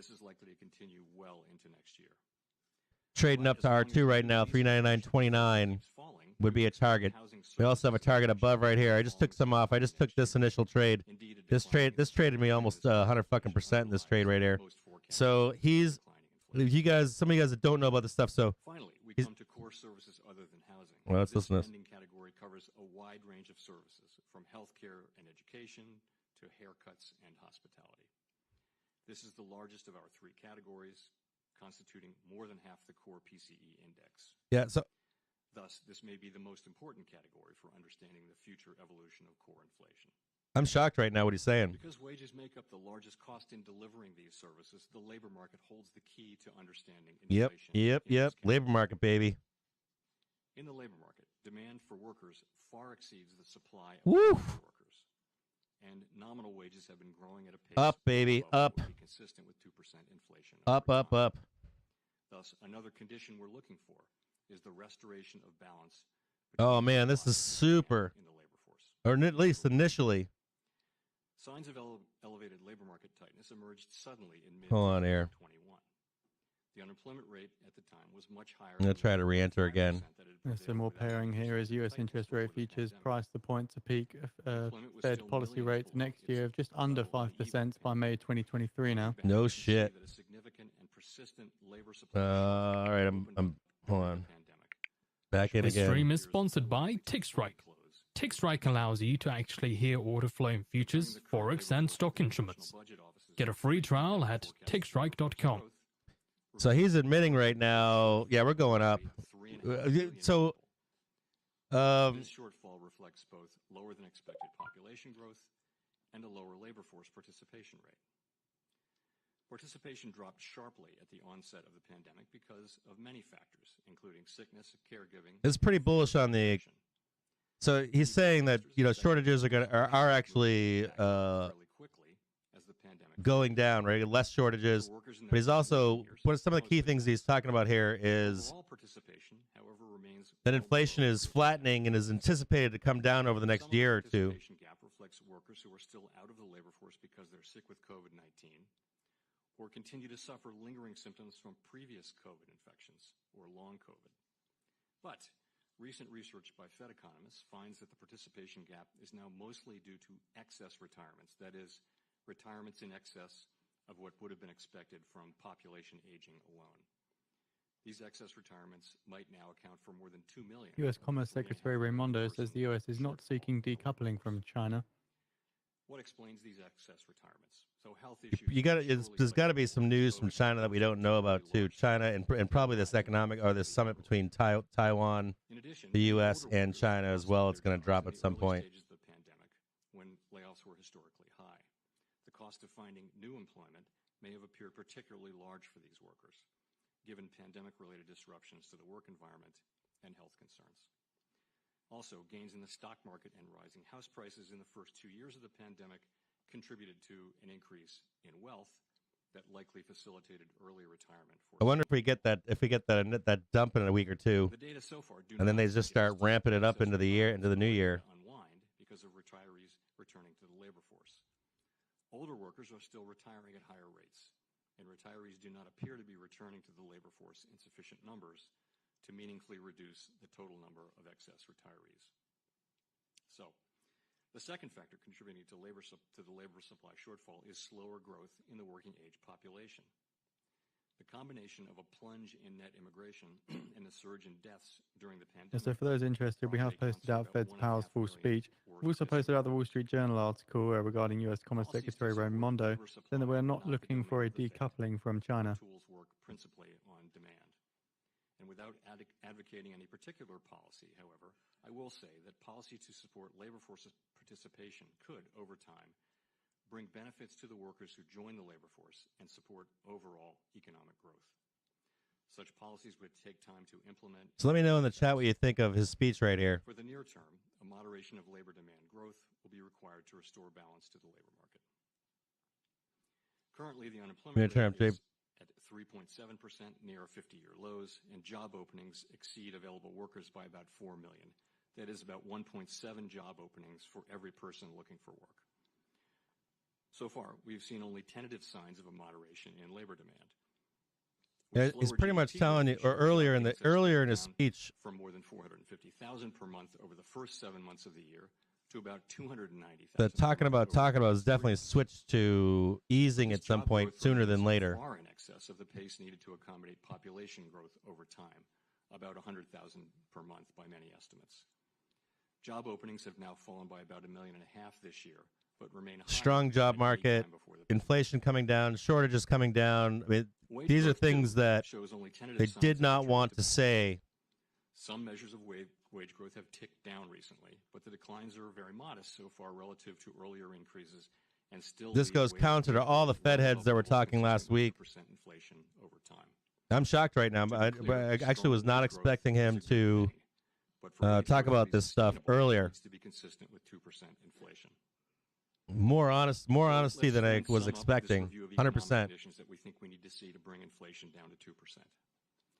Growth in economic that opens the activity door. has slowed to well below I its mean, it could open the door long-term trend, to and this needs to be a good sustained. sell-off coming up in the next Bottlenecks couple in goods weeks, flow and then show easing possibly a goods price fucking inflation full-on appears to be face easing melting as ramp. well, and this too must continue. Unless there's Hunting something I haven't read. services, inflation I'm will just probably listening keep right now. rising I have well to into read next the year. details, but But if inflation on new leases continues to fall, we will likely see housing services inflation begin to fall later next year. Finally, the labor market, which is especially important for inflation in core services ex housing, again accounting for more than half of the I'm category, surprised he's saying this stuff. shows only tentative signs of rebalancing, and wage growth remains well above levels that would be consistent with 2% inflation over time. Yeah, that 2%, man, that So magic despite number. some promising developments, we have a long way to go in restoring price stability. Returning to monetary policy, my FOMC colleagues and I are strongly committed to restoring price stability. After our November meeting, we noted that we anticipated that ongoing rate increases will be appropriate in order to attain a Consolidation in price right now, but no massive, no like bloodbath down below right now. There's no bloodbath in the SPY. Monetary policy affects the economy and inflation with uncertain lags, and the full effects of our rapid tightening so far are yet to be felt. Thus, it makes sense to moderate the pace of our rate increases as we approach the level of restraint that will be sufficient to bring inflation down.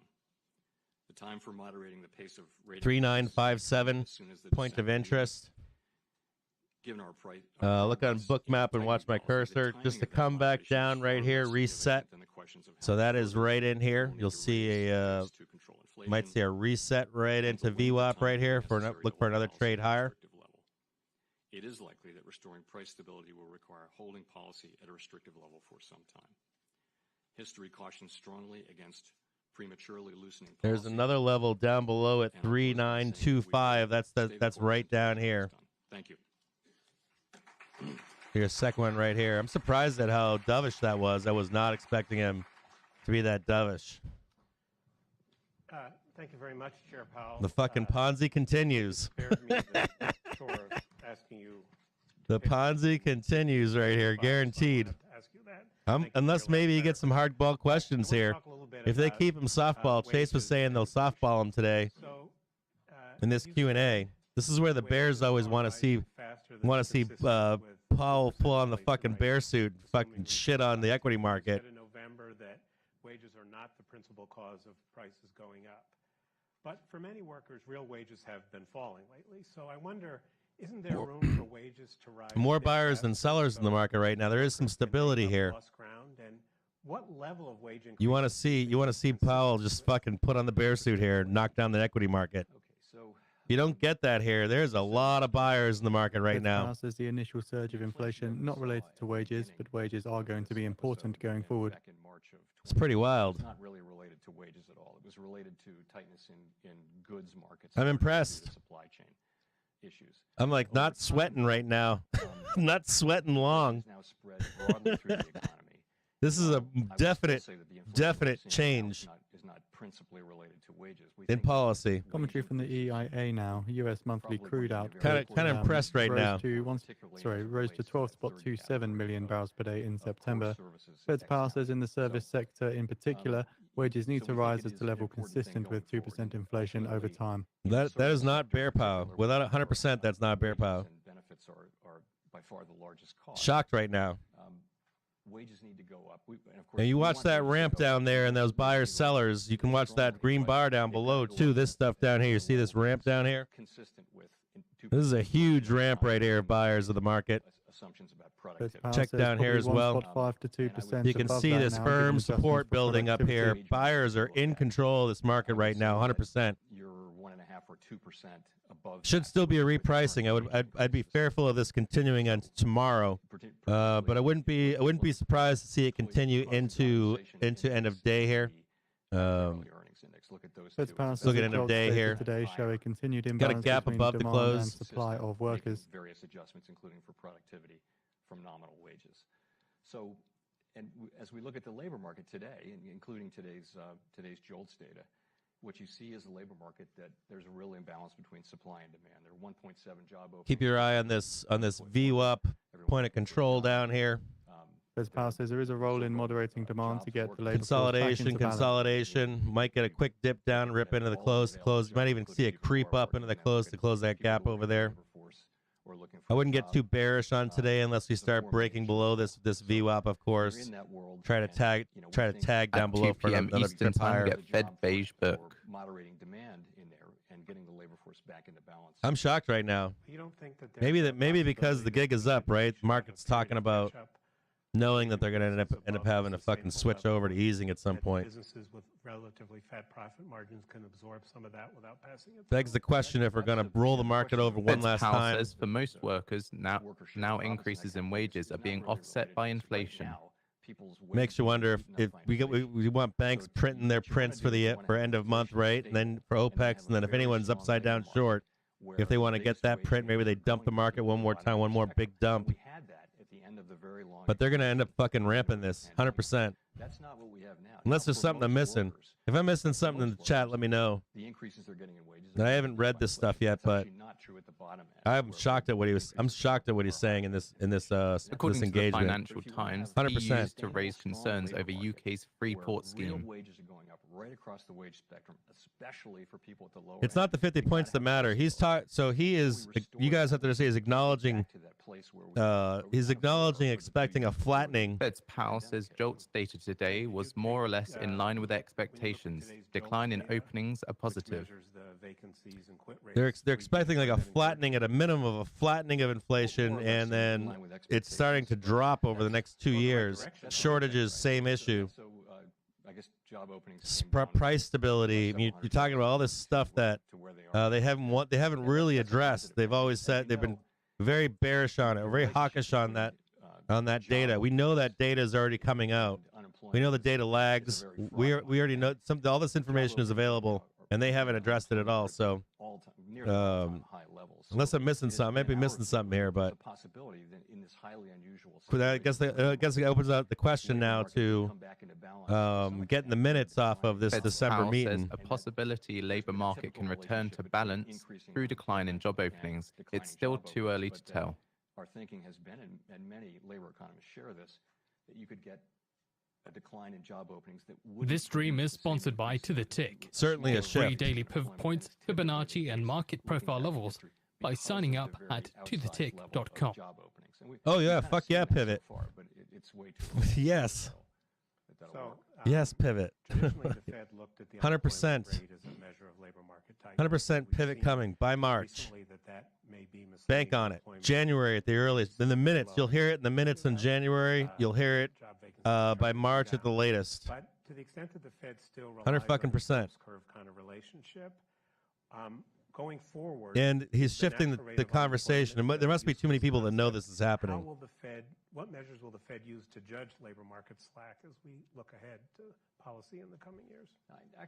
So I think the way we think about it, of course, the standard way to think about it is it's the gap between the actual unemployment rate and the natural rate of unemployment that matters, right?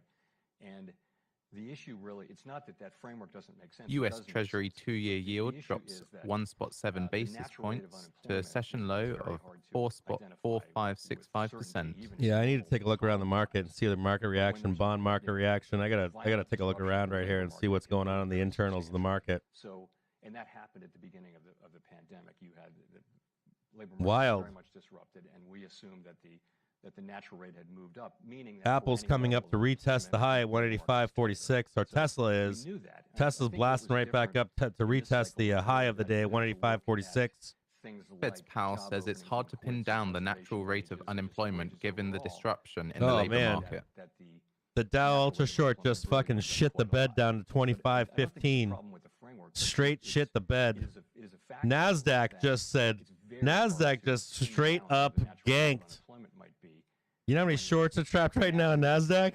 So do you think that this state of the job vacancy for unemployed Oh, man. be a lasting measure of labor market tightness? Oh, there's a bunch of shorts trapped right now. Apple's got a bunch of short traps in it, guaranteed. I think people will tend to J&K is like right back on its track of Fed's going Powell high. says in this situation, Look the at Fed bond continues to market's think the telling you we're number of going up. vacancies versus number of unemployed is Bond still market's important.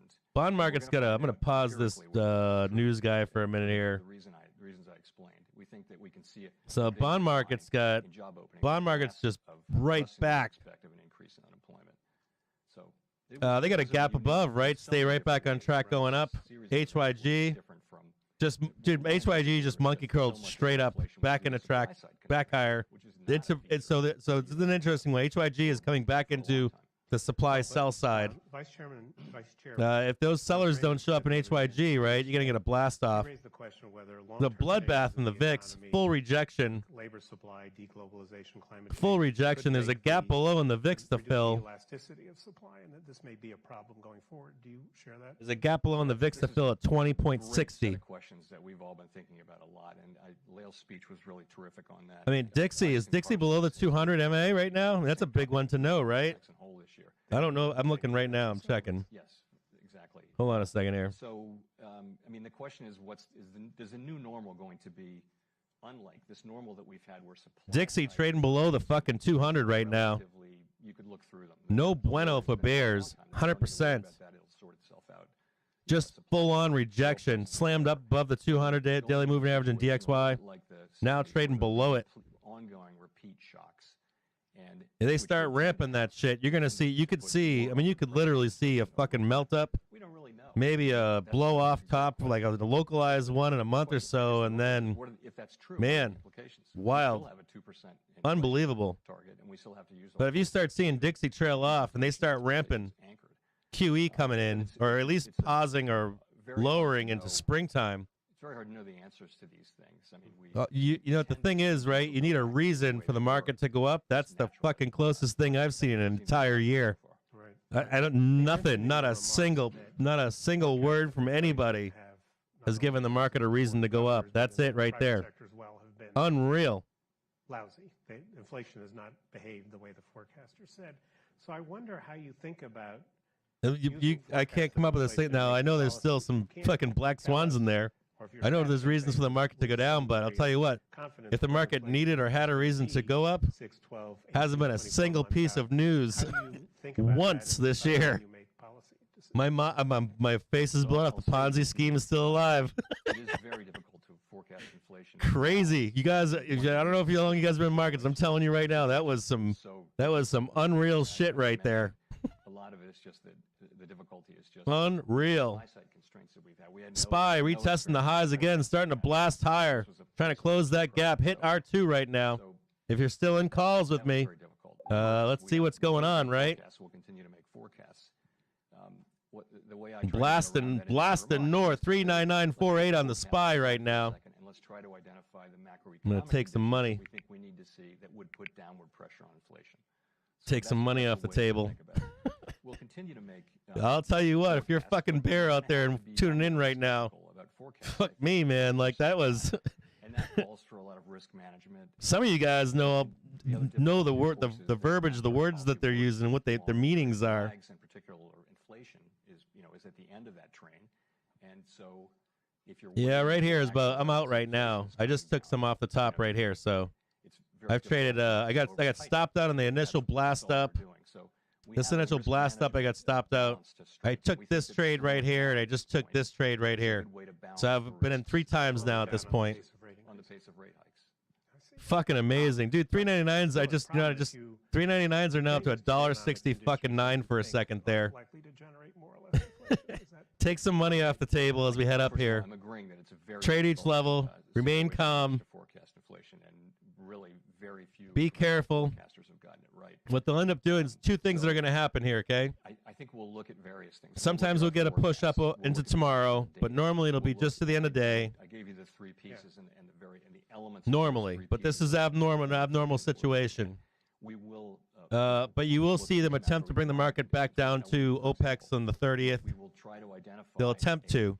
There's a lot of trapped big fucking money out there right now. That's sufficiently restrictive to bring inflation down. We can't identify that with great precision and confidence. Let's So be we'll conscious of that, we'll okay? look at Look at that move right there. Giant move. effects that those financial 399.98 just slammed. We'll look at all of those. Slammed into it. Judgment and Now moving higher. 399.98. Do we go up and close the gap up at R3?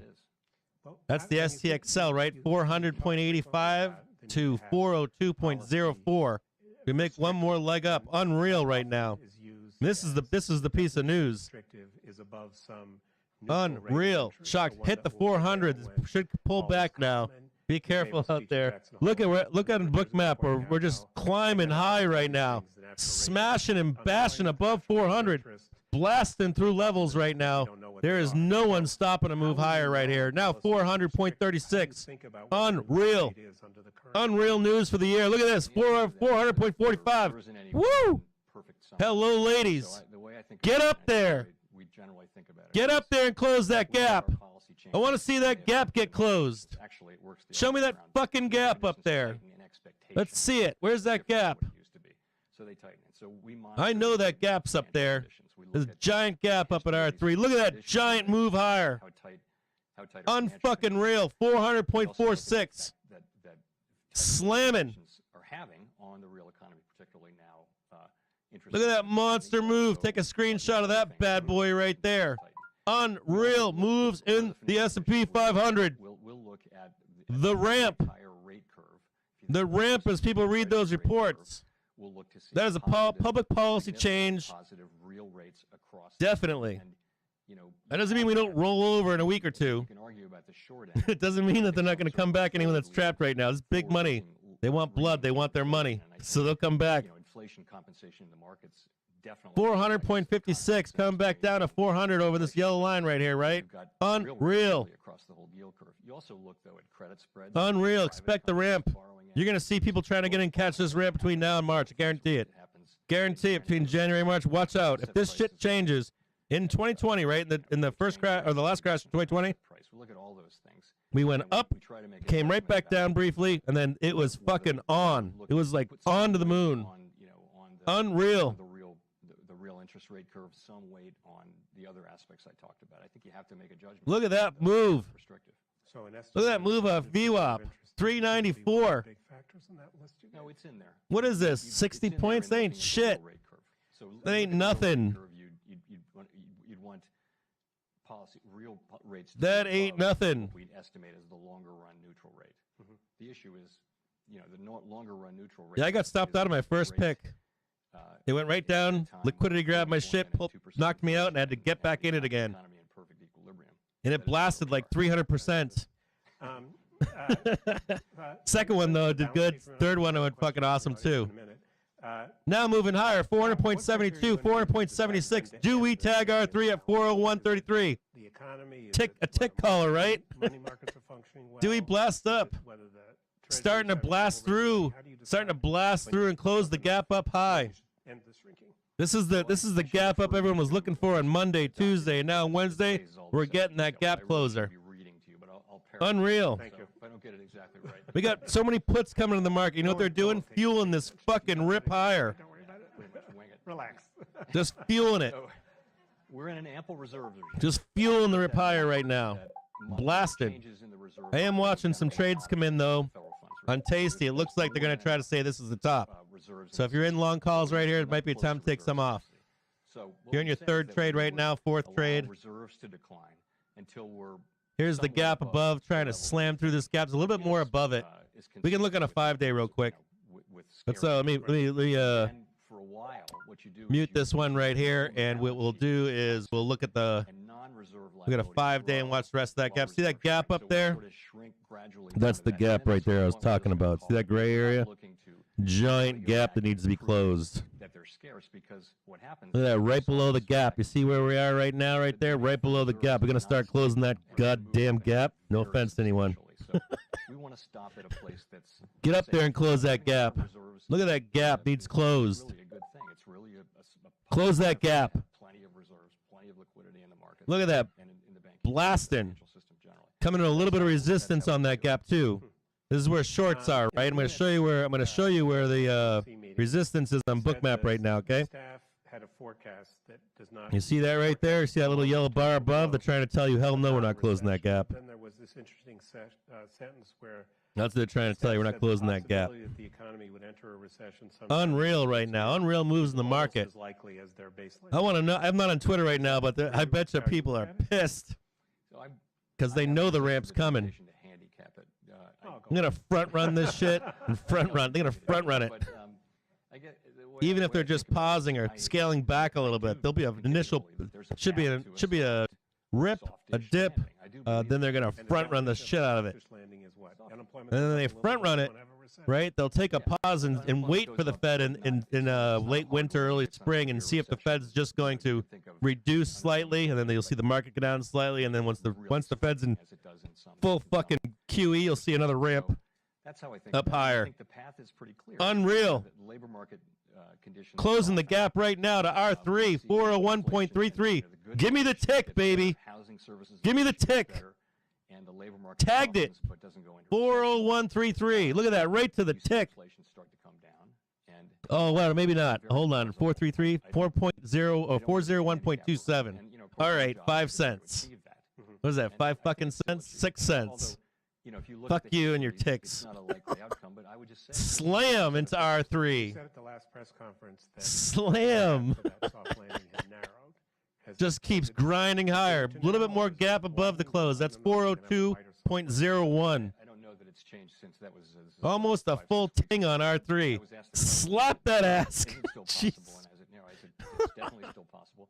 And it has narrowed because Unreal moves. this year, nobody expected us to raise rates this much. No one expected inflation to be this strong and this persistent. And this, Look at that. to Big expand giant so green far within the dildos. economy.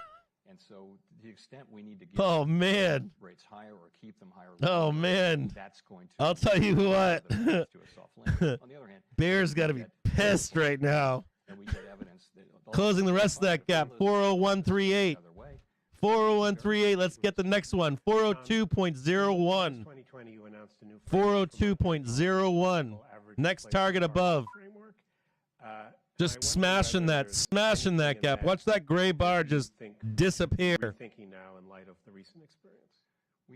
Huge market buyers coming in right now. VIX must be getting destroyed. I'm going to go over and look at VIX. I don't even. This is crazy. Make sure you close your long positions. Take the money and run. Tesla moves higher. Tesla 4.34%. Tech should be ripping right now. We implemented it Ripping. guidance of various kinds, and we put in really strong. Apple up guidance because there was a lot of doubters Apple's up that were 2.6%. if you remember. That was SPY's the up criticism. 1.5. Little did we know. Right around here. It's a good move. But, 1.5% is a one good piece of move for guidance that SPY we right gave now. Was, and I don't think this had anything to do with Bond market. much to do. Let's say it that way. It didn't have much to do with Monster the green crisis bar we're higher. experiencing, but Monster. that we gave that was HYG, monster green bar higher. Until we saw both. Look at that move. Price stability. You start seeing, I'm telling you, next if you start seeing, I'll tell you what, you start seeing Dixie come down, right? You're going to see a fucking melt up. Unreal. Like, subscribe to these videos. If you've made money today, consider donating. In the description bar, there's a donate button down below. Help keep this stream alive. We do it 5 days a week. Completely free, community supported. Appreciate all of you showing up today. Unreal. Just didn't seem likely. Unreal. And yet here we are. So it I haven't turns bought out that shit when yet. you invited Thanks for the saying it, chairman of the Winky. Federal Reserve to speak at Brookings, a lot of people I need to buy some put spreads now, don't I? Most of them are questions I've already asked or questions that were Close the gap, baby. Close that fucking gap. But somebody asked me this one, and so I want to. Look at that, 616,000 buyers in the bottom right. Look at that. Look at this down here. This is not giving up. Look down below here. Work. Look at this ramp. I'm a super early person. Look at this I read a ramp. bunch of newspapers and drink Offsides right now. That's what I do. And now that you're chair, do you still ride your bike to the? Listening to J-Pow talk, man, I'm like, whoa, wait a minute here. But I do. Yeah. I run. Bear Pow security did guys not thank come you for out. that. Bear Pow did not. Bear Pow did a talking about Okay, change so here's the today. deal. Wild. Take questions from the audience. Unreal. You need to wait for a microphone to get to you because we have a lot of people online. You need to say who you are, Unreal. and you need to remember that this is not an opportunity for you to make a speech. Or Oh to yeah, you're say gonna what it see should you're gonna do. see foreign governments right now trying to buy Should be the short, dollar. Questions end with a question mark. So 401.48. Somebody, Woo. and then Jonathan. Woo. Thank you. Unreal. Joe Brevin Howard. So you've spoken both about risk management considerations. Look at that and move. the inherent danger of inflation becoming in Starting to see some selling coming in right now. You can see it on BOOKMAP, that little red bar you see above. Some resistance above right here, trying to stop shorts. You know you got banks that are short up here, right? That bend short. Look at that, 401.51. If we squeeze past this, I'll tell you what, if we squeeze past this, we're going to rocket ship. Rocket ship. I'm going to put it back on the 1 minute here. One risk management technique is to go slower, right? To go slower and feel your way a little bit to 401.51. another. The 5 minutes got the last of the gap is that. Ready? 402, 401.99. So go back to the 1 minute. 401.99. Let's take a look at this. Hold on here. Hold on. 401.99 is the gap is not something we want to do soon. right. We're slowing down. Right there, somewhere in there. Somewhere in there, close to fuck enough in hand grenades and horseshoes. Look at that move. Nasty move. Look at that straight green bar. Look at that monster move. Monster move. Let's look at a larger time frame here, okay? Unreal moves. J. Powell, complete policy shift. Let's look at a 1 month chart. Look at that. Did not get a dip buy down here.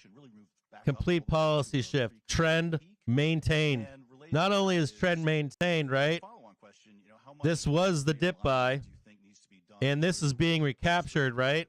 So even if we retrace down here, you're talking about 415 easy, 412 easy extension up here, easy even on a pullback. You might see a pullback for OPEX, let's say, and then you get the rocket ship higher. But I'll tell you what, this fucking market's going up overall, guaranteed. Guaranteed. Notwithstanding that, labor force participation. Guaranteed. You're going to try to tell me that this is not a reason to break out of this? I guarantee you that it is. Unreal. Look at that green giant bar. Unfucking real. Sorry to swear. That was really what it was. So you guys, right? These things don't happen that often. Over long periods of time, you have unreal. Probably going to have declining labor force participation. I don't think it's reasonable to expect that we get all the way back to where we were with labor force participation in 2020. Look at him. He's like, it's like 1 penny below, right? I don't see that, but I wouldn't rule it out. And we're nowhere near that now. You know, we're a 1.5 below that now. Unreal. The real question is, do we expect to see big chunks of labor? Poll results said we're going up today. This year we've seen, but the poll results were the poll results bearish or bullish? Very disappointing. I don't remember. A little bit surprising. So I'd be looking for, you guys want to look at a 1 year chart? I'll tell you what, man. We can look at a 1 year chart. A big part of the shortfall. Be looking for something. You're going to be looking for. So you see this. Let's look at a 6 month chart. Maybe it might be better. Some workers are clearly anxious about going to work. So you got this big giant green bar. You'd be looking for something like a pullback here. At least an extension up. I mean, we came here, right, with none of that kind of news. So you'd be looking to tag at least 415, 420, close that gap above. And then I'd like to see some kind of a roll. And then they're going to start ramping, man. This is 2023 right here. You're going to see some kind of a ramp.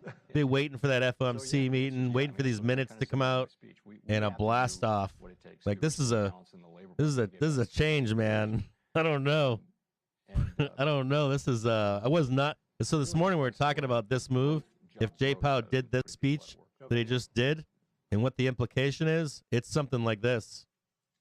Something like rocket ship. Thank you. And then by March or something, they'll pull back a little bit, and if they're actually hitting QE at that point, you'll see a resumption up. It'll be huge. Unreal. Unfucking real. I'm flabbergasted. I did not expect. Possibility raised that maybe did not expect. Fall well below what the staff thought the natural rate. Did not expect that today. Did any of you expect that? Like that kind of a dovish stance? I mean, that was a complete. One interpretation of COVID is that U-star went way up and we were on the wrong side of it, which is inflationary. My question is, Miro had a short. going It'll forward, probably come is back, it Miro. likely- Do you think it's likely I don't that, doubt that it's going to come back. things would I'm reverse assuming as that there's the enough dust banks settles short from right COVID now and we that could end up back they're in going to that push it back world down where again. maybe, we're on the other side of U-star. We don't know it. It's hard to tell. What lessons did you learn from that period? I think you're going to get an Not initial forgotten pullback from this move, COVID whether it's today at the end of the day or tomorrow. Well, unemployment went below the low. So what I think we you're going to write see down a is definitely huge below move the into. line. I think you're going to see a huge fucking move, and you're going to see a repricing of the VIX likely as well. Thing I would say is that Like now like 20 is the bottom. That's not the fucking bottom anymore. I mean, so we only have one Unless there's something I haven't read or seen yet. This is what you have to take this with preliminary. You have to go through everything. But just preliminarily, you're going to see the VIX now have a new bottom. Really saw the natural rate of unemployment, the shorter term natural rate, come way down. We had You're going to 3.5% see, with yeah, you're going to see a whole bunch of signs. chanch. Wages were just Likely. getting up to that I'll call that. level We'll of call that 2% likely. inflation. Just traded again to 401.54. We need to get to I was think it 400? 401.98. But what we're seeing, it's 401.98 is the gap close. situation with the pandemic. I got it at 401.96 there, but I just couldn't get it to 401.98. We did see the inflation we saw at the beginning. We did have unemployment. You think about this from a macro view, right? You have not had a reason for the market to go up once this year. No reason. It was not to do with that. It was to do with goods. Zero reason for the market to break that downtrend. Like nothing. There's been nothing. We haven't had the war end with Ukraine. We haven't had any. We haven't had the oil fighting going down, China stuff. We haven't had a single piece of good news It was too worried about publicly acknowledged by the Fed until today, And I think the concern is that which is what? Inflation flattening and coming down. Shortages flattening, coming they'll down. be reluctant to experiment with a low rate of unemployment in the future. Employment not coming down, right? Strong employment still. All these things are telling you. You think you can pull this off in the next 3 years so we can run the N equals 2 experiment? Absolutely. Yeah. Claudia Sam? Yet the market is strong. Claudia Sam Consulting. So the question I had is, we've had unexpected I know, Wiki, large right? increases this You just year, need bear power for and a that second to has knock it pushed down. You need him relative you just need him debate to pull over that one little snap out of it for a moment. likely more financial Unreal. instabilities. There we go. So, 401.90, baby. it is for the United States. 401.98. Gap is now closed. Global To the recession, tick. financial market turmoil 401.98 ticked it. make harder for us to They fucking achieve ticked it. US dual mandate. Thanks. Look at that. 401.98. Now we're going above the gap close. Look at that. Now we're blasting. 402.14, 402.22. Just screaming higher right now. Unreal right now. Just blasting through. Touching the shorts and the PP right there. That's a PP touch. Let's take a look. Let's take a look back here. Look at that. This is where they were right here. See this right here? Watch my cursor right here, okay? This is where the big short was right here, right? You want to see where shorts get trapped? You want to see where the trap is? Oh. This is the trap right here. This right here is BOOKMAP supply. I left this up here from the last time, right? This is when the sellers came down, right? So right over here at 403.89, we'll snap some lines up here too. We'll snap one right here, and we'll snap one right here. We do something. This is when you'd see absurd. You'd see like a 2 or 3% day. This is where the supply started back here. You guys remember all this? Remember we were trading this last week, right? We just right here is where the gap got filled. 401. 401.98. The gap just got filled. We have a very large global. Just got blasted right through. You take it up here, right? This is when you turn. This is literally when you turn a bank into a buyer. In the fucking bank, if you get above here, bank will become a buyer and we'll take it right up to 410, just smash it higher. Huge news today. I don't know if you guys realize the impact of what just happened. I think some of you do, but I don't know that everybody does. I think that some of you do. I don't think that all of you understand the implications of this, the ramp that's going to take place, the full policy change right now. Unless there's some, look at that 402.86. Markets are working. I think we're now hello. Hello. in a place where we really can't Targets above 403.27, 403.70. 7%. Shit, look at this. Look at this. Bam. Just green barring it to the sky. This is crazy. Got another level above 403.70, and then above that 407.50. Believe it or not, there's another level even higher. Into the bell. 407.50. Look at that, turned right around. So one question on the Holy labor market is shit. how do you reconcile, the characterization of the labor market is very tight. Woo! The fact that wage growth isn't 403.38. The labor share of GDP really hasn't risen since 2020. Man. And then second You guys remember coming back? You remember trading all this back here? What kind of research You can see it right here. rely on to think about the notion that a very Remember that tight bull labor trap? market Remember this whole level right here? firms See right here where that invest full in, drop happened? innovate, and Watch where we just become more tinged. productive over time. Right up here, that Would second that set be of a tailwind bars. to productivity growth? Right up here. This is where the short came in. See where this is? The book map supply we left up here? This is exactly where the short was taken. You guys remember that Well, trading the that labor market day? is tight, but wages are not rising faster than Just inflation. tinged it. And Just the slap labor that share of ass right GDP, there. which has Bap! been depressed for some time, hasn't really started to rise. So how do you put Damn. that in your thinking? So, Wow. naturally, we understand that real wages are not going up for most people. But to me, Unreal. that's true, but it's not really dispositive. I think You guys want to know what those really- calls are worth right now? It's one of 600, 700, 800, 1,000%. At what point do people start saying, "I need higher wages"? 396s are $7 right now. Down. You're giving me these 6% wage increases, but inflation. 397s are $591. I'm in 399s are worth $4 right now. To that point, you're in 380 they're worth $3.96. It can't be that we can go on for 5 years. Now they're worth $4. High levels of inflation, and that it doesn't work its way into the wage and price setting process pretty quickly. All right, hold on. That's a serious concern. All right, I gotta sell some of this So shit. on the second question, yes, no, I think we're. So what do we got high? you're- 407s? 407s are worth 5 cents right now. They're telling you we're not going there. They're like, fuck you. Options market's like, nope, we're not going there. I'm looking at the 407s now. 404s have a little bit of juice on them. I want to see a pullback here.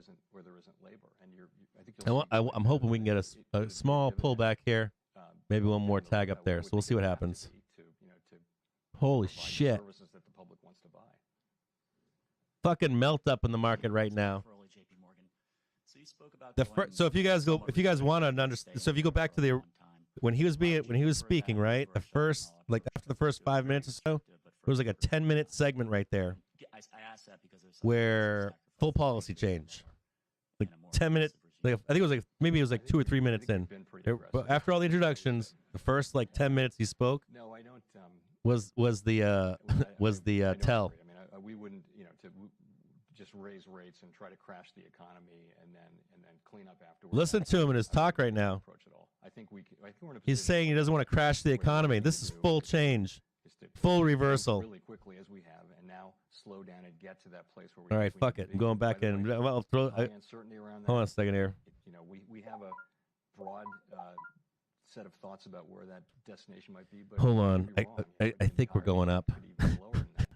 Did you just hear that? What he just said? I think that's the right approach, and that's also the approach that it would allow us not to throw away the option value of upending a lot of lives, which we would do if we crash the economy. And You hear this right get now? rid of inflation, but at very high human cost. There's a question in the very back. A woman.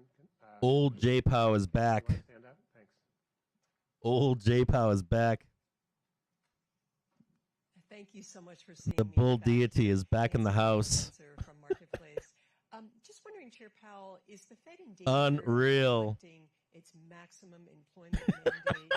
Is the maximum employment mandate taking a back seat to the stable prices or inflation mandate? Look at BookMap right now. Absolutely not. Look at let me bring up BookMap right now. The thing is this: without Look at this, stable just prices, teeing we it don't up. have maximum employment, and that's how I think about Just it. monster buyers. There's no relenting here. They're just buying all of this. Constantly You're fighting seeing with inflation, billions of dollars coming in right now. and having to raise rates Billions. for 5 or 10 years as it can. You're not going to Billions. Just buyers, buyers, buyers. the kind of the situation we would. All right, like is to I'm have back in another one of again. these very long If I take an L on this, I don't give a fuck. now in the last several decades. Really, when inflation was. I don't care. I think we're going up here. I don't think we're done going up. Got out of the habit of these short. They're trying to stop it. There's a shit ton of shorts right here. This is where the original short was, right here. Those are really good for, very beneficial to our society to have these long expansions, and the benefits start to go to people. This is where the original short is. You're gonna start turning shorts into zombie long bulls. So I think the two things go together. I've been in this Right fucking now, trade like the 4 labor times market is now. incredibly This is my strong. 5th Like, trade. Before this thing, we've never had 1.7 job openings for every unemployed person. So this is a great labor market in that sense. I don't care if it fucking burns. Like give flying fuck. They're cheap. They're fucking 40 cents. They just unloaded like a fucking $4 call. That was like a fucking dollar earlier. All right, 2 questions. 2 gentlemen on the aisle. Unreal. Short. Unfucking real, man. Orange Wang from South China Morning Post of Hong Kong. So I would just like to ask a question related with Chinese. This is economy. insano. So right now, a lot of. All right, I'm gonna read your comments right now. That China's zero Coming through. I'm coming through. I'm policy gonna read the is comments. continuing to take a toll on the Chinese economy. This is a full but Paul. also Yeah, all right, let's go to through weigh what you on guys global say. economy This due shit's to a the size test will of be coming China's back, right? Or you market think, and oh its fuck position in yeah, global Tesla's coming back. supply All chain. tech's coming back. So we're just wondering about. I'm getting hurt, butt hurt. Didn't hold longer. I made a fat bread salesman. Merry Christmas. Merry Christmas to all of you out there. Happy holidays to all you guys. Big move like this should see a pullback. Nope. In a day, maybe tomorrow. This is the first time. You guys have to understand. There's never been a reason this year for the market to go up. Not a reason. I am shocked. I'm beside myself that he did. So this morning we went over all the ways he could talk today. The first one I said was, this is the 15% chance that he does this. And he certainly did it. Policy change. And so that will have an effect on, on 40786 possible today though. Yes, I've got that up here. You guys want to see it? It's right here. 407. I got 40751. How big that will be without knowing. This is what I've got right here. How persistent. This is a high target on the day right here. The gentleman behind you. 40751. Thank you. Evgeny Shego. What else you guys saying? I was wondering how you think about the trade-off of restrictive policy and the supply constraints you mentioned. So, in particularly when it has negative effect, say on housing. Fucking crazy. This is fucking absolutely crazy. Housing demand, or on the congressional investment through the. As soon as he started speaking, I started telling you guys this was a policy shift. And in energy policy that will make energy. This is a fucking policy shift. How do you think about that trade-off? Unreal. Yeah, I don't think our restrictive policy would have much of an effect on the sort of climate mitigation investments you're talking Unreal. about. Would not shock me to see. Housing, So we're either gonna do this short consolidation and just start fucking plowing higher. You might see a quick dump down, plow higher. I don't think that this is out of the realm of possibility. And you're definitely seeing a fucking holiday rally. You're definitely gonna see. Almost guaranteed you're gonna see 412, 420, gap at 420. Get the fuck rid of that shit. Very unsustainable levels and overheating. You got a policy shift. This is we haven't had a single reason this year to go up. And hopefully come out in a better place between supply and demand. But And when the Fed comes out and changes the tone, they're gonna ramp over that tone. Built up country, and it's hard to get zoning. It's hard to get housing built in sufficient quantities to meet. Yeah, please like and subscribe to these videos. Keep showing up every day to these live streams. Show up to the events that we have. We're doing a pretty good job on these events, right? We know where the levels are above. If we go above, we know where the levels are. But if we go below, we know how to interpret these events from when they're speaking right away. These are good. Like, subscribe, please support the channel. There's a donate button down in the description. There's yeah, I don't know. Hang out with us. This is good. We're having good times around here. These have been fucking good paying events. Outstanding paying events. This has been great. Let's look for some consolidation here. Let's look in here. A nice little, well on. All right, so the event's over. Event vol is over. Unreal. So let me know what you think let me know if you think we go up into the bell. Let me know if you think that we continue into tomorrow. I think this is the target above this 407.51. Target goes higher into tomorrow. Absolutely. We can look at this. We can look at this in a larger time frame. Hold on here. All right, let's take a look. Unreal. Look at that move. Let's look at the 1 month here. Unreal.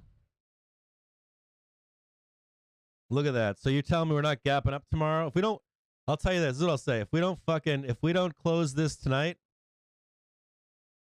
if we don't close this out today, yeah, I'm looking for that tomorrow, guaranteed. And if we do that, you're talking about what's that number up there? Let's look and see. No brainer.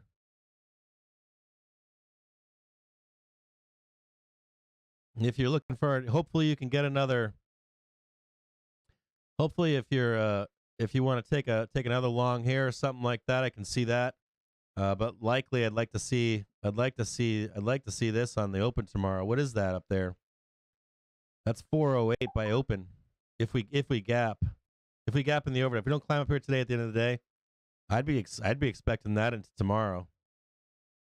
100%. That's what I'm expecting. Huge moves. I mean, that's nothing. Look at this one. Look at this move right here. What was this? 374. This is a 1 day move. And you don't think we can get up there tomorrow? I think we can. I think it's possible. Still have all these shorts up here. All these sellers up here want to pound this down. Right? They want to keep this down if they can. If anything, the shorts at least want to get their money back before we hit up here. I don't know if they're going to get it, man. I'm going to have to look out. I'm going to have to, I mean, now, like, I haven't slept in 3 days, and now I'm like, I have to go and read all the fine details. I have to read what he said, the transcript and all that shit. But this most certainly looks like a policy shift. Let's look closer over here.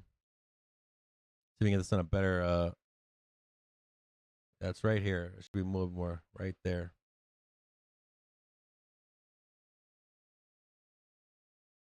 See if we can get a better take on this.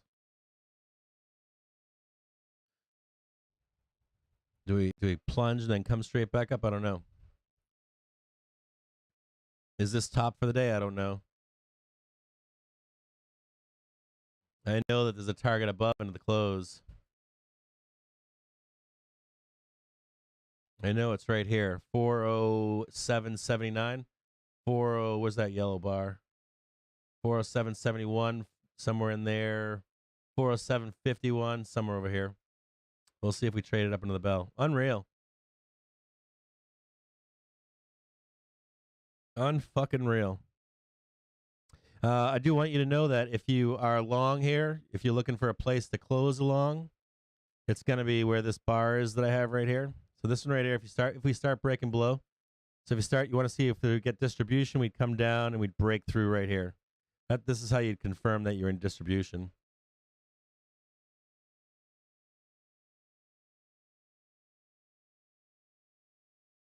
Just keep an eye out for distribution.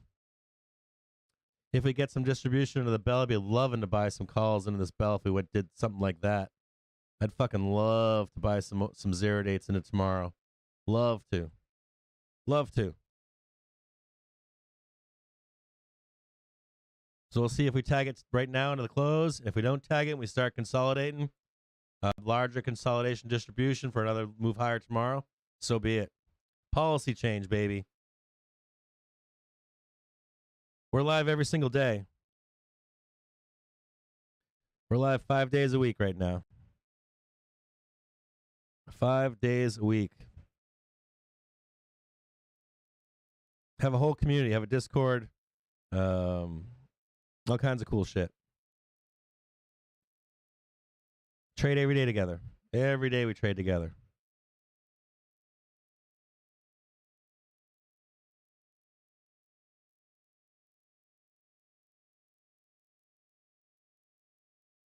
Oh, man, look at that selling off of Dixie. Dixie is just bloodbathing. Remember we were talking about that 106.50, that 106.65? We're now down to 106.15. Dixie just bloodbathing it. Bloodbathing it. Red bars to hell on Dixie. SPY moving up in response. 722,000 buyers versus 699. Just buying this market.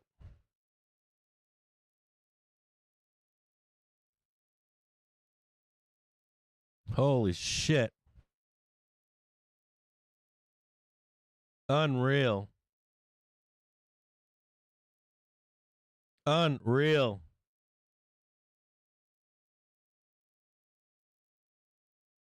Now I got to go back in and make sure that my Dow shit comes back. I can at least exit that trade at some point. I got until March.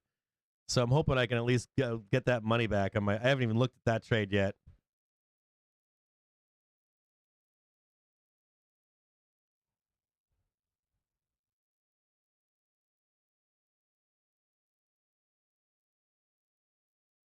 I've got another trade out. I'm probably losing money on my Dow trade. I've been in that for 2 days. But I know I've made it back today, so I know I'm up. And it's a free trade at this point. I haven't even looked at it yet. I have to open up. I have another account that I keep that. I keep my spreads and my shit like that. I don't fucking look at it every day.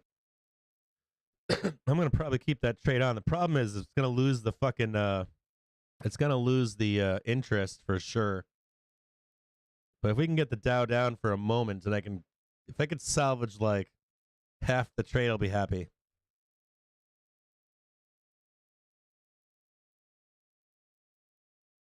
I just need half that trade. This is a good day. This is an unbelievable fucking day. You guys should be celebrating, even if you were short. You should be celebrating. We have a shift. We have a policy shift right now. This is not the end of it. Just like that bear trade.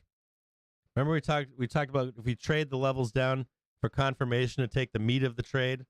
The meat of this up trade we're not even there yet. We're not even in the meat of the trade. This move today is nothing. This isn't even like on the grander scheme of things. We've got room above. Room.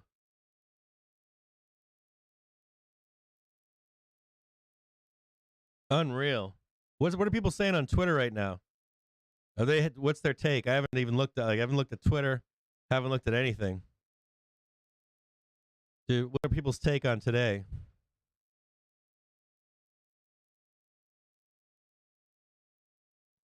What are people saying on Twitter? Anybody know what the general consensus on Twitter is right now? Is it differ for what I'm telling you guys?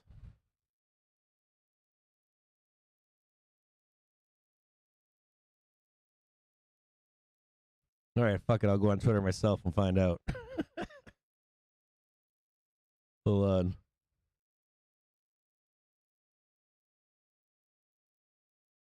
Let's see what they're saying.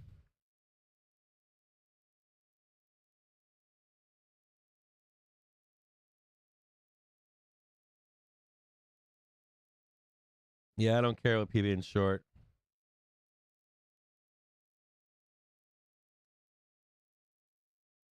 Let's see what they're saying.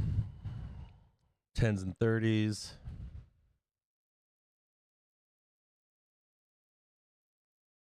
See what people are saying on Twitter. Policy change. See that? Some people are saying policy change. Hell yes. Yeah, we should probably take a look at the market profile here too.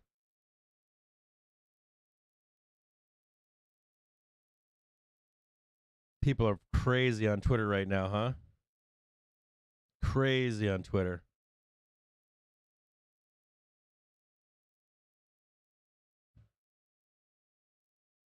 Yeah, we gotta get some vol crush here. Agree with that. Julia Wade said we're gonna get some vol crush. Big vol crush. I want to see if they do the repricing of oh yeah, Peru's fucked. Peru's totally fucked. Peru Saxena, he fucking was calling for like fucking 2,500. That shit ain't happening. You ain't getting fucking 1,600. That 350 dip back there in fucking August. Remember we said put 30% of your money into that or fucking 20% of your money into that? That was a good trade. Certainly.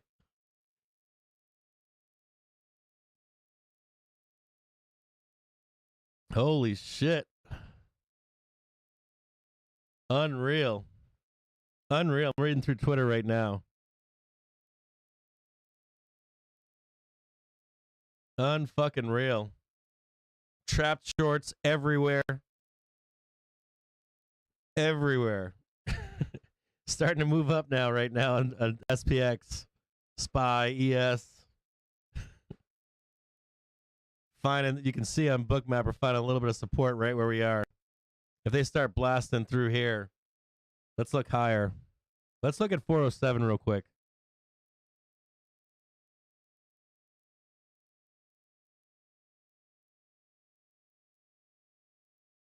$408. Woo. Oh man, 412. It's there. You want to see it? There it is right there. Sellers thinking that we're going there. See how high that is right there? Going to talk about a whole entire gamma change in the market. There's 412. Crazy. Insane. Top today is looking like 4087. So that's what does that translate to? 407.90 or something. Yeah, so they're selling, they're saying, or BOOKMAP's saying that there's sellers hiding up here.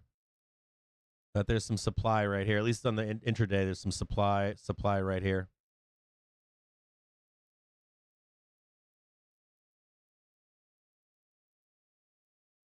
Shoot. So we might not get there. We might not get there today. Let me see what I've got some open calls still. Yeah, they're repricing calls right now too. I'm upside down on them.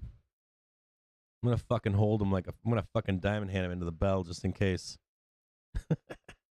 Time is it right now? 2:42 in the afternoon. That all happened in what? That all happened in an hour and 12 minutes. Unreal.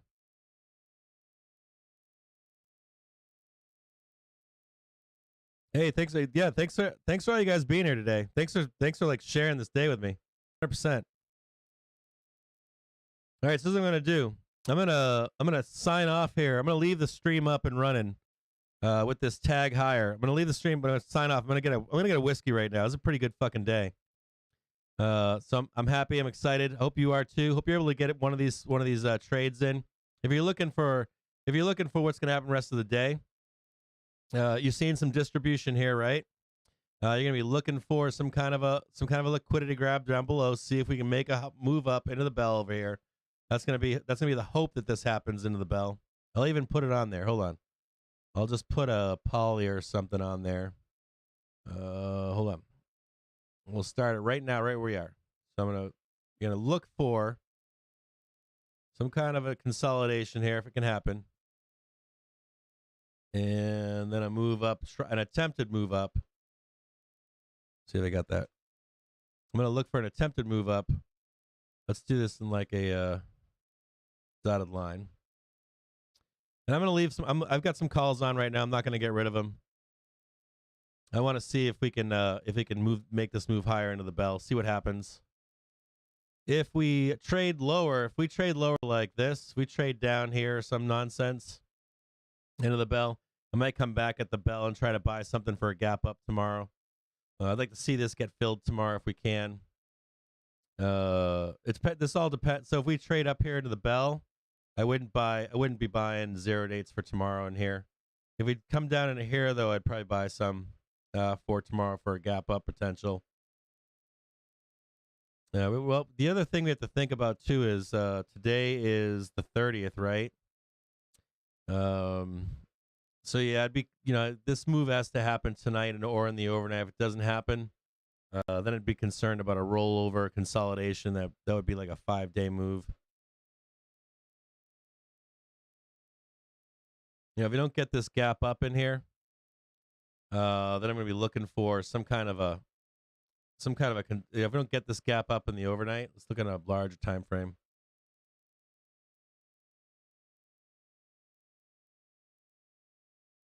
Then, like a bull, you're going to be looking to buy this yellow line, right? You know that you're going to be looking to buy this at some point. Yeah, if we get this into the close, dude, I'd buy this in a minute. In a fucking minute, I'd buy this into the close. But trend's maintained, right? We traded below trend. There's no reason for us not to trade above trend. So I've got no qualms with buying this right here. And we're gonna do a price target above.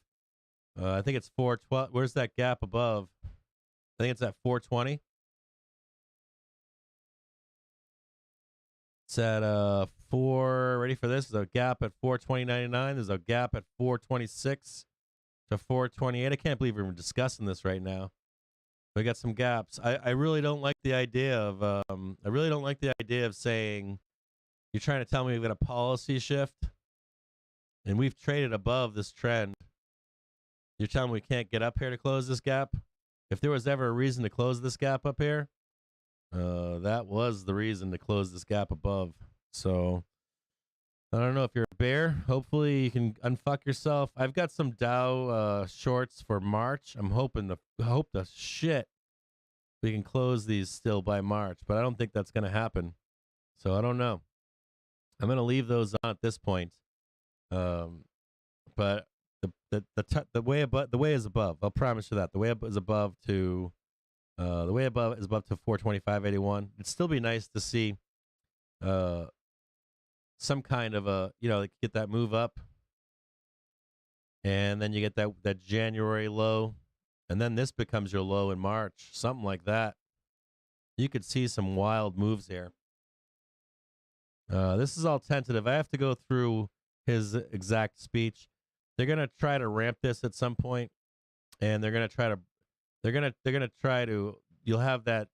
You should have at least one more good dip. You should have one more good dip on this move. What you do want to do is you want to see it in the minutes. So like after this December meeting, sometime in January, you want to see in the minutes that the truth. And so if you get that truth confirmation in January, you'd get further ramp. Unreal. I'm shocked right now. I'm shocked right now. So we'll look at this chart again. Watch, I tell you that I'm not gonna stay in stream, and I'm still sitting here in stream. And I'm long calls right now too. I bought some about 10 minutes ago. I think 10 minutes ago or so. There's 147,000 call holders on 400C into the bell. The call side is just waterfall calls. Just massive buyers in this market. Massive buyers in the market right now. So I'll leave the stream on into the bell. I'm going to stop back in at 3 o'clock. I don't want to fuck with this trade. I'm not. You guys understand. I don't want to fuck with this trade right here. I don't think it's going to burn. If it burns, it burns. I don't really care. I don't think it's going to burn. If it does burn, if we burn this right here, I'm going to come back in and buy this close. If it's anywhere down here, if we're anywhere fucking down here, I'll buy that close. You talking about sentiment shift, man. Talking about fucking those crazy.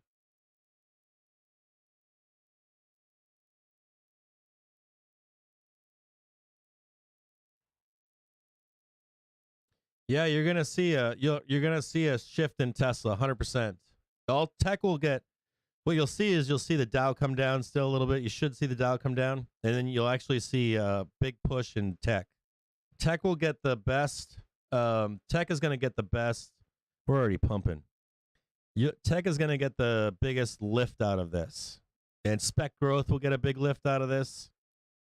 You want to start looking at this is all tentative. You guys, when you listen to me talk right now, you got to give me a day or two to look at this stuff. But you're going to see, you should see a shift into tech, your spec growth. You'll see the big brewers come back in and start trying to pump dog shit companies, new whatever the new batch of dog shit companies are. I wouldn't be looking towards some of the old dog shit companies from the past, let's say 5 years or so. Stay away from those. Wait for you'll start to see these companies come out that they're going to start pumping that have never been pumped before. You should see there's a lot of shit that you're going to see get changed here. You're going to see Fubers come out of the fucking roof. Like you're going to see like all the people that you thought were dead. Don't forget bulls that I want you to remember something, okay? Do not forget bulls that stayed with you in this shithole bear market. Do not forget bulls that have stayed with you in this shithole bear market. Because you're going to see a fucking wave of all the shit furs out there come back into the market. Don't get sucked in by those people. Trust me. Don't get sucked in by those people. But you'll see growth you'll see the biggest jumps in spec growth. Tech would be the next heavy hitter. You'll see strength in IWM, strength in Dow, but you'll still see them come down. You'll see this is what happens, right? I'll tell you what you're gonna see. You're gonna see all these fund managers telling you stay in small caps. They're gonna tell you to stay in Dow and all that kind of shit. And the truth is that all the money is gonna run. Like a big herd of money is gonna run right into tech. It's going to be disgusting. It's going to be filthy. We're going to be whoring it up. It's going to be crazy, I promise. Well, I can't promise it right now. There's stages to promises. You have to see what the Fed meeting minutes are for December, January, March. You have to check back the minutes and that shit and confirm as we go along. There can always be a black swan event. There can always be there's things that can happen, right? But there's some big pumps still left in the market. Ukraine war ends, China lockdowns end. I mean, you're talking about a lot of speculation, right? So they'll ramp that shit. They'll ramp it, I promise you. You ain't never see some of you have known me as a bull, like in a bull market. It's so fucking easy. It's so fucking easy. We come in every month, right? Place a bet, come back in 3 weeks, fucking prints. Place a bet, come back in 3 weeks, prints. It's like gangbusters. Look at that, just squeezing through right now, just pushing, smashing and bashing on highs right now. You see that right now? My fucking calls are looking pretty fucking sexy. Just bashing, smashing, 403, 49, new high on the day. How can you not make money here? Look at that, just smashing, trying to squeeze through and squeeze higher.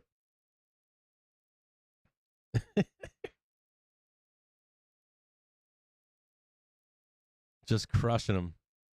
Just melt up right now. Just tap the new high, baby. Just slapped it. Yeah, I'm still in my last set of calls. I'm not fucking selling them. If they fucking burn, if I burn 40 cents here, I'll take this next one. It doesn't matter. Like, doesn't have to close is here. The lower the close is, the higher, better the chance of a gap up tomorrow. If we close up here, I doubt that we get the gap up tomorrow. We just got buyers coming in. Buyers buying the market. You got like people with billions of dollars calling their fucking money handlers saying, buy the market now. I want to buy the bottom. Buy the market now. Buy the market now. I've got cash to deploy.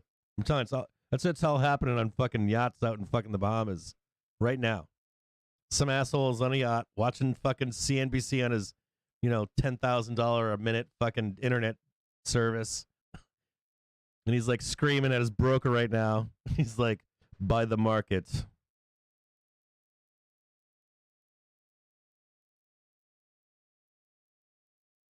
Unreal.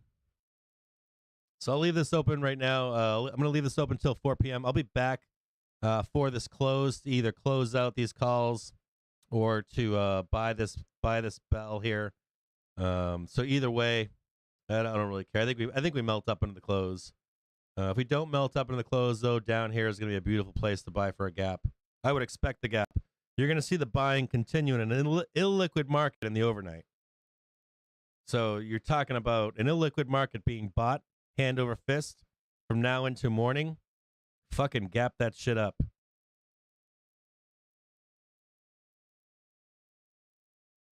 Gap it, baby. Face ripping gap. That's what I want to see. Talking about after hours and pre-market with just all, look at that. You can look at it in the bottom right-hand side down here, right? You see this down here? That continues after the bell. It's going to fucking go stupid. It's going to go stupid. Let's see where we end up into the bell here. This is going to be an interesting close. A little bit of weakness right now in the SPY. You can see it on BOOKMAP. See what happens. It's kind of a double top right here. 1 and 2. Could get a roll in here. Watch out for a roll.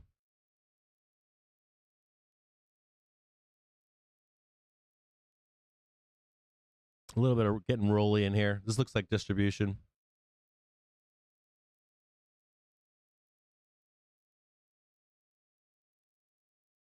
You got PCE in the AM2, so that might swing things either way, depending. I doubt it.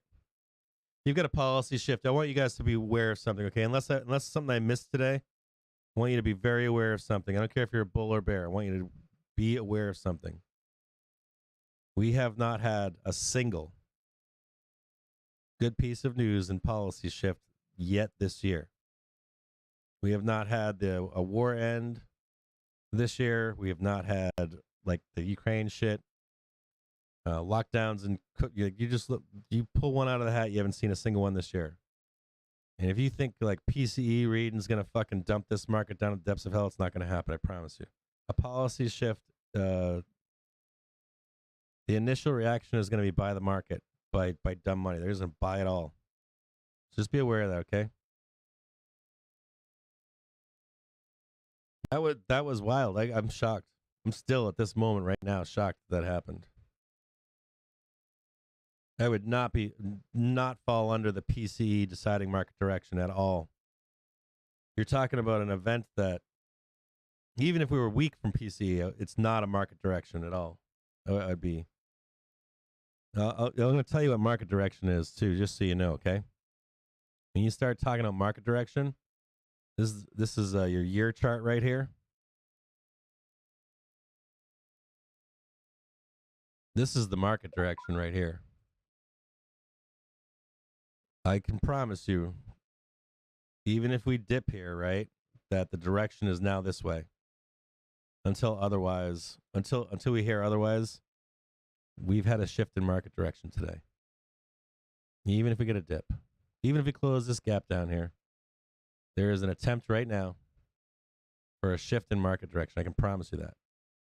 I thought they were going to try to, I swore, I was like, man, I'm like if he has a ticking time, he has a ticking alarm clock. He basically had a ticking, I made a post on Twitter this morning. If you read the entire post, I said it right in there. He has a clock between now and March, and he has to get even more hawkish because between now and March, you've seen bottom. Like at some point, it's gonna become public, and once it does become public, they're gonna start fucking front running. And when they start fucking front running, dude, it'll be a fucking melt up. It'll melt your face off. That's what they call them, melt your face off rallies. You're going to come back every single day and say, when is it coming down? When is it coming down? When is it coming down? Promise you. I've fucking been trading for fucking over a decade. I'm telling you, when you see that shit, unless there's something I missed, it's preliminary. If there's something that I missed at this point, you're buying dips here. And you're in positive gamma now too. So you ready for, here's the other part, talking about fucking direction, right? We're in positive gamma. That means you're going to see lower volatility. Means you're going to see directional bias upwards. Means you're going to see dips be bought. And specifically today, you're gonna see like people with billions of dollars in cash demanding that they buy this market now because they know, or in their viewpoint, they know that in 3 months it's going to be up high. And they're going to be selling outside the money puts like crazy. Unless I'm missing something. I don't care what Twitter, I haven't looked, I did one scroll through Twitter. I don't care what Twitter's saying. I don't care what the fucking news is saying. This is bullish. I promise you. And in at least the initial rip. This wasn't even like good news to trade up into the bell. This is good news to trade up into the bell, gap up into the morning. At least hit this yellow bar up here. Unusual news. So unusual. Now if I'm going to get off here, right? Between now and the close, I'm going to look and try to read the prepared statements for Powell and see if there's anything that that's, you know, like a fucking landmine or a hand grenade or something. If I don't see any hand grenades or landmines, I don't know, man.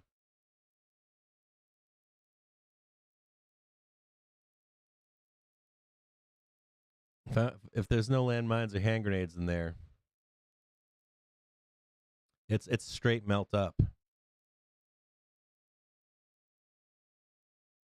And I haven't even looked at Twitter to see what their take is. You guys, you can play back this program to right when he started talking, and I started talking over him.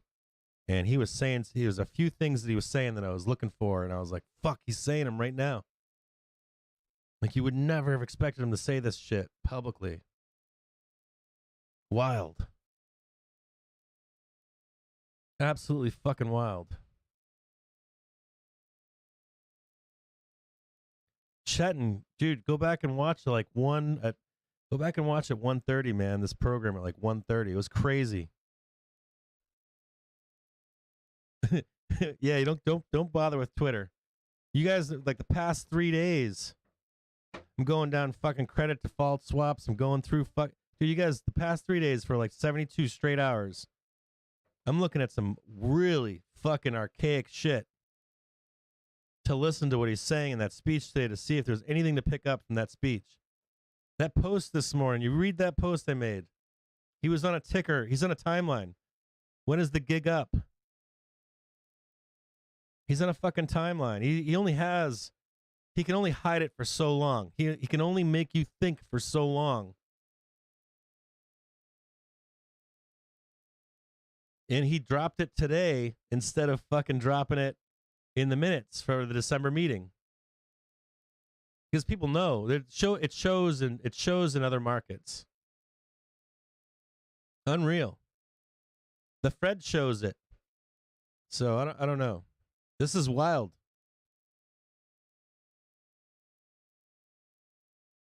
Unfucking real. Straight melt up right now in SPY. Straight melt up. Chetan, how are you doing, brother?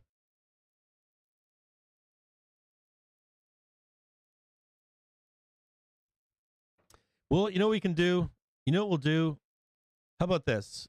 If we can get on, what I'll try to do is get on early tomorrow. And I'm going to show you the bit. It's about a 5-minute bit that he had. Right after they did the introductions, he started speaking. There were some key statements he made. Key statements that he made. I'll stay with you guys. I was going to go to fucking whiskey and celebrate, but fuck it. I'll just stay with you guys. Fucking, so there are 3 or 4 key statements, and it basically had to do with shortages. It had to do with inflation, strong work market. And now that doesn't make it all true. This has more to do with, are they going to ease? And they're already showing that they're easing or being forced into easing come December, January, February, March, somewhere in there. It's already bleeding in just the data. So him acknowledging that, he hasn't acknowledged that stuff yet. And the last time he spoke, he acknowledged it while he was being interviewed, and then he flipped back to Superhawk while he was being interviewed. We could go back and look at that interview too, because it was fascinating. But this one right here, he got honest. I'm gonna admit he got honest. So the market will now ramp this. You won't see it in the economy. You won't see it in the economy until summertime, but you'll see it in the stock market right now. 403.86 right now, just blasting through resistance. Straight pure melt up right now. Unreal. You got viewers leaving. If you're leaving us, now we're down to 266 viewers. If you're leaving us, have a good day. Thanks for being here with us today. Yeah, no worries. No worries, guys. Hey, Sparky, how you doing, brother? Good to see you. We'll do so what I'll do tonight is I'll get the sound bites and stuff, and we'll go over it if we can in the morning before open. I'll try to get on at like 9. If I don't get completely shit-faced tonight because of this, I'm going to try to get on at like 9 a.m.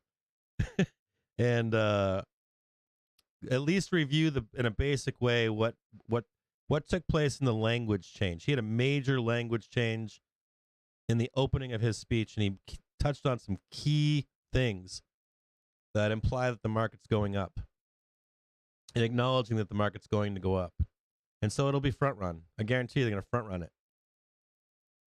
You're going to front run it. And it was going to become public between now and in January, March, whatever. You get it, at some point these minutes are going to key in on this. And we noticed that remember on Thursday when I was all pissed off? Remember when the Fed speakers were speaking and I was like, this is complete and utter fucking horse shit? Like fucking lies. Like they were point blank lying. They were fucking lying. I think I even posted on Twitter and said, this might be the worst Fed head speeches I've seen all year. This one right here. That was like the key point. That was the day that I knew that those fucks were fucked. They were gonna have to come out at some point, or we were gonna find out at some point between now and that was the key, was that rollover. That on the 28th. If you go back and watch that video when they were talking or whatever, I was like, these fucking guys. I was like, this is the worst. Like just throwing shit on the walls. Here we go. It was insane.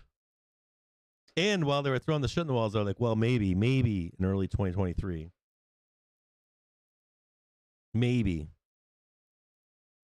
It was wild watching those Fed heads talk.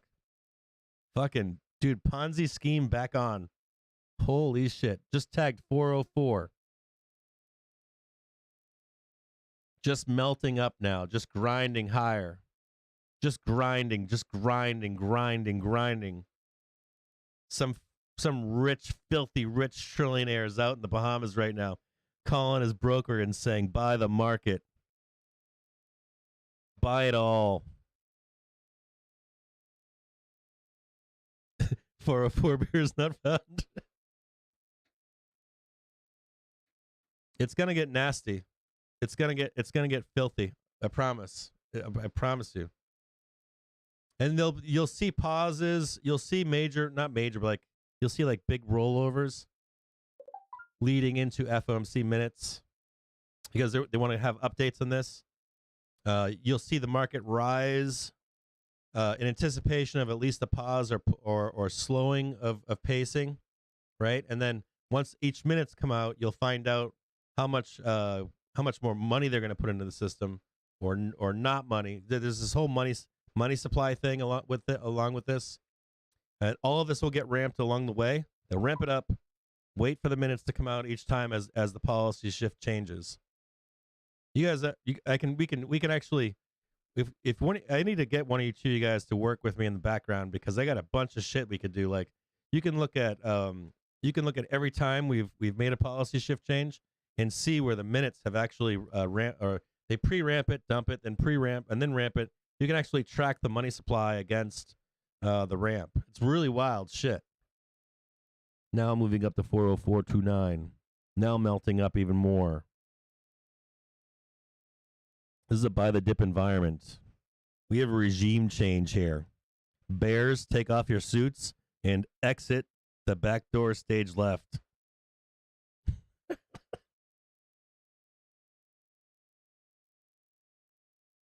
Is Twitter going fucking crazy? I haven't been on at all.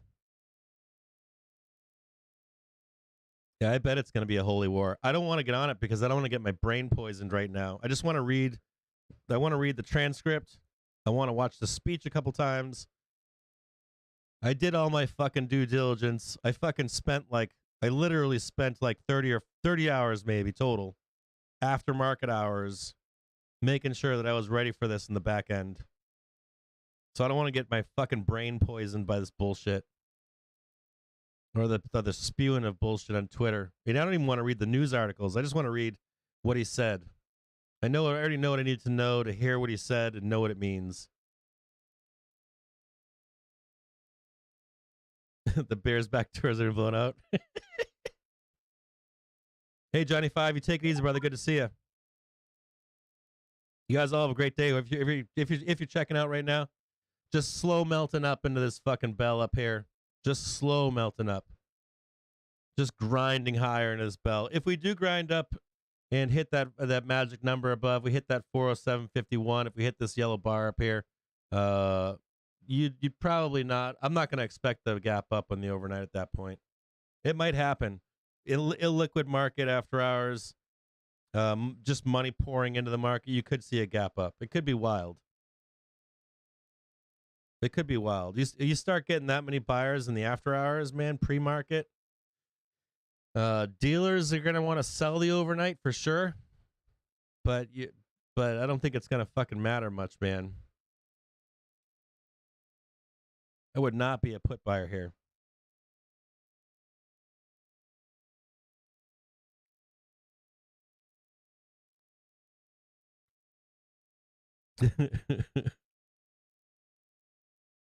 Holy shit. You've got spreads, Winky?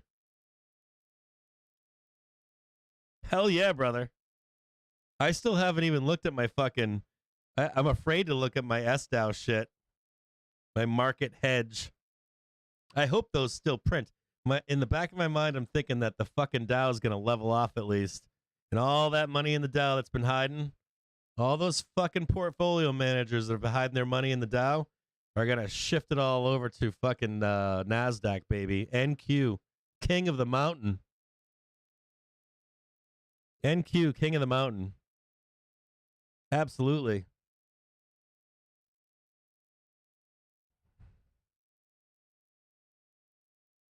Yeah, Barry shouldn't have come out and said that shit today. Barry's getting fucking bent over today. Hands down.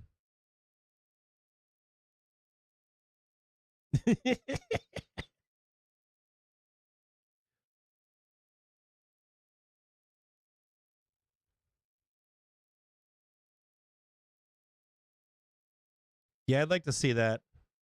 I'd like to. We talked about if we made the turn, that you would see like a straight up market into like 2025, and then you'd see it in 2025, and then the market would just fucking crash. And hey, Winky, if you're still here, remember fucking Larry Williams? Fucking Larry Williams, the fucking crystal fucking ball. Never not trust Larry Williams. Right on, Joel. Thanks for joining. I think the Big Short was like a 7-year trade too, wasn't it? Like a 4-year trade, 7-year trade or something like that. If you're just joining us for the first time, stick with us, subscribe, come back. We have great conversations in the chat. Join us in the Discord. I'll post the Discord link on Captain Jim James today. Melting up into the bell here. Just a straight melt up. Okay, so my calls are at 60 cents. I'm going to take the money and run. Hold on here.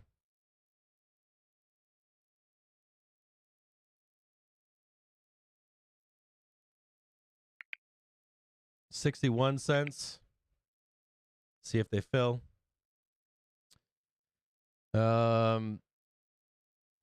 Yeah. I just got a fill. They're now at 63 cents. Called out some calls for you guys today. We're still melting up. This last trade I called out to you. Just grinding higher. Just grinding higher. And I'm flat now.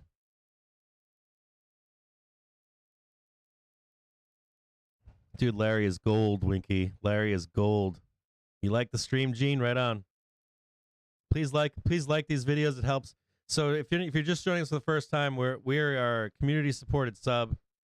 You'll never see. I don't put any ads on this live stream. I don't push any products to you. I have no affiliate marketers.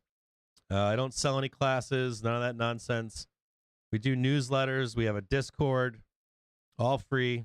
This is all community supported. We're trying to get.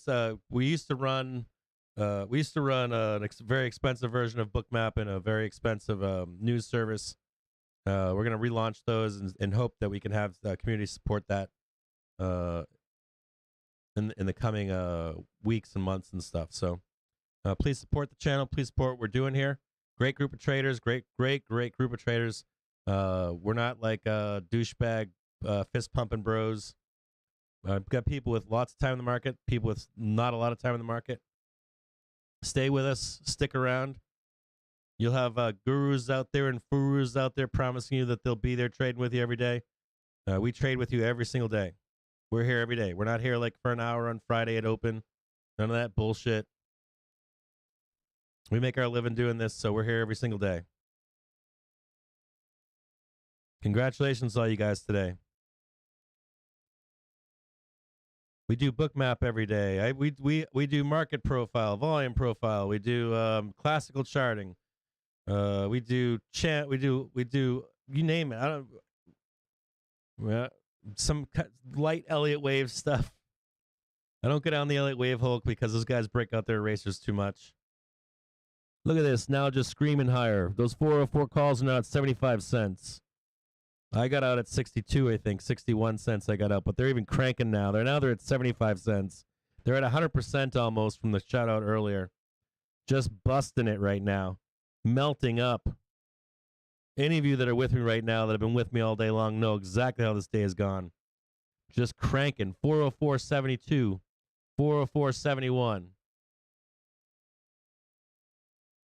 Just taking the money and the running. 404.73 right now. Smashing.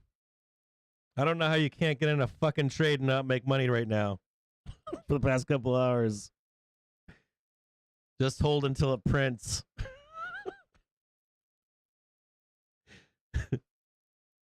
Hell yeah. You guys doing good out there? You guys making money right now? I mean, I don't know how many more chances you're going to get to make money. We're literally melt up right now. Melting up. 404.88 right now. Price target above 407.50, 407.79. The dude, BookMap's showing even higher. BookMap's showing 413. Way up here. Way up here, BookMap. BookMap's now got some, I don't think we're getting there. But BookMap's got us here. Huge. I don't think we get up there. This one's going to be, I'm going to doubt that one. This one right here, though. This one's doable under the bell. Unreal.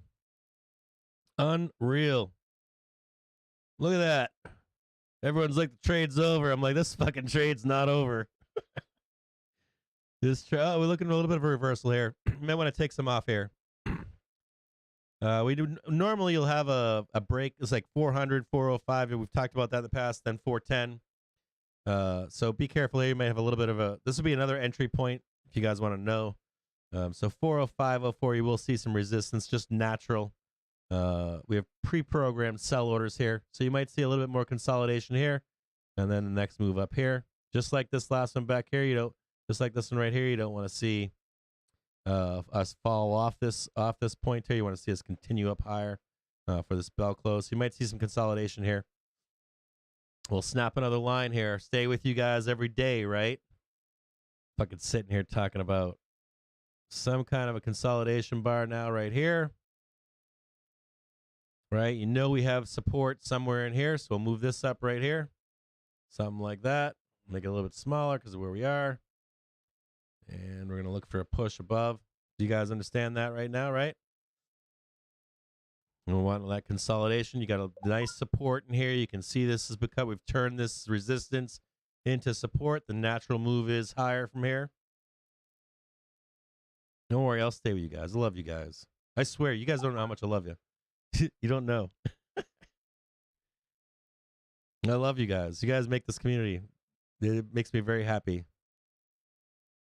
I love all you guys.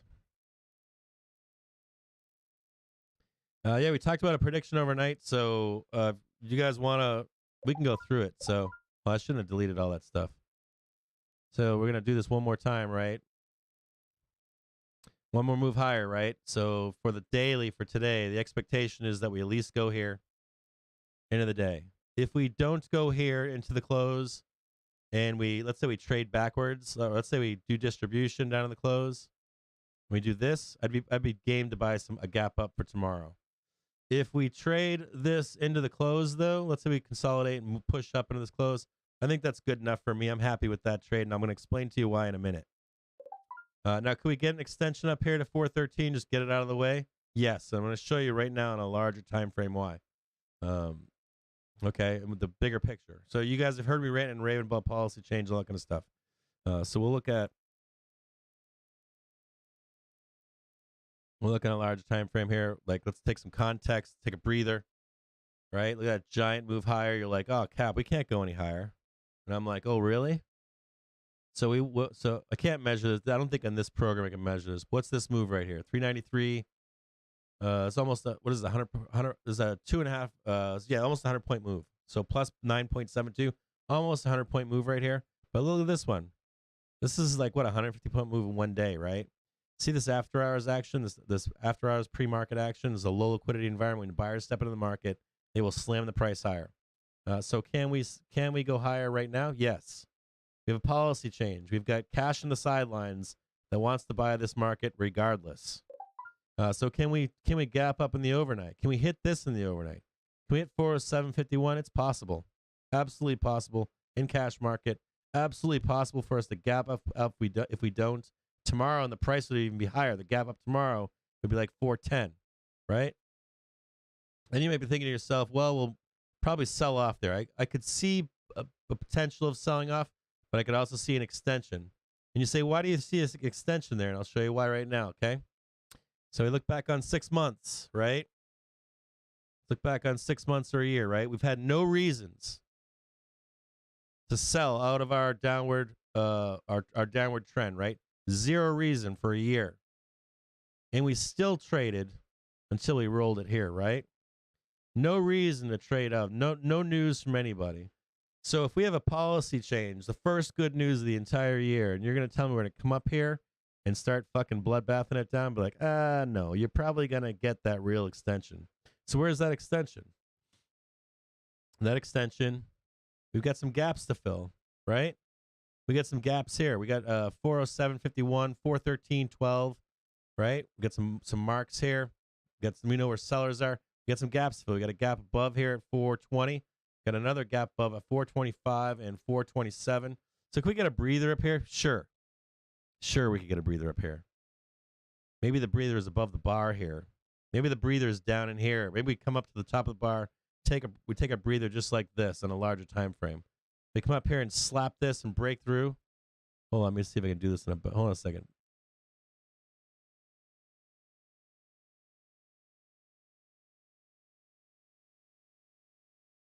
Yeah, you want a breather? There's the gap up overnight. Consolidation, start closing gaps on a larger time frame. That's monster moves right there, right?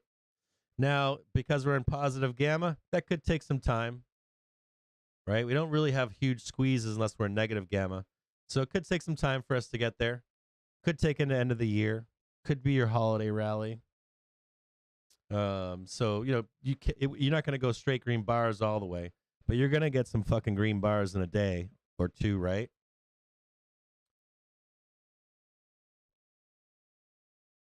I mean, look at these marks up here. 413. No problem. You can even bring it out here. You want to see some marks?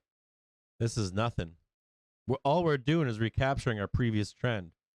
So you want to gap up target 416, some kind of craziness. I don't know if we get there. This is really stretching it. But a trade into that doesn't seem improbable.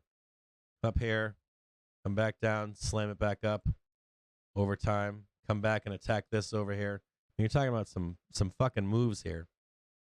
And you're talking about we're still in the initial shock of this policy change. So why should we not grind up into the bell?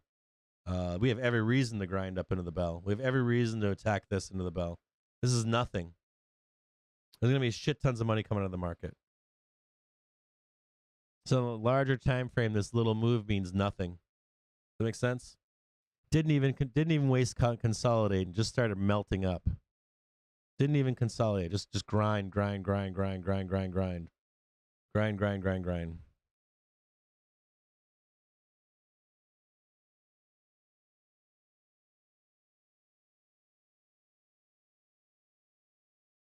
Hey, Abraham. You should go back, Abraham, and see the post that I made on at Captain's Alpha. And then this morning on this stream, I gave you the 4 different messages you could get from Jerome Powell. The key is to read that post because he's on a timeline. He's on a, he has to at some point get honest. I did not put a high likelihood on him getting honest today, and he did. He got honest today. I didn't fucking think he was going to do it. I thought it was a low probability event of him. I thought he'd remain bearish today, and then it would come out in the minutes. It would leak in the middle of the month. Not the middle of the month, in January. But he's on a timeline between January and March to release this stuff or to get honest with the market, and he got honest today. So hats off to him. Ponzi scheme, back on track. Unreal. Now trading a 405.32. Do we get it into the bell is the question, right? Do we smack that close, slap that ass into the bell? Do we get a gap tomorrow? Let me know. Do you think if we slap it up here, do we roll over in the overnight? Do you think that there's just not going to, the money flow is just going to keep coming in? Look at that. It's just a pure buying on BOOKMAP right now. Just pure buying on BOOKMAP right now. Hit that like, hit that subscribe. Stick with us every day. Keep showing up. Remember that we had a massive abandonment of bulls past year. Bulls not making money because they fucking lost all their fucking sponsorships. They lost all their fucking tips and donations. There's only a few bulls that have stayed in this market with you throughout the entire decline.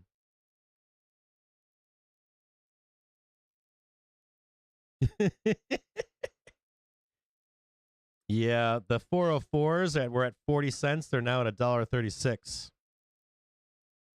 They're $1.36 right now. Each one of these legs up is just fucking pure money printing.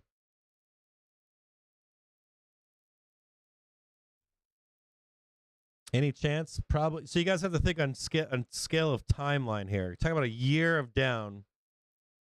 A first good real news policy shift. You're talking about a massive amount of money that's going to come in and front run the equity market. It could be a fucking melt up. At least a day to 3 days. It might not, but I'm telling you, man, like shit like this. It's like water. It's like cascade waterfall, and just in the opposite direction, not the puts, the call side. They're gonna buy the equity market. They're gonna buy the. You're gonna see NASDAQ is gonna fucking be stupid. It'll be relentless. Melt up. I would not fucking be buying puts or shorts. I'm telling you. This is a supportive market from this day forward right now. Unless this is all tentative. Give me the overnight. I got to go and fucking watch what he said again. There were some key points he made right in the beginning that were stupid fucking bullish.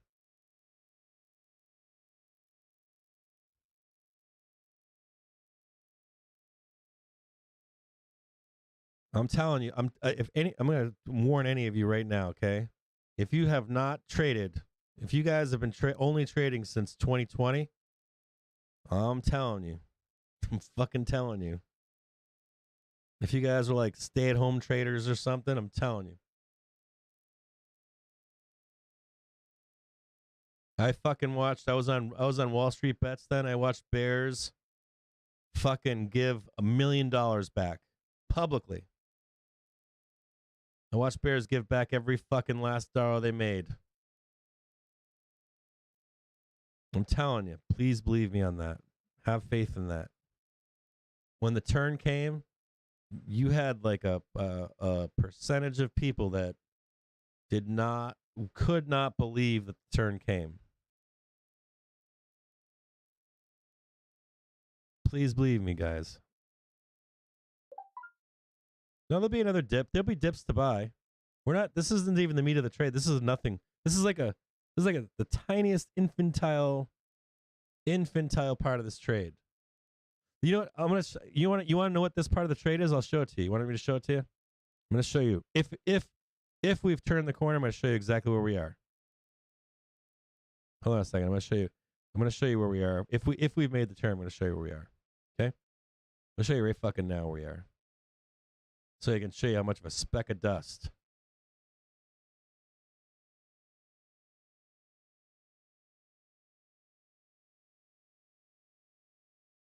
You want to see where we are?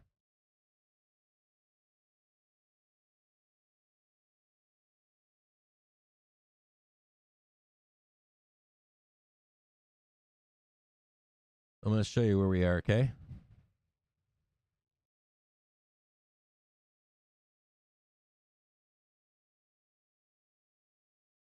You are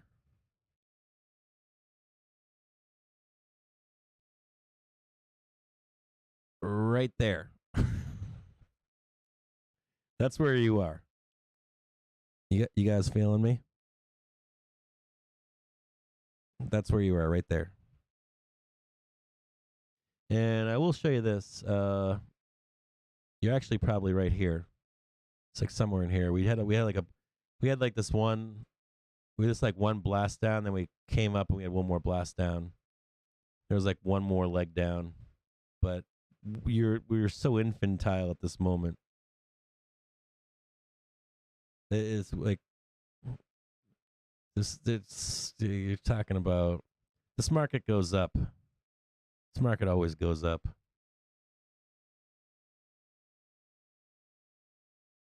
See this declining volume in here? And then boom, volume spike.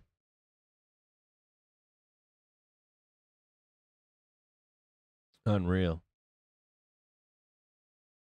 70 million.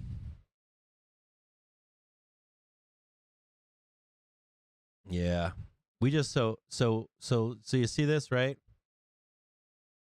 There's 68 million, right? On 11/23. Right? We're supposed to be rolling this market over and you got 78 million buys on today. Yeah, so look at us. Look at that. Look at that. Look at that monster moves higher. Look at that monster moves higher. Look at that stretching higher. 404 is now up to $1.89. That's a 500% fucking print. 405.82. Just leaving behind. Just melting up into the bell. Just smashing and bashing. Just relentless. Just cranking. I got you guys. You wouldn't believe how many times I'm on this stream and I'm telling you where we're going, and you guys say I'm fucking fading his ass. Never fade the captain. Never fade the captain. Never fucking fade the captain. Trade with the captain. Trade with the captain. Trade with the captain. Trade with the captain. Look at that. Blasting off. Smashing. Slap that ass.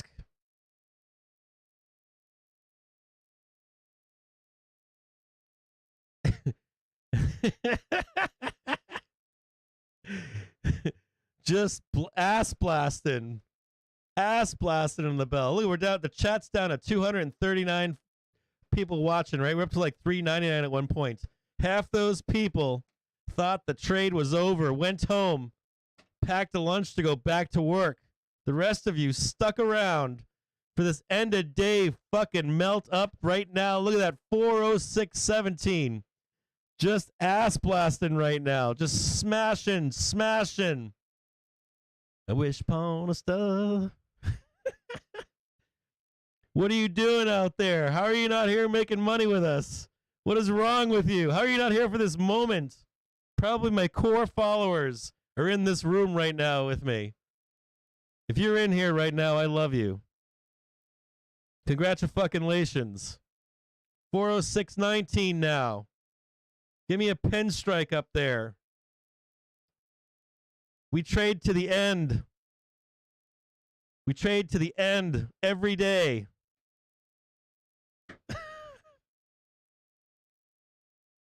Smash it up higher. 406.26. 406.27. Now I get the Tesla thing. No, I gave you my viewpoint on that Tesla trade. I wouldn't have taken that trade for a minute. I would have taken the NQ trade though, or a Tesla trade. After the announcement, you take the trade. That's what I said. There's no reason to enter that trade early, ever.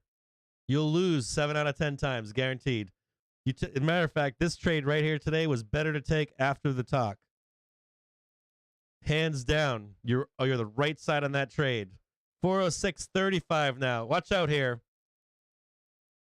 Be careful here. We're coming into some resistance. If you're long right now, you're going to be looking for, I want you to know we're going to have a swift reversal. Now that we're melting up, you're going to get a slam down here at some point. So be conscious of that as we head here. Be very, very careful as we head up. Take some money off the table if you're long. Hell no. You guys, any of you fucking guys out there that are like, well, I'm going to fucking point my finger and not wait for whatever the fucking decision is. The key here is that a lot of people don't know how to interpret the decision before the move is made. We get the decision right every time and know which way to go. Look at that move. Look at that monster stretched out move. Look at that destruction. Just killing it. Killing it. Look at that grind up into the bell. They're not even waiting for after. Can you imagine the gap that's going to be? There might be a kick-ass trade at from 4 o'clock to 4:15. It's so illiquid that you might just see us green bar straight up. The overwhelming buyers with no sellers in the after hours, we could just start green barring right after the bell. Possibility. 406.53. Even if we bounce off up here into the bell, if there is a bounce off up at the bell, I'd be interested in a trade from 4 o'clock to 4:15 in here. Just gangstering it up. You guys always need to be taking high probability trades. Trade the reaction. We talked about that today, right? Trade the reaction. Trade the after. Trade the fucking message that gets sent out. Be able to interpret the message.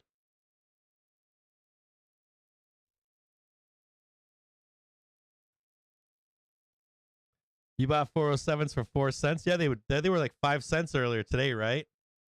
They were like 5 cents this morning. I think we looked at those this morning. They're like 5 fucking pennies. Yeah, I think 404s were 5 pennies at one point. I'll have to go back and review the tape. I think we were looking, I was like, man, I was like 5 cents on these fucking 4s. I think they were 404s, and I was like, they're not fucking printing those. They're now $1.90. They were at like 2 something. I bought them for 40 cents a little while ago.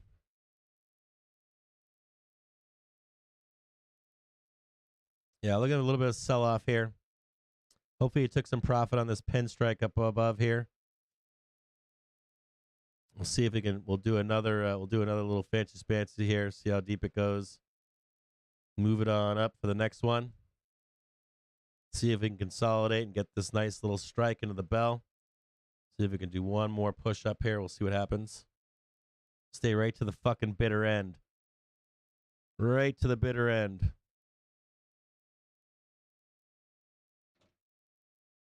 Can you believe that, Winky? I know people left. I know that half these viewers just walked away and said the trade's over. I know they did.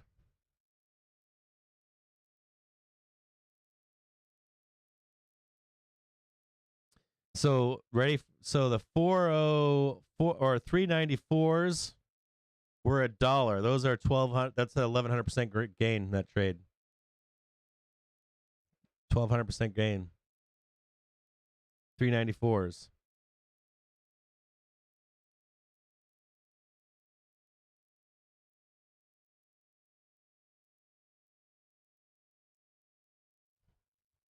Right on, Stonks Anonymous.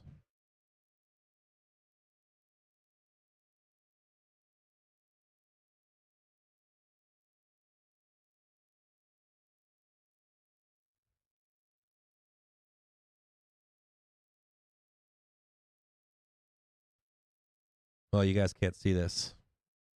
I want to make sure you guys can see this.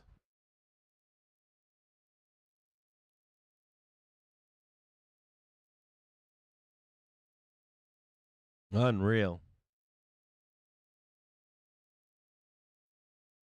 Yeah, there's still buyers here. So there's some supply up here. We already know that there's supply right up in here, right? So this is supply. They're feeding sellers down into these monster buyers, right? The demand, though, down here is unrelenting. This demand that's down here it cancels all this bullshit out. We'll see if we get the grind and the close. Just the push, the push, the push. Up into the bell. Congratulations to Bulls. It's funny, people are calling me a bear today. I'm feeling fucking bearish. The past year, I've been screamed at for being a bull because I am a bull. Always been a bull. Always will be a bull. So now I'm gonna get ragged on for that. That's hilarious. Be honest and say I'm feeling bearish.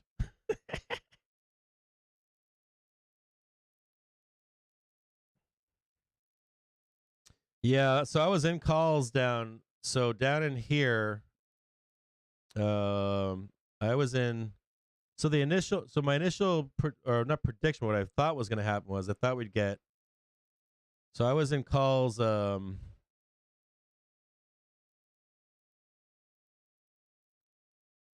I was in calls right here, right?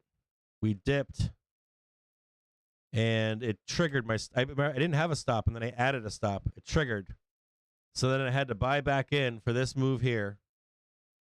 And then I ended up. This one right here, I ended up buying this move again. They went down a little bit in value, but then they went fucking ballistic. I made a bunch of change in that one. Took part of that trade, not all of it though. I missed some of this, and I think I bought right here, and I took it like right here. I have to look at my. I haven't looked at my fucking. I gotta take a look at my fucking activity for the day and see how much I've made so far. I've done well.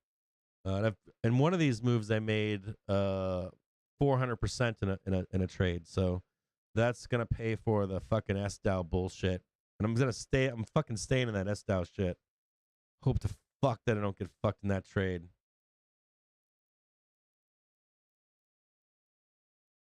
Now this trade just continues on. It'll likely continue on right into the bell. There might be a trade at 4 to 415 too. Oh, you guys can't see this shit. You guys can't see it behind Bookmap. I was gonna show you where I got stopped out at the initial trade I got stopped out of. But my take on the day was gonna be, or my initial take on this was that you get the green bar up, right? Remember how small this looked earlier today? This took up the whole screen. You guys forget shit, man. Like, let's look at So earlier today, the initial move up, we actually tagged that initial move up. Let me mute this over here. Hold on here. So if you remember, if you guys remember earlier, right? We had this red and green bar right here, right? We were right in the middle of it, right? Right in the point of control, this pivot point right here.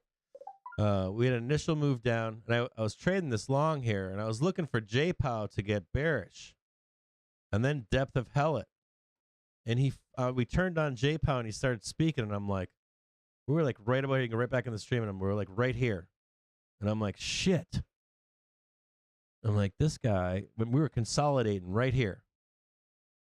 We're consolidating right here, and I'm like, this fucking guy just did a policy change, and all of a sudden we went whoomp, whoomp, and just started ripping. And then you keep listening, and every one of that speaking, this was like the policy shift change. We ripped higher. This is when he started taking some questions, and he just turned full bull, and it was off and running. Once we were off and running like this, full straight melt up, bam, bam, and now bam up here. doesn't want to crash the market. Unreal. This is gonna be a cool tape to watch. This is gonna be a cool cool thing to look back at. This is one that I'm gonna put in the vault. Unreal.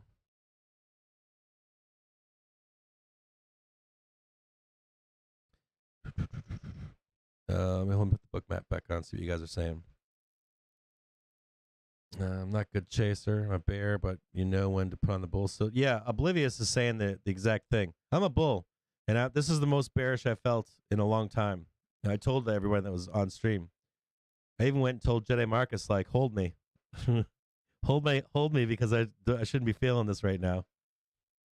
I've been up for 3 days trying to figure all this shit out. But you have to be able to switch whenever you need to. And this was the pivot. So I want you to know that this was right here. We have this on stream. You can go back and watch it. Right down here. Right here. This is where J. Powell mentioned like 4 or 5 points. This is where he changed his tune. And as soon as he did, we rocket shipped. And then in here, we had this consolidation. This is where he was being asked questions. And once it was like full board, he's on board, that was it. Straight melt up. Couple little stops, but that was it. We're gonna do this. This is reverberating right now, everywhere around the world right now. I'm gonna assume with people with large pockets, they're just buying.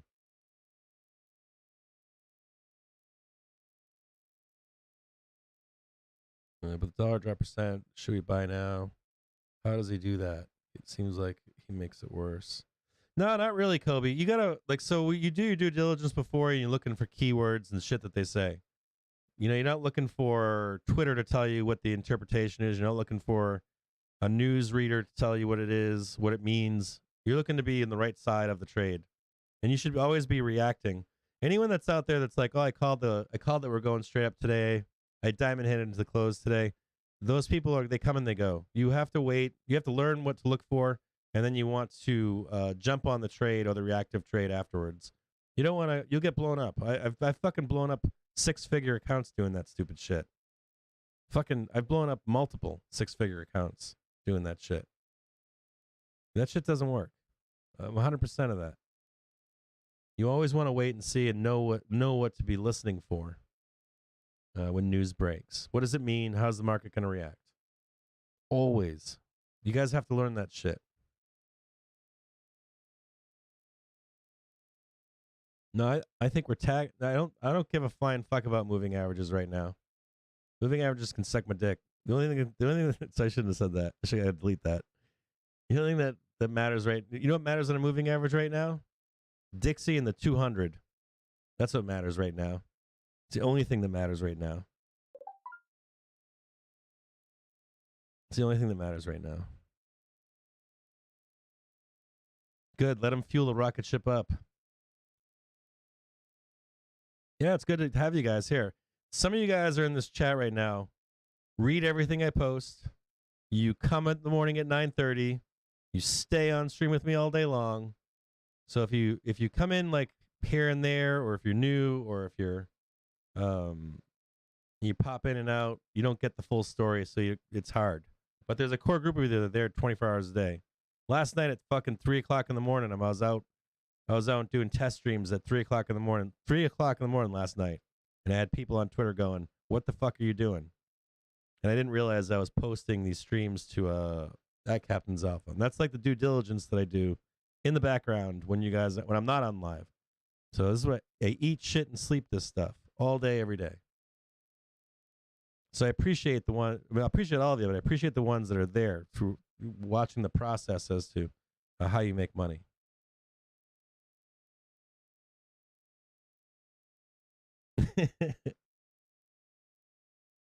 Yeah, you got to read the context post too. So this morning, the context post was critical. And it's the key to even today. The key to what we're looking for from the Fed today. Do they keep lying? How long can they keep lying? Right? That was the key about today. Key today was the narrative, right? That was the key. This morning's post was about the narrative. How long can they keep this bullshit narrative up? How long until we find out? Is it the minutes from the December meeting? Is it the minutes from the January meeting? Is it the minutes from the March meeting? We all know what they're doing. So, and then of course, this morning I said to you, well, that's the first option is the least probable. And that's where Jerome tells you the truth. And if Jerome does tell you the truth, this is where we're going. Way the fuck up. Completely improbable. And that's the first thing that came out of his fucking mouth. It took like 3 minutes or 5 minutes for him to say those words. It is basically like your girlfriend cheated on you and you confront her and you're going to say to her, in your mind you're going, she's going to fucking deny it. She's going to fucking use all these excuses. Oh, there we go. 406.59, baby. Just the monkey wrench, the big giant green dildos to the roof. You know, you got the plan for when you're going to confront her, right? So you confront her, and she doesn't lie to you. She says to you, you know what? I love you. I fucked up. I was cheating on you. I did this and I did that. I never meant to hurt you, and I apologize. You should leave me today. You deserve better than me. That's what he did today. Now, of course, it's a fucking Ponzi scheme, but that's what he did today. He didn't, because you saw the Fed speakers last week pull the bullshit. Oh, baby. MOC 34.5 billion buy side, Troy Corp. What up, brother? Pamp it in the close. 406.70. Just gangster. Look at that up there. Way up in the sky. So, you know, so this morning, I got this fever post that I make. It's like 8 pages long, 9 pages long. I even in the 9th page said, there's 9 pages here, read them all. Because it's important for you to see. It's important for you to see that, or what he says today. Because he's only got they go quiet for the meeting, right? The only time you're going to get the truth, almost like an earnings report, is like an earnings report, right? You're going to get the truth in the minutes. And you remember he's promised the Senate. I even started off saying he promised the Senate. Now he's only talking to us. He's not talking to Jim Bob and Billy Bob and Mike Bob and Mary Bob and all those other people. So is he going to fucking keep lying to us? And how long can he keep lying to us? And he didn't. He fucking didn't. He fucking told the truth. He's like, Ponzi scheme back on. Let's go. And then when he was being interviewed, he's like, I don't want to crash the market. He's like, I'm behind the market. I love the market. The market's my friend, my buddy. I love it. And that's when you started getting the fucking melt up. Look at those giant green bars down there. Look at these things over here. Wait till the market closes. From 4 to 4:15, I want to see if it just green bars it up. What do we got up here? What's up here? 405.51. What else we got up here?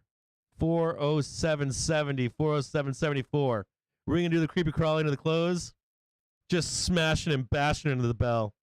You got all kinds of, you got guys on the Bahamas on a yacht right now, right? Calling their brokers and saying, buy this fucking market right now.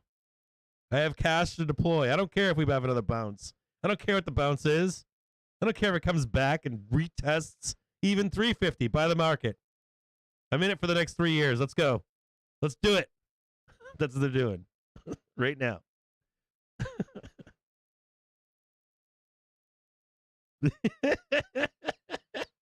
That's right, Chan. And so of course my expectation today is I'm like, well, he's probably going to come out. Well, he's probably going to come out right, and he's going to be, you know, it's not going to be hawkish. But then he's going to get hawkish later on. He's going to fucking put on the bear suit and smash the market down. And he didn't, dude. He just kept fucking going. So we have a policy shift. We said that earlier. I think we said it right at like 1:35. This is a policy shift. We're having a like 1:35, 1:45 or something before we even started skyrocketing. I told you guys we have a policy shift. I'll cut it out and replay it. I'll post it on Twitter somewhere. I want you to tell me that somebody else has called that at 135 or 140 or whatever. I guarantee nobody did. Maybe a few that knew there was a policy shift, but not many did. Not unless you're a professional. Professionals probably fucking knew right away. Oh fuck, we're fucked. Look at these green giant volume bars into the bell. Just melt up classic. Now at 406.84. Just huge moves into the bell. Get up there. Get up there. First, only good news of an entire year of a change right there. Look at that. That's what happens when you get the only good news for an entire year. You get that news at 1:30 on a Wednesday and you're telling me we're not going to melt up into the close? Pff, get out of here. We're going green bars into the bell, baby.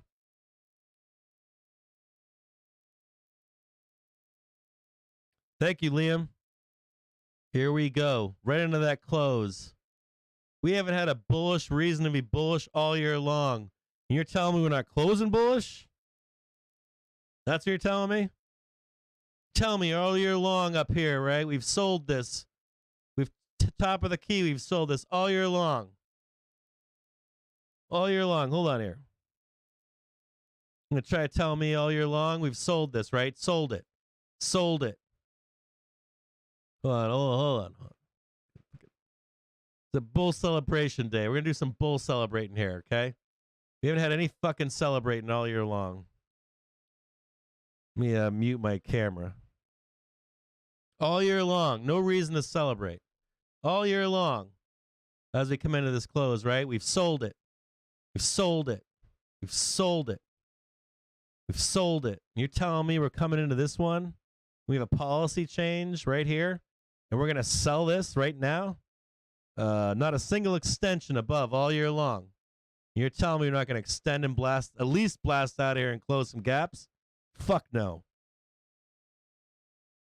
Fuck no. You're going to fucking close it strong and hard. First time all year long, good news.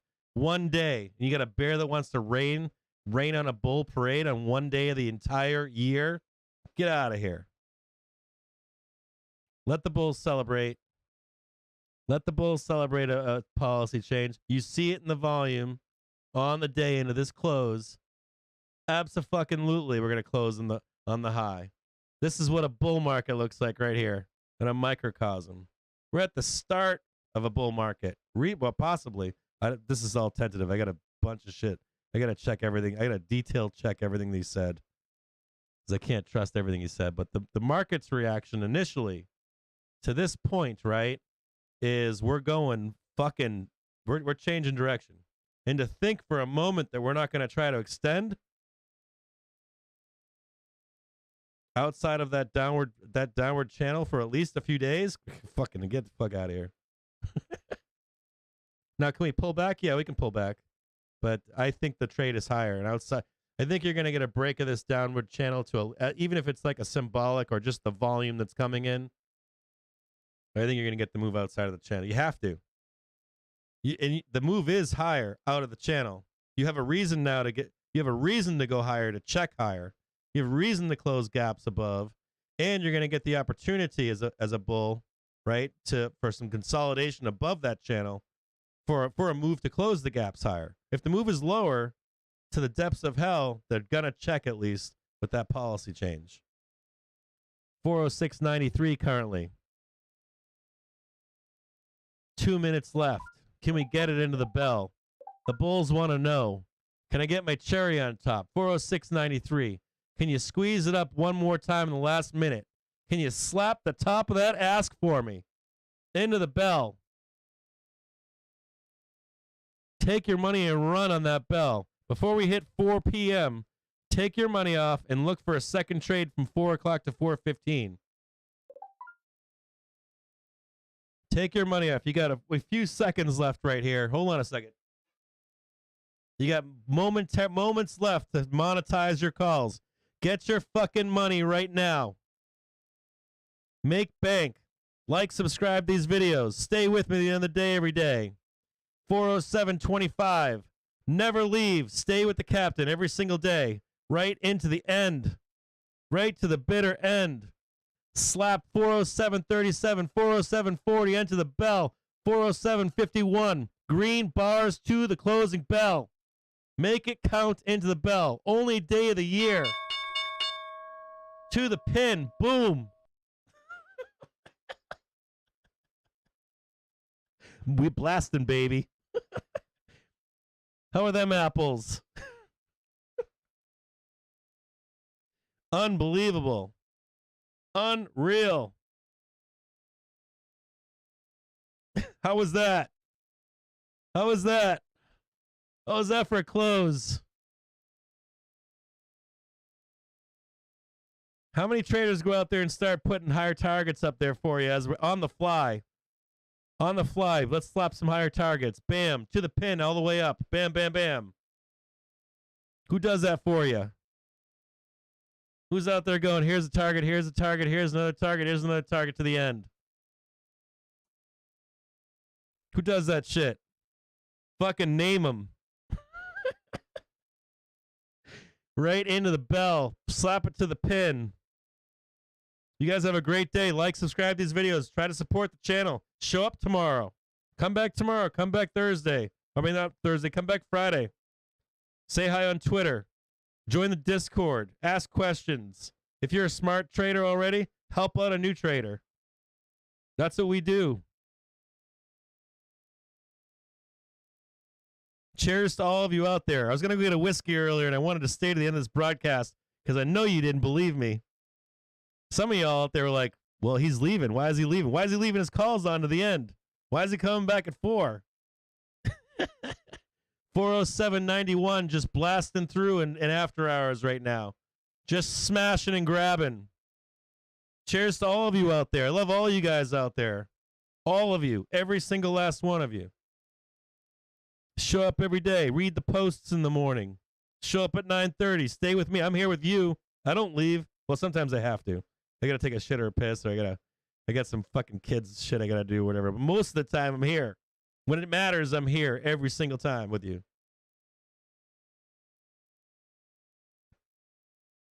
I love all of you guys out there.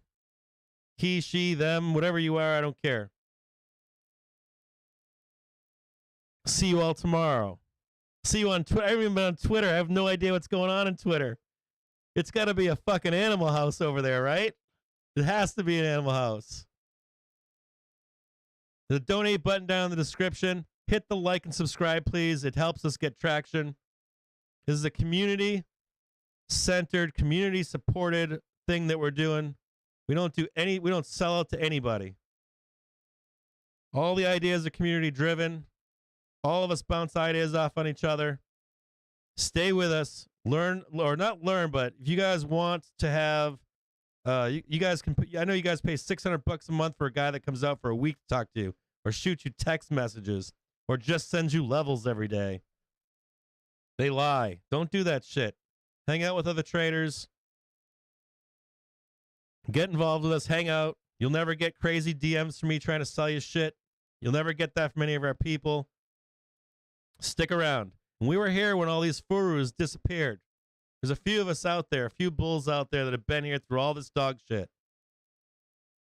Stay with us as the market turns. Don't go running off with those crazy people. You want to last in this forever. You don't not ever, but you want to last in this for decades. It's a gift that we have that we've been given for you to enter this market. It's a gift. You don't have to be a salary man or a salary woman. You can decide your future. Congratulations. This is amazing. This is a great day. I'm shocked. I'm in shock right now. I'm in full shock right now. Amazing. Congratulations to all of you out there. I'll see you all tomorrow. If I don't get shit-faced now, what I'm going to try to do is I'll let you know if I get shit-faced. What I'm going to try to do is I'm going to try to review this stuff tonight. What we'll do is we'll play the tape. I'll try to cut some segments out of this live broadcast, but alongside what Powell was saying, we'll just review this stuff tomorrow. We'll see if there's any credence to what happened today, if we should still have faith in this stuff. And I'll check back with you guys tomorrow morning, okay? Love all you guys. Hope you made money today. If you lost money, I hope you made money towards the end of the day. I hope you didn't fade the end of the day trade.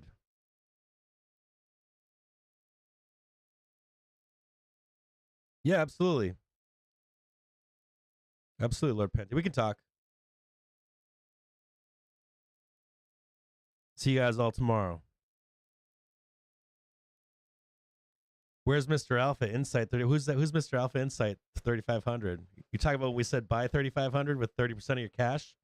You should have done that. You did videos on that one. You guys take it easy. You guys all have a great